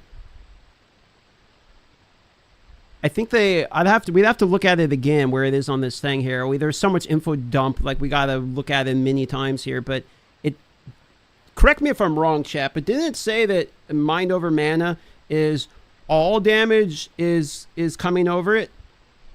So if you have instant mana leech plus Mind Over Mana with this character, seems like it could be like kind of good, yeah? Another node you can take is Waking Dream, which allows you to see into the domain of the Breach Demons. There you will see the Flames of Chayula that can be taken to gain life, mana, and damage. The Mercenary has a job to do, but which job suits you? You might choose to... Okay, this one where it like does up to 30% insta hit. This part looked disgusting because you get 30% insta hit on potentially up to a boss. I don't know how the RNG stacks out. I don't think they really explain it. We gotta look at the skill tree in a second. But then if you have culling also, and I'm assuming it's still 10% in the game, maybe you can modify it to 20, who knows. But let's say it's 10% and you hit 30%, that's basically 40% of the HP pool just removed, so you only have to do 60% of the boss's actual damage. So isn't that just like a 40% cut off? To become a witch hunter. Obsessive Rituals will give you a sorcery ward, allowing you to defend yourself against elemental hits in exchange for less defense against attacks. That seems sketchy. With Zealous Inquisition, your enemies have a 10% chance to explode on death. The chance is doubled against demons and undead. Culling's now 5% on unique monsters? Oh man, when did they announce that? Only 5%? That is kind of a bummer of a nerf. With Judge, Jury, and Executioner, your initial hit against enemies can deal up to 30% of their life and damage, if you're lucky. This is great for hunting powerful bosses. And with Witchbane, you can break your enemy's concentration. Okay, how much Witchbane actually do? Enemies have a maximum concentration equal to 40% of their maximum life. Break enemy concentration on hit equals to 100% of damage dealt. Enemies regain 10% of concentration every second if they haven't lost concentration. What the hell is concentration? Okay, I don't understand what concentration is. Is that like a stun block? Concentration, preventing them from casting spells as often as they would usually do. There it is. You could also choose to become a Gemling Legionnaire, enhancing your abilities by embedding gems directly. Okay, this one looked disgusting. You're literally modifying just gems. This reminds me of Scion a bit, like just a good base class you can kind of build maybe anything in. In your flesh. Integrated efficiency will give you extra skill slots. Thermatological infusion gives you extra maximum resistances as you sock up more and more support gems. Adaptive capability allows you to use any color of gem without worrying about attributes, while crystalline potential adds extra quality bonuses to every gem socketed into your character. So those are the Ascendancy classes for the start of early access. But one thing we haven't talked about... Oh, by the way, we have I'll show this real quick here. We have a podcast, Jonathan Rogers, POE2, me and Godzi as tradition. We're doing another Tavern Talk. That will be the Sunday, November 24th, 9 p.m. CET. There you go. Yet is how you ascend in the first place. Ascension in Path of Exile 2 requires completion of one of the great trials. Okay, this part baited me so hard. When I saw this and I was like, uh-oh, it's Sanctum only. I don't know about y'all, I'm not a Sanctum enjoyer. So when I saw this, I was like, please, for the love of God, do not make me have to do Sanctum. And then they said, or you can do the other ones. It's like saved. Which you'll find as you progress through the campaign. Each one is associated with one of the major cultures of Rayclast. Located in the Vasteri Plains are the Maraketh, a culture of rich tales and brutal traditions, who must do whatever it takes to survive in the desert. Let's look the at... The highest position in Maraketh culture... Let's look at leagues again. Or not leagues, the in-game. I want to see the actual in-game again. Okay, let's go, and here we go. The Ziggurat, a temple in which the Vaal research the fundamentals of space and time. Here, we can open portals to nearby locations and begin cleansing corruption and finding resources. In order to power the portal device, we will need waystones. Each waystone has a tier, which will determine the level of the monsters that you will face. Oh my god, we're gonna have to watch this a million times to figure this out. To go to an area, simply click one that is adjacent to an area that you have already completed. Insert the waystone and click Traverse. Okay, so waystones are basically maps, but the maps are modified by each of these areas. Portals will open, allowing you and your party to travel to the area you have selected. All the areas in the endgame feel distinct from the locations in the campaign, and we have dialed the randomization up to 11. The monster packs you will face in each map are totally random, and the combination of them can lead to some very interesting combat situations. There are over 400 monster types in early access, and they have a lot of... See, that looks cool. We gotta do it with a shield and a two-hander. There's my Titan. Varied and interesting abilities. Depending on which combinations you face, you might find some serious challenges. In order to cleanse the corruption from the area, you will need to defeat all the powerful rare and unique enemies in it. Once you have done that, the area will be marked as completed and you will be able to travel past it to progress deeper into the world. If you die, then the map can no longer be run, and you will have to find another way around to get to the... Charging forward with Good Day Charge. With 10 enriching nutrients of multi-pro. I am the athlete of today.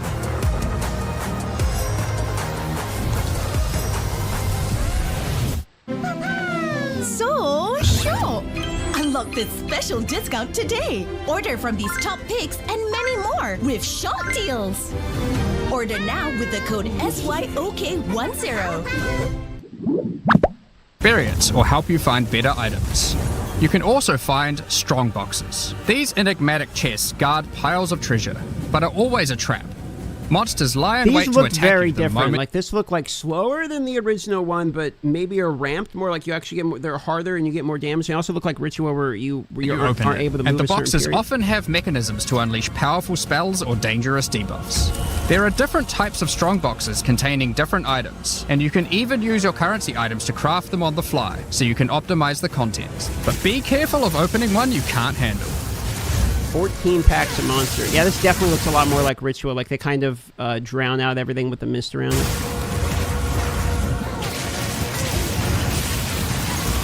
Yeah, they bleed in Sometimes over you'll time. discover monsters frozen in essences, solidified crystalline corruption.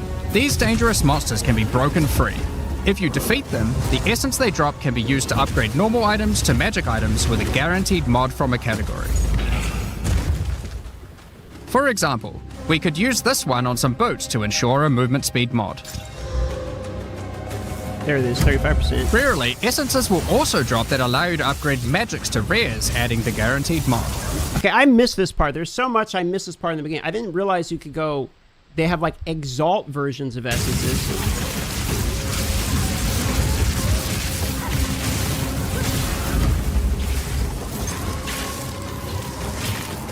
This is incredibly powerful, since it allows you to get a second deterministic mod in your crafting projects. Combining these with the currencies that are commonly found in Rayclast for modifying items... So that's going to be disgusting. So you can do like a normal essence to hit it one time, get the item you want, then you augment it to get another line, right? Then you use the one to basically do a targeted rego, and then you exalt it and hope you get what you want on it. That's the crafting seems like it's both simpler, but also more effective. And we can get a very nice pair of boots indeed. Waystones, like all items, can also be crafted using your currency items. Okay, so adding just prefix like mods here. will improve the rewards, while suffix mods increase danger. The more dangerous a map is, the more waystones will drop. Adding mods to your waystones is key to progressing to higher tiers and sustaining them. So getting more waystones requires you to ramp the danger, basically, or else you run out of waystones and you have to go farm your first waystone. So that's how you get more maps. But it will require you to take on larger challenges. There are a variety of factors you'll have to consider when crafting your waystones. Some maps will have higher density, some lower, some have more magic and rare chests, or monsters, some are more linear, and others more open. Make sure you... And actually sustaining waystones, like aka the maps, are going to be seemingly even more important, because if you die once, you get booted out. That's what they said in the Q&A. So because of that, you're really going to need to be able to maintain your waystones, because you're constantly going to be losing them, right? If you're dying, I mean, I don't know about you guys, but I die in PoE, so I mean, you'll lose your map when you die. It's going to be kind of scary to invest in a map if you can only die once. Explore and think about what makes certain maps good if you want to maximize your returns. As you cleanse corruption from higher and higher tiers of the Atlas, you will gain points that you can spend in the Atlas tree. This tree allows you to juice the danger and rewards of all areas in the endgame. You could increase the number of monsters, the number of rares, the number of precursor artifacts or strongboxes, even the quantity of item drops.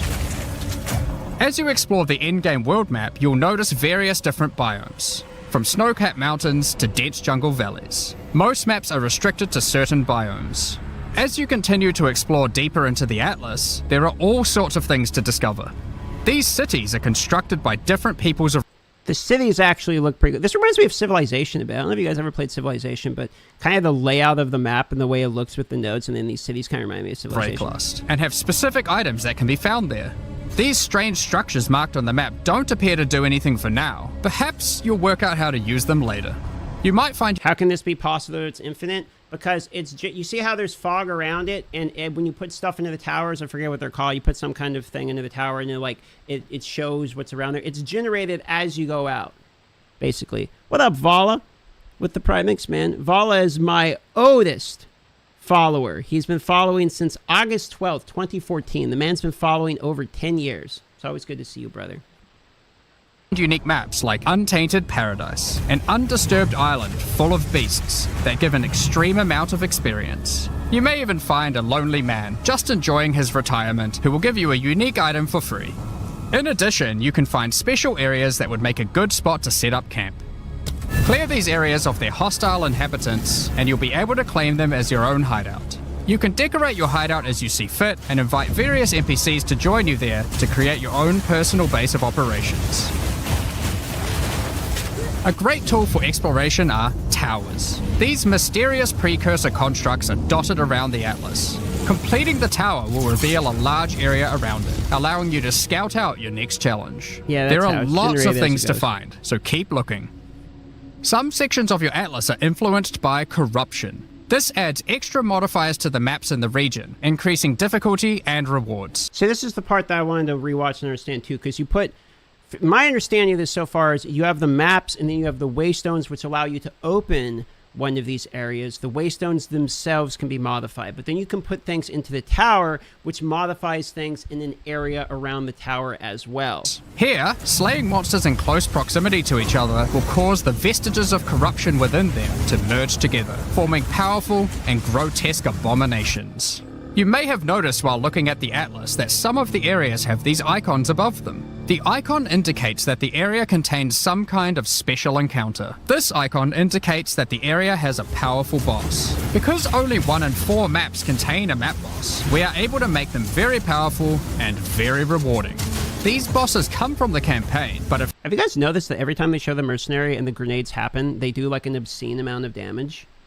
It seems like grenade build is actually going to be disgusting. Had their difficulty increased with changes to AI and some of their abilities. It's worth noting that because you can see where the bosses are, you can choose to take them on or avoid them. If you do choose to hunt bosses though, then you will be rewarded with special points for the boss hunting section of the Atlas skill tree. The points here will allow you to specialize in boss killing, giving you much greater rewards for defeating them.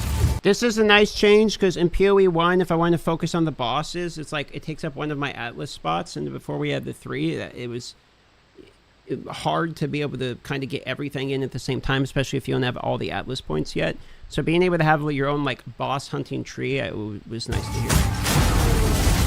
For each different type of content in the endgame, we are adding specialized trees in order to make it so you don't feel the need to respec your points when you change between different types of content. We will be showing you 7 of these by the end of this presentation, so there is still a lot more to come. Bosses are not the only icon you will see on the Atlas. Let's take a look at one of the endgame systems, Breach.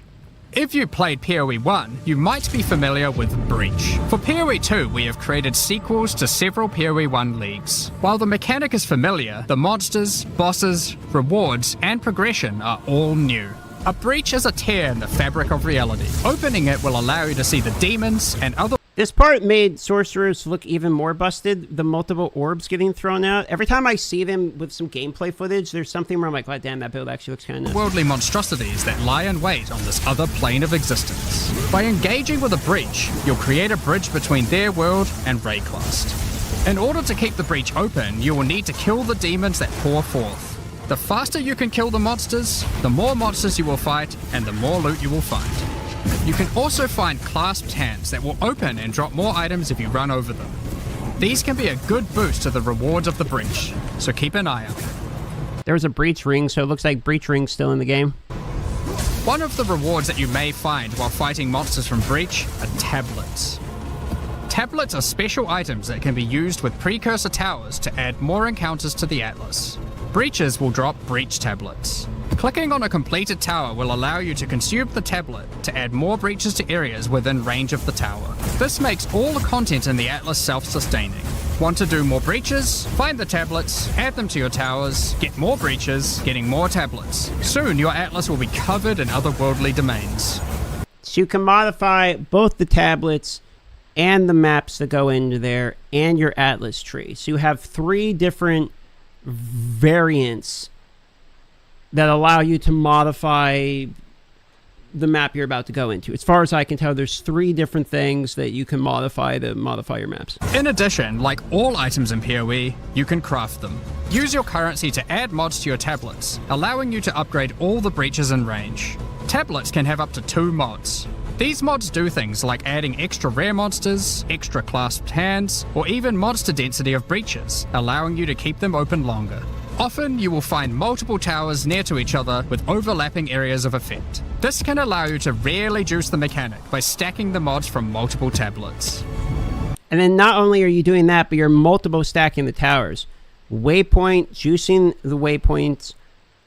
And then if you noticed when you put the waypoint thing in there, that it had spots for other things you could throw in there. So I wonder if that means you can further modify it, right? By adding even more in there. And then you have multiple towers overlapping, and then you have the Atlas tree. In your fight to hold the breach demons at bay, you may want to use the powers of their world against them. Each in-game mechanic always has player power that can only be gained from that mechanic, and Breach is no different. In Breach, you will find catalysts, items that can increase the quality of rings and amulets by improving specific mobs. You can also find Breach Rings, a special base type that can have its quality improved by catalysts up to 50%. In this case, you could create a ring with around 170 life. Breach Rings can become some of the... So Breach Rings are now 50%, but no longer like only give double stats within Breach, so they're usable outside of Breach now without being kind of troll, yeah? 50% seems insane. Strongest rings in the game, giving you some good motivation to face the demon hordes. Okay, so you actually in addition, want those rings each now. in-game mechanic needs to have a pinnacle in-game encounter. While killing Breach monsters, you may find Breach Splinters. Yeah, that Collect does look enough good. of these and you'll be able to create a Breach Stone. Using a Vaal technology called the Realm Gate, you can use your Breach Stone to access their domain and bring the fight to them. In this twisted domain, you will find nothing but a single massive breach. Triggering it will reveal hordes of Breach inhabitants. I get a feeling that this is going to be sped up. The Breach seems kind of slow. It's like inching along. People are going to be like, come on, come on.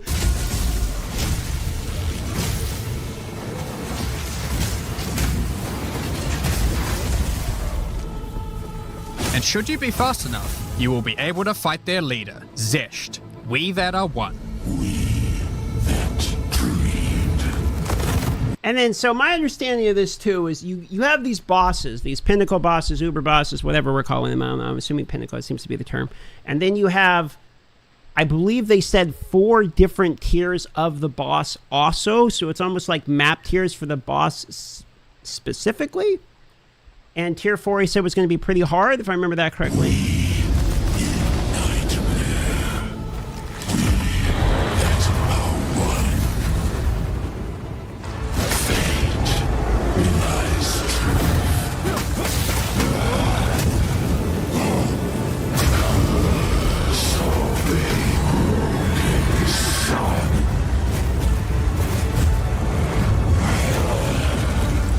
This. This is just one of the pinnacle encounters of POE2. We won't be showing the rest of them, so you will have to discover them for yourself. But rest Did he say how many pinnacle bosses we are actually going to have? Because if this is just one of them, I don't remember him saying the other. They had like the teaser that looked like the Trial Master behind it or something like that. There's what, 100 100 unique bosses, but not necessarily pinnacles. I'm seeing 7, 5, 3. I'm talking pinnacles specifically, 1 for each mechanic, so that would be 7 then, right? Isn't there 7 different mechanics they showcased today? I'm talking about pinnacle bosses specifically. 1 for each in-game. So we got 7 Giga Chad bosses to fight, basically. God, the problem with I'm going to tell you guys, GGG made one crucial mistake, which is that showing us all this, now it's just ruining everything for all of us until the 6th. It's like your parents coming out before Christmas and being like, hey, here's a box. It's got a present in it. And I'm going to tell you exactly what's in the present, and you're going to love it. But you're not allowed to open it or even look at it. It's just going to be there. You know what's coming, but you can't touch it. It's teasing us, dude. To sure, this is some of the hardest content we have ever made. All of these encounters have specific uniques that can only be found from them, but that's not all. We still have the progression system. Defeating Zesht will give you points to allocate into the Breach section of the Atlas tree. I'm actually glad about the Atlas tree separation. I felt like the Atlas tree was pretty complicated, and I say I'm newer to Path of Exile because I only got 1,300 hours in it at this point. Which is still the tutorial, as we all know. So when I look at the Atlas tree and trying to figure it out, it's stressful, and I'm talking Path of Exile 1. The Path of Exile 1 Atlas tree is a stressful in a way that the passive tree is not. Like when I'm building my character, the passive tree, I'm like, oh, cool, like my character is getting stronger or whatever. When I look at the Atlas tree, I just feel like I'm making mistakes. So the ability to, like, I want to work on this one and I level up this one, and I work on this one, level up this one, etc. I don't know if you guys are fans of a game called, like, RuneScape. I'm a huge old school RuneScape fan. One of the things I like about that is I can go do, like, mining, and then I'm leveling my mining a bit. Now I'm going to take a break, and I'm going to go level my wood cutting. I got my wood cutting up a bit. And so it allows me to, like, slowly progress all of the things. And my understanding is we can basically progress all of the things in this one. So we don't necessarily have to be 100% you're only a Breach Andy. You know what I mean? Like maybe there's more things to level in tandem, but I don't feel like I'm so limited to like, okay, I only have an expedition build or something. Like I can kind of like, I'm going to work on this tree. Now I'm going to go work on this tree. Now I'm going to go work on this tree. And I feel like I'm working on all of my different character progression periods, which is something that I like significantly more than feeling like I'm, okay, well, I only am going to learn expedition this league. It's like, I can be like, I'm going to work on expedition now. And then I get bored in an hour. Okay, I'll work on breach, etc. Getting these points will make breaches and the breach domain even harder, but will give you more rewards. The small nodes will increase the difficulty of the twisted domain, while the large nodes have more specific bonuses. For example, this node adds more clasped hands to your breaches, and adds a pack of magic monsters that can guard them. Get some more points and you can allocate Waking Nightmare, which will double the number of splinters you get from clasped hands, and inflict you with a mysterious debuff. In order to earn more points, you will need to defeat Zesht at a higher difficulty, and some rewards from Zesht can only be found by increasing the difficulty of the Twisted Domain above certain thresholds. Defeating Zesht at difficulty 4 will be a challenge indeed, but there are many more threats in Rayclast. As soon as I saw the hand fall and kill him, it flashed back to like Super Smash Bros. On the N64 fighting Master Hand and getting bitch slapped. Ritual altars are sacrificial sites built by the mysterious King in the Mists. If you encounter this symbol on... Alright, I'm gonna call myself out here. I did you remember they were in the interview you say people flew to LA and were playing the game? King of the Mist killed me like 4 times. Alright? It's not supposed to be that hard. I definitely died way too long. I think I was on Kings of the Mist for like 25 minutes. On the Atlas, then you know that the area contains ritual altars. Ritual altars demand tribute. Every monster you slaughter in the circle will feed the altar. After the sacrifice, touch it to begin the ritual. The monsters you just killed will be resurrected by the King of the Mist's dark magic, and you must fight to survive. The tribute you have offered to the altar can be spent to buy powerful items, but they can be expensive. To gain more tribute, you will want to find more altars.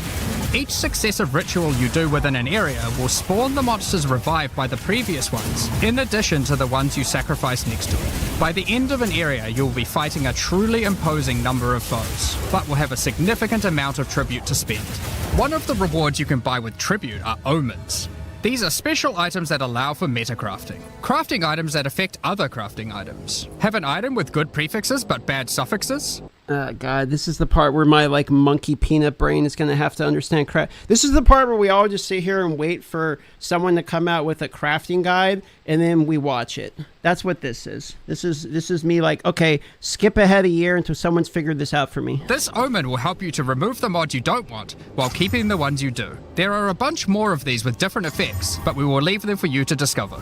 Now don't forget that Ritual will also drop tablets, which can be used to specialize into getting more rituals. If you want to get to the pinnacle boss of Ritual, then you will probably want to use them. They can also be crafted to grant mods, making your rituals more rewarding. The pinnacle encounter of Ritual is the King in the Mists. Feared by the Asmeri people, he is said to have brought eternal darkness to the wild. It's rather easy. Yeah, surely. I'm kind of memeing, but like still the crafting stuff is always confusing. The encounter. But just like Breach, there are a range of unique items you can get for defeating him, and you will gain points in the ritual section of the Atlas tree. Some maps have been touched by insanity. A mysterious entity has taken a special interest in you. Step through the looking glass and you will find your nightmares coming to life. When you touch a mirror, the mists of delirium will spread out across the area, infecting your... When I saw this was back, I was worried that cluster gems were coming back. Maybe it's an L take. I'm kind of glad cluster jewels are not coming back. I understand they added more complexity into it, but I'll give you my new player opinion, my 1300 hour just beat the tutorial opinion, which is that the existence of cluster jewels made me feel like I need to use them and understand them, or else I'm factually just making a worse character. And so even though I know they exist, having to do a jewel into another jewel into another jewel and like have this other portion like it made me feel like instead of learning the passive tree, I need to like also figure out these cluster jewels. I don't know. I didn't really like cluster jewels, to be quite honest with you guys. And then like have to roll them and do all this other shit. Like I liked that they had value, but then also there was the weird thing of like the less passives are better than the more passives. It's just, for me, cluster jewels were part of extra depth in the game. Normally more depth better, normally, but like it was depth that I just didn't enjoy. I don't know if that makes sense. Your mind. You must stay within the mist to maintain the nightmare, which is as profitable as it is terrifying. Everything you kill will increase the rewards that drop. However, the deeper into the mist you travel, the stronger the monsters are. Be careful not to overstay your welcome. Rare and unique enemies will become vessels, terrifying demons, who will manifest out of them to unleash powerful attacks on you. My boy Pox, yo. Shout out to my boy Pox. Go follow him. Me and my boy Pox can be playing OSRS leagues. Love you, buddy. Good to see you. The RF man himself. Please, everyone pray for Pox, since his RF build, they said RF is no longer going to be the same. Can we get an 07 spam in chat for Pox, OG in the community? Rip RF. The mist also offers a strange crafting material, distilled emotions. By combining these emotions, you are able to instill your amulet with a notable from the passive skill tree. This is like gaining an extra passive. Okay, so how do I tiptoe around this?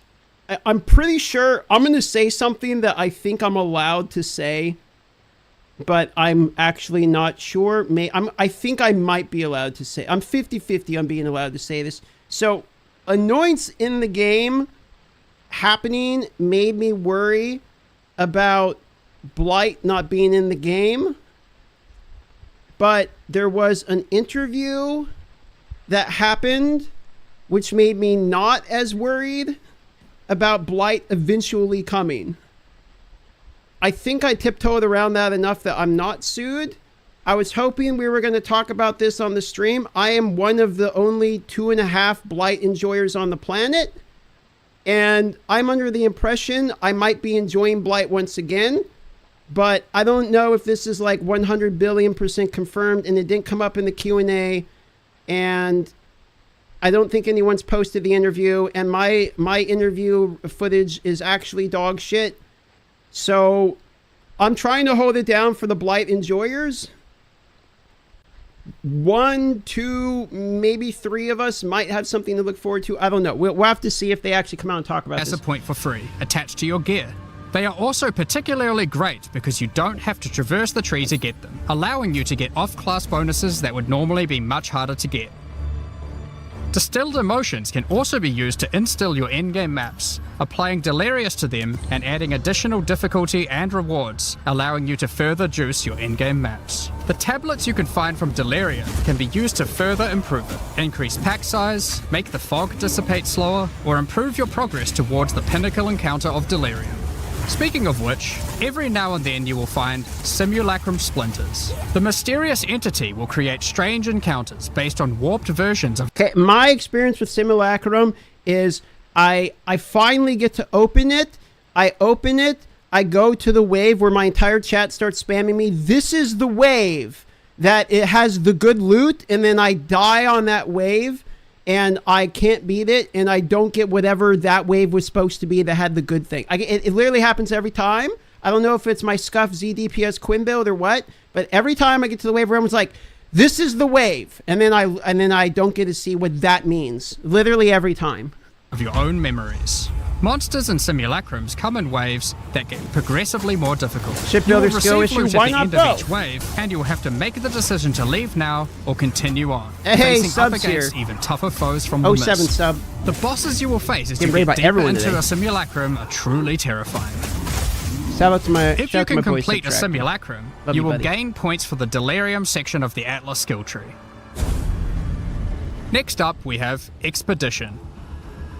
Occasionally, while clearing corruption. Okay, so Expedition is the league that I was the most wrong about in my entire life, which is that I thought that Expedition was an L, and then I learned I'm actually the L because ROG is in fact POG, and is the best for SSF. When I was doing my hardcore solo self-found, ROG was carrying me, every single time. And Ghazi. Yo, what up, Ghazi? Good to see you. I just announced me and my boy Ghazi, who just raided me, shout to him, Sunday, November 24th, 9 p.m. CET. We will be having a podcast, Tavern Talk podcast. We will be interviewing our boy Jonathan right there for Path of Exile 2. So the day before, we'll be prepping questions. If you have any questions that were not answered in the Ziggy D interview, you can go. I'll just post a link here, the Ghazi status here. Boom. There you go. You can find that there. Post questions you're curious about there in that Twitter post there, and we'll get to them. You will encounter these Kalguran settlers. The Kalgurans have discovered ancient burial sites with lost Verisium artifacts, and they want you to help dig them up with explosives. The Kalgurans have marked the locations where the relics can be found. Place explosives as best you can to dig up as many as possible. There is just one problem. Corruption has brought the corpses of their ancestors to life. So there is one question for sure that I'm going to ask them. I'm going to ask Jonathan, I guess it's just Jonathan, for that, which is, I'm going to ask him, are mounts ranger only? All right, guys, good to see you, buddy. Love you, man. Thanks for the raid. We're going to have to find out. They showed mounts on the previous live stream. You guys remember mounts? They showed mounts for the ranger. I want to know if, because it was a skill gem they showed, if you can use that skill on other classes. I'm assuming so, but then can you like attack from it? Because the ranger can bow from it. Yeah, it's a skill gem every class. I've seen the skill gem, but it's like, can you swing then? Like, can we have like a lance character? Can we do a knight that's like charging and slapping people? I would love to get 100% clarification on them. I think we could probably extrapolate from the fact that we saw it was a skill gem, but to have like 100% clarity on how mounts fit in with like things like melee classes, etc., would be one plus question I'm going to ask. You might have to do a little cleanup before you can reclaim the artifacts.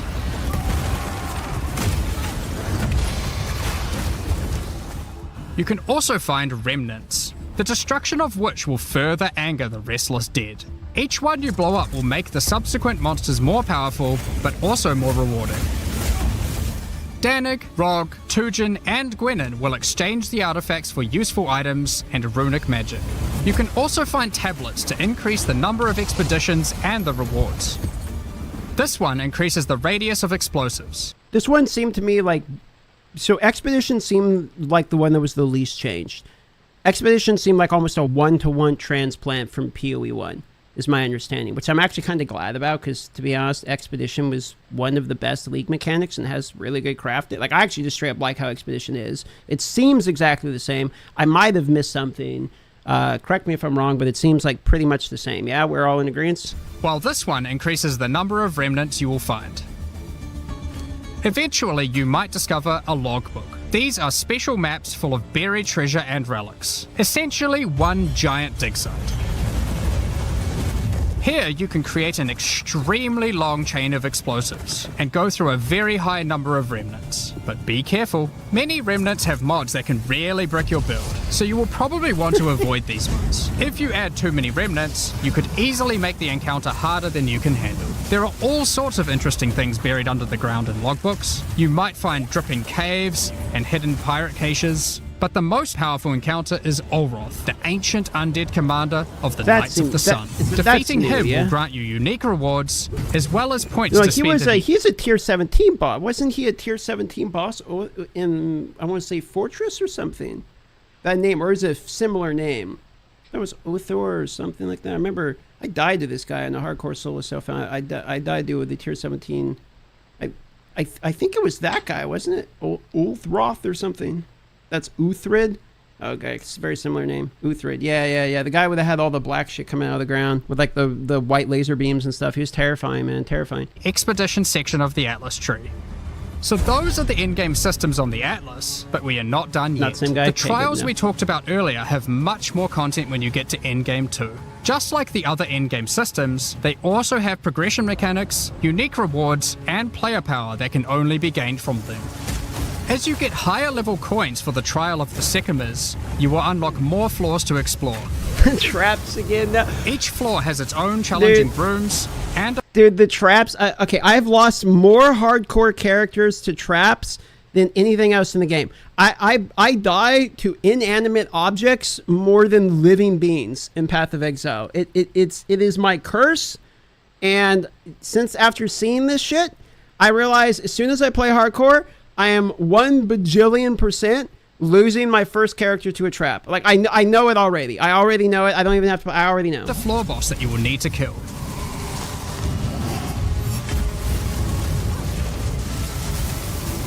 There are 4 floors in total, leading to another pinnacle boss at the end of the last floor, which can only be accessed at endgame. The Trial of the Sekimas is where you'll find jewels, which you can socket into your tree.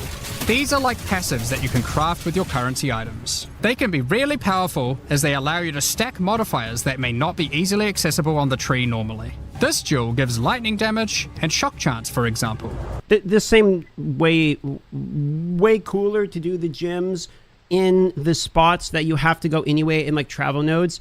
I always like have to debate with myself with jewels if I want to go like 2 points to get a jewel. In POE1, what always ends up happening is I'm like, well, I don't really know what to do with like the next point or 2, so I just pick a jewel socket and then just throw a jewel in there, like a normal jewel, or if a Watcher's Eye, if I get lucky enough to have got one or something. Whereas having this in line with the travel nodes feels pretty nice, and then having to like affect things like the small radius the small radiuses, or the small nodes with the radius from the jewel and all that, feels like that's actually going to maybe make it a little bit easier to stack things. Like I'm thinking like stun thresh, like the stun build up, for instance, because I kind of want to do a stun build up warrior.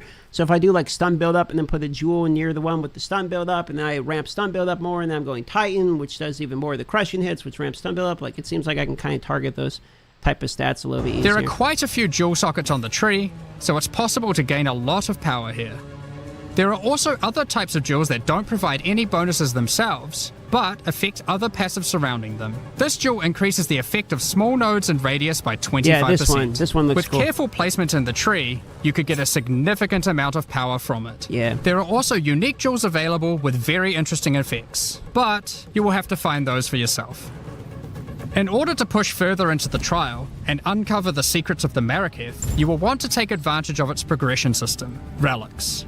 Relics are items that can be placed in the relic altar as you start the trial. They give special bonuses that affect the trial, making it... So my experience with Sanctum was so far this. I went into Sanctum once or twice, pretty much got shit on almost immediately, and then was like, I'll figure this out later, and then pretty much never went back. So Sanctum, seeing that Sanctum was going to be the way to unlock the trials, I was sweating until I realized that there's other trials we can actually do, because I just don't understand the Sanctum stuff. I guess relics are easy enough to understand. They're just modifiers like everything in the game, but immediately when I saw Sanctum, I was like, oh no. It easier it's like, and no, increasing please. its rewards. Of course, you can craft these with your currency items, making them even stronger.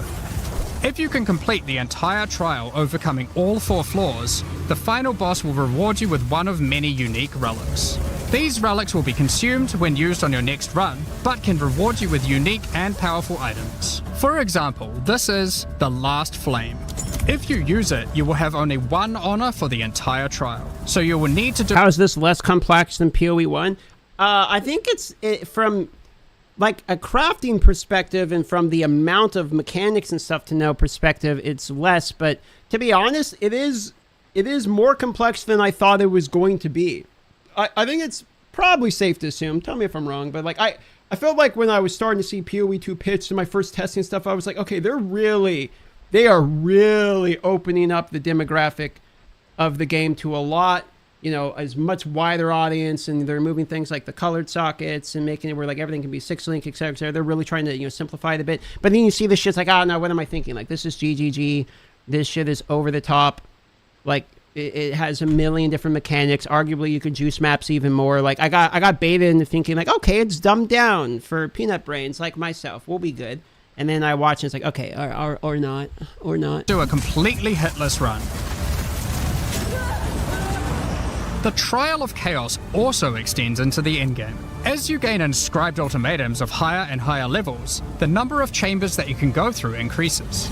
In true Val style, this allows you to take even more risks for even more rewards. At endgame, you can progress through up to 10 chambers with 3 bosses on a single run. Stacking 10 tribulations on top of each other will make this a significant challenge, but it's worth it. Dude, even more traps for me to die to, man. Even more traps. The Trial Master will tempt you with items of the Vaal Empire, such as... This guy shit talks to me all the time. The one pump challenger again. Like, he shit talks to me every time I see him. Vaal Orbs. Vaal Orbs are powerful crafting items that corrupt your gear with random, mysterious outcomes. Corruption prevents an item from being modified further, so it has to be the last step of your craft. But it's also the most impactful one. For example, if you use one on your body armor, it might add a new powerful enchantment, or it might re-roll up to half of its modifiers. Vaal Orbs also have the ability to add a socket, allowing you to bypass the normal restriction of how many sockets an item can have. Okay, hold on. This socket stuff. Oh yeah, we got to rewatch. I didn't really catch much of what they were talking about with the sockets in the beginning. What the hell are these sockets? Style, this allows you to take even more risks for even more rewards. At endgame, you can progress through up to 10 chambers with 3 bosses on a single run. Stacking 10 tribulations on top of each other will make this a significant challenge, but it's worth it. The Trial Master will tempt you with items of the Vaal Empire, such as Vaal Orbs. Okay. Vaal Orbs are powerful crafting items that corrupt your gear with random, mysterious outcomes. Corruption prevents an item from being modified further, so it has to be the last step of your craft. But it's also the most impactful one. For example, if you use one on your body armor, it might add a new powerful enchantment, or it might re-roll up to half of its modifiers. Vaal Orbs also have the ability to add a socket, allowing you to buy... But, okay, add a socket, but not the only way for gear to have sockets, because the one that he corrupted before that already had a socket on it. So it can change the sockets just like it can in POE1, but you can already have a socket. They're not gated behind Vaal Orbs, is my understanding here. Because that was the one part I was trying to get the first, but it blew past it so fast the first time. Alright. Bypass the normal restriction of how many sockets an item can have. A body armor could get up to... It bypasses how many you can... Okay, so maybe you hit... Okay, so I get it. So we make an item, we get like a magic... So the new crafting is like we get an item, a good base or something. You like magic it, you regal it, you hit it with the exalts, you get all the lines you want. Then you bring it up to however we add the maximum number of sockets, and then you slam with the valve, and you pray to God the valve both gives you like the implicits you want or whatever. And you also get you get more sockets because it can bypass the amount of sockets. And then you hit it with the vow and you pray to God that one time no whammies and you don't get fucked. I think that's pretty much how it goes. 3 sockets this way, allowing for a significant number of mods. Vaal Orbs can even modify uniques. Adding enchantments or sockets to uniques can make them incredibly powerful, but there is a good chance that you will break them as well. The Trial Master will also occasionally offer you soul cores. Is Sony exclusive? Yeah, unfortunately, Sony decided to hold like a gigantic L, and the MTXs are separate from Sony's PlayStation as well as POE, on PC. So if you bought everything on the PC, my understanding is it does not transfer the PS5. That should be something you should know. Please correct me if I'm wrong, but that is my understanding of it. So they are separate platforms. So if you're going to buy like cosmetics, but you're on the PC, but you're primarily playing PS5, maybe make sure you're buying PS5, etc. Because Sony decided to like hold an L, I guess. So I don't know what to say about that. Originally formed by Chaos, the Vaal sought to replicate soul cores through human sacrifice rituals and blood magic to power their civilization. Soul cores are powerful socketable items, with mods that cannot be obtained from regular runes. Like all endgame content, there is of course a pinnacle boss. The final chamber will drop keys to this mysterious door. Some say this is where the Trial Master himself resides. Okay, is this a bait? Are we getting baited? Absolutely has to... So shop! Unlock this special discount today. Order from these top picks and many more with shop deals. Order now with the code SYOK10. Wrong, and it's something totally else. Because we don't want you to know. Feels like bait. I feel like it's bait, because many times they're like, we want you to discover it live. Like I feel like we're going to go in there and be like, all right, I'm ready to kick Trial Master's ass, and it's going to be like a giant dinosaur like Barney or something. Like there's going to be something else in here. Maybe I'm wrong. Perhaps you are willing to take the risk to find out. Had enough yet? because there is still just one more thing. The most difficult content in Path of Exile 2. While mapping, you might come across this fortress that has emerged from underground, surrounded by an enormous maze. Okay, in all of the tests and footage and everything I had seen, this is completely new. This caught me 100% off guard. I love that they call it the Citadel also. Now we have 2 ARPGs, one of which will remain nameless, that have Citadels in them. Riddled with danger. Is the maze preventing something from getting in, or something getting out? This fortress is of ancient origin, and its construction has similarities to the towers and tablets that you have been using on your journey through the endgame. It is clear from the entrance that there are 3 keys required to enter. Local factions are vying for access to the fortress in order to seize the power they believe will be inside. Each of the faction's leaders have managed to get their hands on one of the keys, so you will need to defeat them. Each faction is led by an Uber Act boss. You can see one of them inhabiting the city, but in order to fight him, you will first need to defeat their 2 lieutenants in the adjacent zones. Be careful. If you fail against... Okay, hold on. Let's watch this part again. I'm trying to... So, you have to get keys to go to the Citadel. The Citadel requires you to get 3 bosses. The 3 bosses require you to get 2 lieutenants, a.k.a. 6 lieutenants, and then 3. So 9 bosses. You have to kill 9 bosses, including the lieutenants, in order to get the keys to go into the thing. If you fuck up, you're dead. That's what it seems like. Let's play it over True again. Val style, this allows you to take even more risks for even more rewards. At endgame, you can progress through up to 10 chambers with 3 bosses on a single run. Stacking 10 tribulations on top of each other will make this a significant challenge, but it's worth it. The Trial Master will tempt you with items of the Val Empire, such as Val Orbs. Val Orbs are powerful crafting items that corrupt your... Thoughts on if you die a map, you brick it? I don't mind... because there is a certain percentage of get good that I think should be related to Path of Exile. I do think that it will probably bum people out who end up dying and they're like, I just juiced up a map, but then you're going to have to learn to not juice a map beyond your means, which I think is a fine skill set to have to learn. It's probably also good in the economy, I would assume, because it's going to make it where it's not as easy just to farm stuff and like juice maps and then die and go right back in. I can't tell you how many times I've watched streams where someone has like an ultra giga juiced map and they like go in and die in literally half a second, then they go back in and like they blow up the map and then they die again, and but they're farming like $1 bajillion, you know, or divines or whatever the fuck you want to call it. So I would say that being able to die like immediately or not being able to die immediately and go back in and still pick up your loot's probably a good thing. I'm just kind of think from an economy standpoint, it would probably be good. I like the semi-hardcore approach. Makes me feel less bad about playing softcore. Yeah, I actually like that too. I also think the 6 portal defense thing's maybe a little bit weird. Like it does feel a little bit weird to be like, I can suck 5 times and still be fine. So I don't necessarily mind the you die once the map's over. I do think it's going to make you be more concerned about the waypoints you have and make sure you're being able to maintain them, etc. I'm curious whether or not the amount of waypoints you have coming in versus the amount of ones you're spending, like how that balance is going to go. Because it might feel pretty bad if you're running out of waypoints all the time. You constantly have to like farm them or something. But if you get the balance just right, it can feel pretty good. It adds more weight and importance to it. So that's just my thoughts on it. Answer your question. Gear with random mysterious outcomes. Corruption prevents an item from being modified further, so it has to be the last step of your craft. But it's also the most impactful one. For example, if you use one on your body arm powerful, but there is a good chance... We already talked about this. Had enough yet? All right, here we go. Because there is still just one more thing. The most difficult content in Path of Exile 2. While mapping, you might come across this fortress that has emerged from underground, surrounded by an enormous maze riddled with danger. Is the maze preventing something from getting in? Or something getting out? This fortress is of ancient origin, and its construction has similarities to the towers and tablets that you have been using on your journey through the endgame. It is clear from the entrance that there are 3 keys required to enter. Local factions are vying for access to the fortress in order to seize the power they believe will be inside. Each of the faction's leaders have managed to get their hands on one of the keys, so you will need to defeat them. Each faction is led by an Uber Act boss. You can see one of them inhabiting the city. They said the word. They said the thing, Uber. So an Uber Act boss. So that must be one of the bosses at the end of each act, like the Count dude, the King.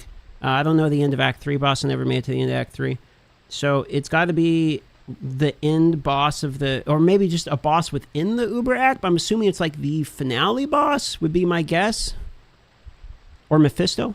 But in order to fight him, you will first need to defeat their 2 lieutenants in the adjacent zones. Be careful. If you fail against either of the lieutenants, or to kill the leader, they will move on, and you will need to find them again. Kill all the Uber bosses and you will gain access to the fortress. We aren't going to spoil it, as we can't wait to see you guys attempt it for the first time. But is there a tree you get points in after killing it? Of course there is. This is... Dude, there's trees for everything. Who could it be behind there? And maybe it's the beast thing itself. I mean, it was kind of like red and glowy, right? You think that's where you see the actual like tentacle beast guy from the cinematic in the beginning? It could be something like that, yeah? Path of Exile. There is always another tree. So these are your challenges for POE2. As you can see, this project is crazy huge. Way bigger than even we expected when we started out. But how do you gain access? Well, during early access, you'll need a key to get in. To thank our existing POE supporters who have spent more than $480, we'll be giving you guys a key for the PC version for free. Anyone else who wants one can get one by... Okay, by that logic, I should be getting a bajillion keys because I've spent way too much goddamn money on this game. Purchasing one of the new early access supporter packs that have just been released to the store. If you just want early access to POE2, then you can get a key in the $30 early access pack. The pack also comes with $30 of points to spend in the MTX store. But we also have a variety of other supporter packs filled with exclusive microtransactions, points to spend in the store, and even physical items. The cosmetics can be used right now in POE 1 and in Path of Exile 2 when early access starts. Most of this... Should we buy these and see what they look like? Hold on, let me see if they're in Steam yet. These are already here, right? Let me see here. Footage has been recorded in Path of Exile 1, since that's where you can use them immediately. The Lord of Ogham supporter pack contains a cosmetic armor set befitting of the Count of Ogham himself. There is also a matching back attachment which has an alternate variant depicting the influence of corruption. Also in this pack you can find a portal formed of the rusted armor of the fallen soldiers in the Red Veil of Ogham, and the offspring of a vicious crowbell boss found in the hunting grounds. This one doesn't look so vicious though.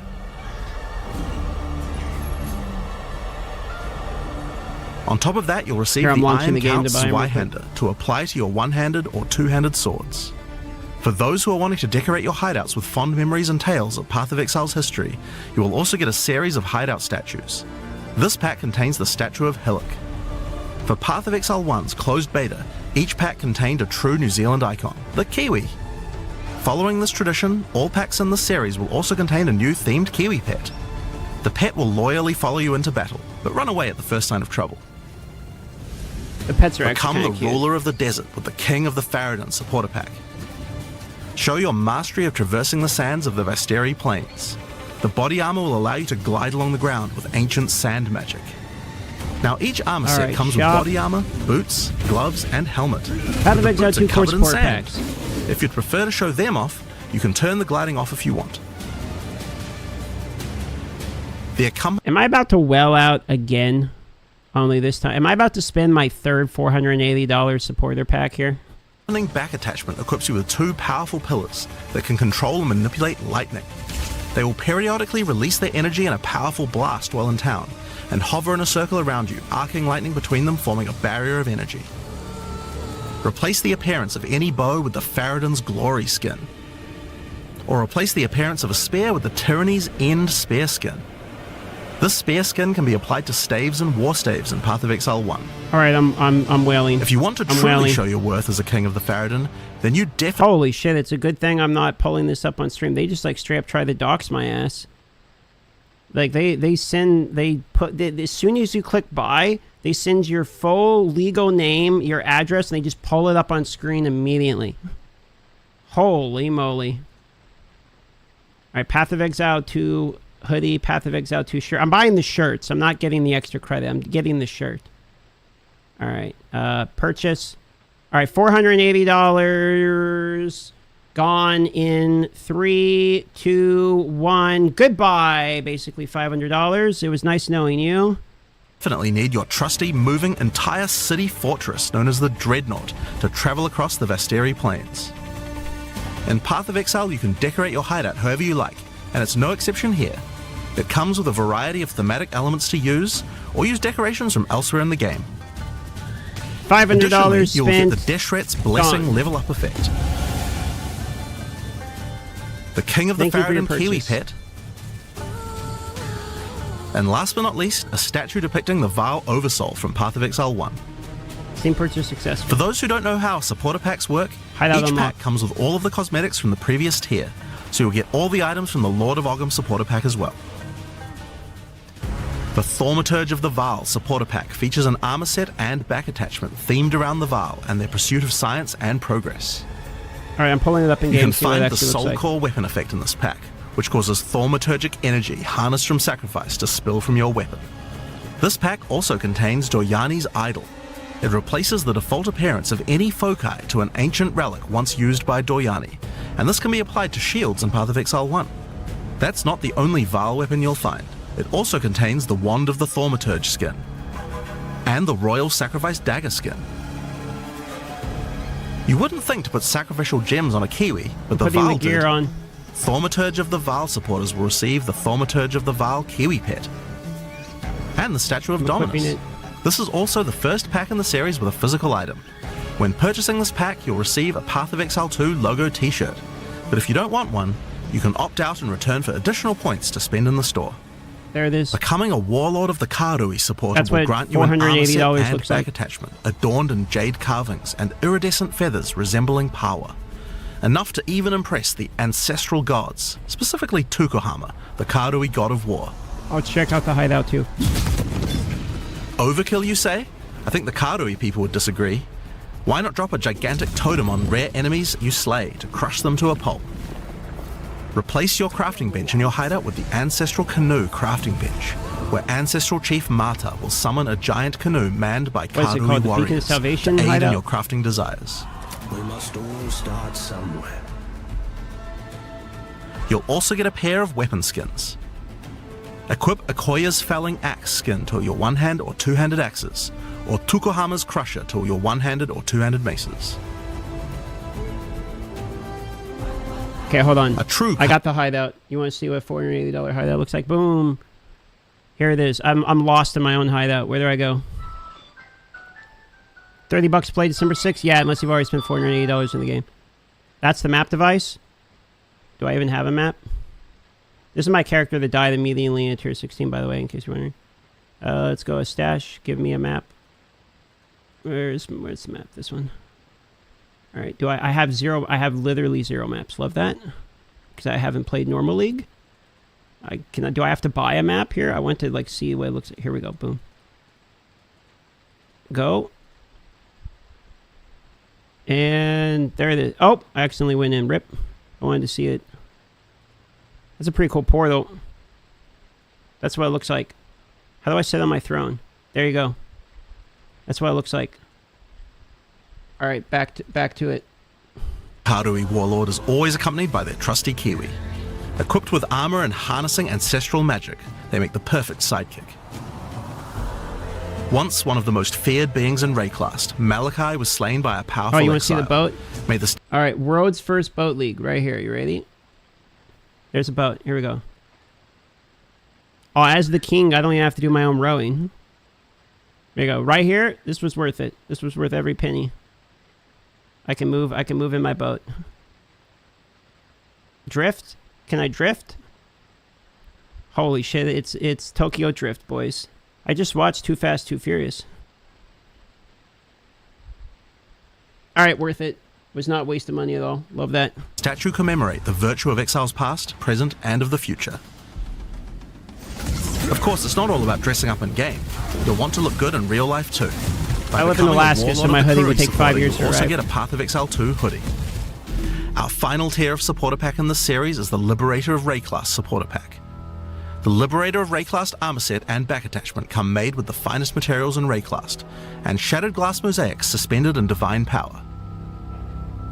Set up your base of operations in the Beacon of Salvation hideout. Why restrict yourself to just one island when you can liberate more? The Beacon of Salvation hideout comes equipped with your own collection of small islands and personal operators of boats that you can use to row between them. The boat, dude. Just walk to the piers, click a boat to enter, and navigate as you choose. Decorate each island as you see fit to best represent your well-earned hideout. Everyone in where's your the hideout could use their caravan own one? boat. Why not have some races? You can also get the Window to Twilight portal effect, a beautiful mosaic piece of art that shatters and reveals a gateway to your desired Oh, I think the destination as caravan you highlight's approach it. only in POE2. As you oh, no, walk it's away, right here. the glass magically reforms back to its original form. Wait, hold on. Look at this. You guys ready? World first. I'm playing POE2 before anyone else. Look at this right here. I'm on the. This is the Act 2 boat or the Act 2 dreadnought. Look at that. In game in POE2 already, boys. By the way, in Act 2, trying to get through this is absolutely ridiculous. This is the biggest map I've ever seen. This caravan is ridiculously huge, and I got stuck here for like an hour when I was testing POE2. This map's actually enormous. World first. Rule and style with the It's throne of the POE1 ruler hideout, map device. Sure, this map device can create portals to in-game maps, but it also comes with a throne you can sit on to oversee your growing kingdom.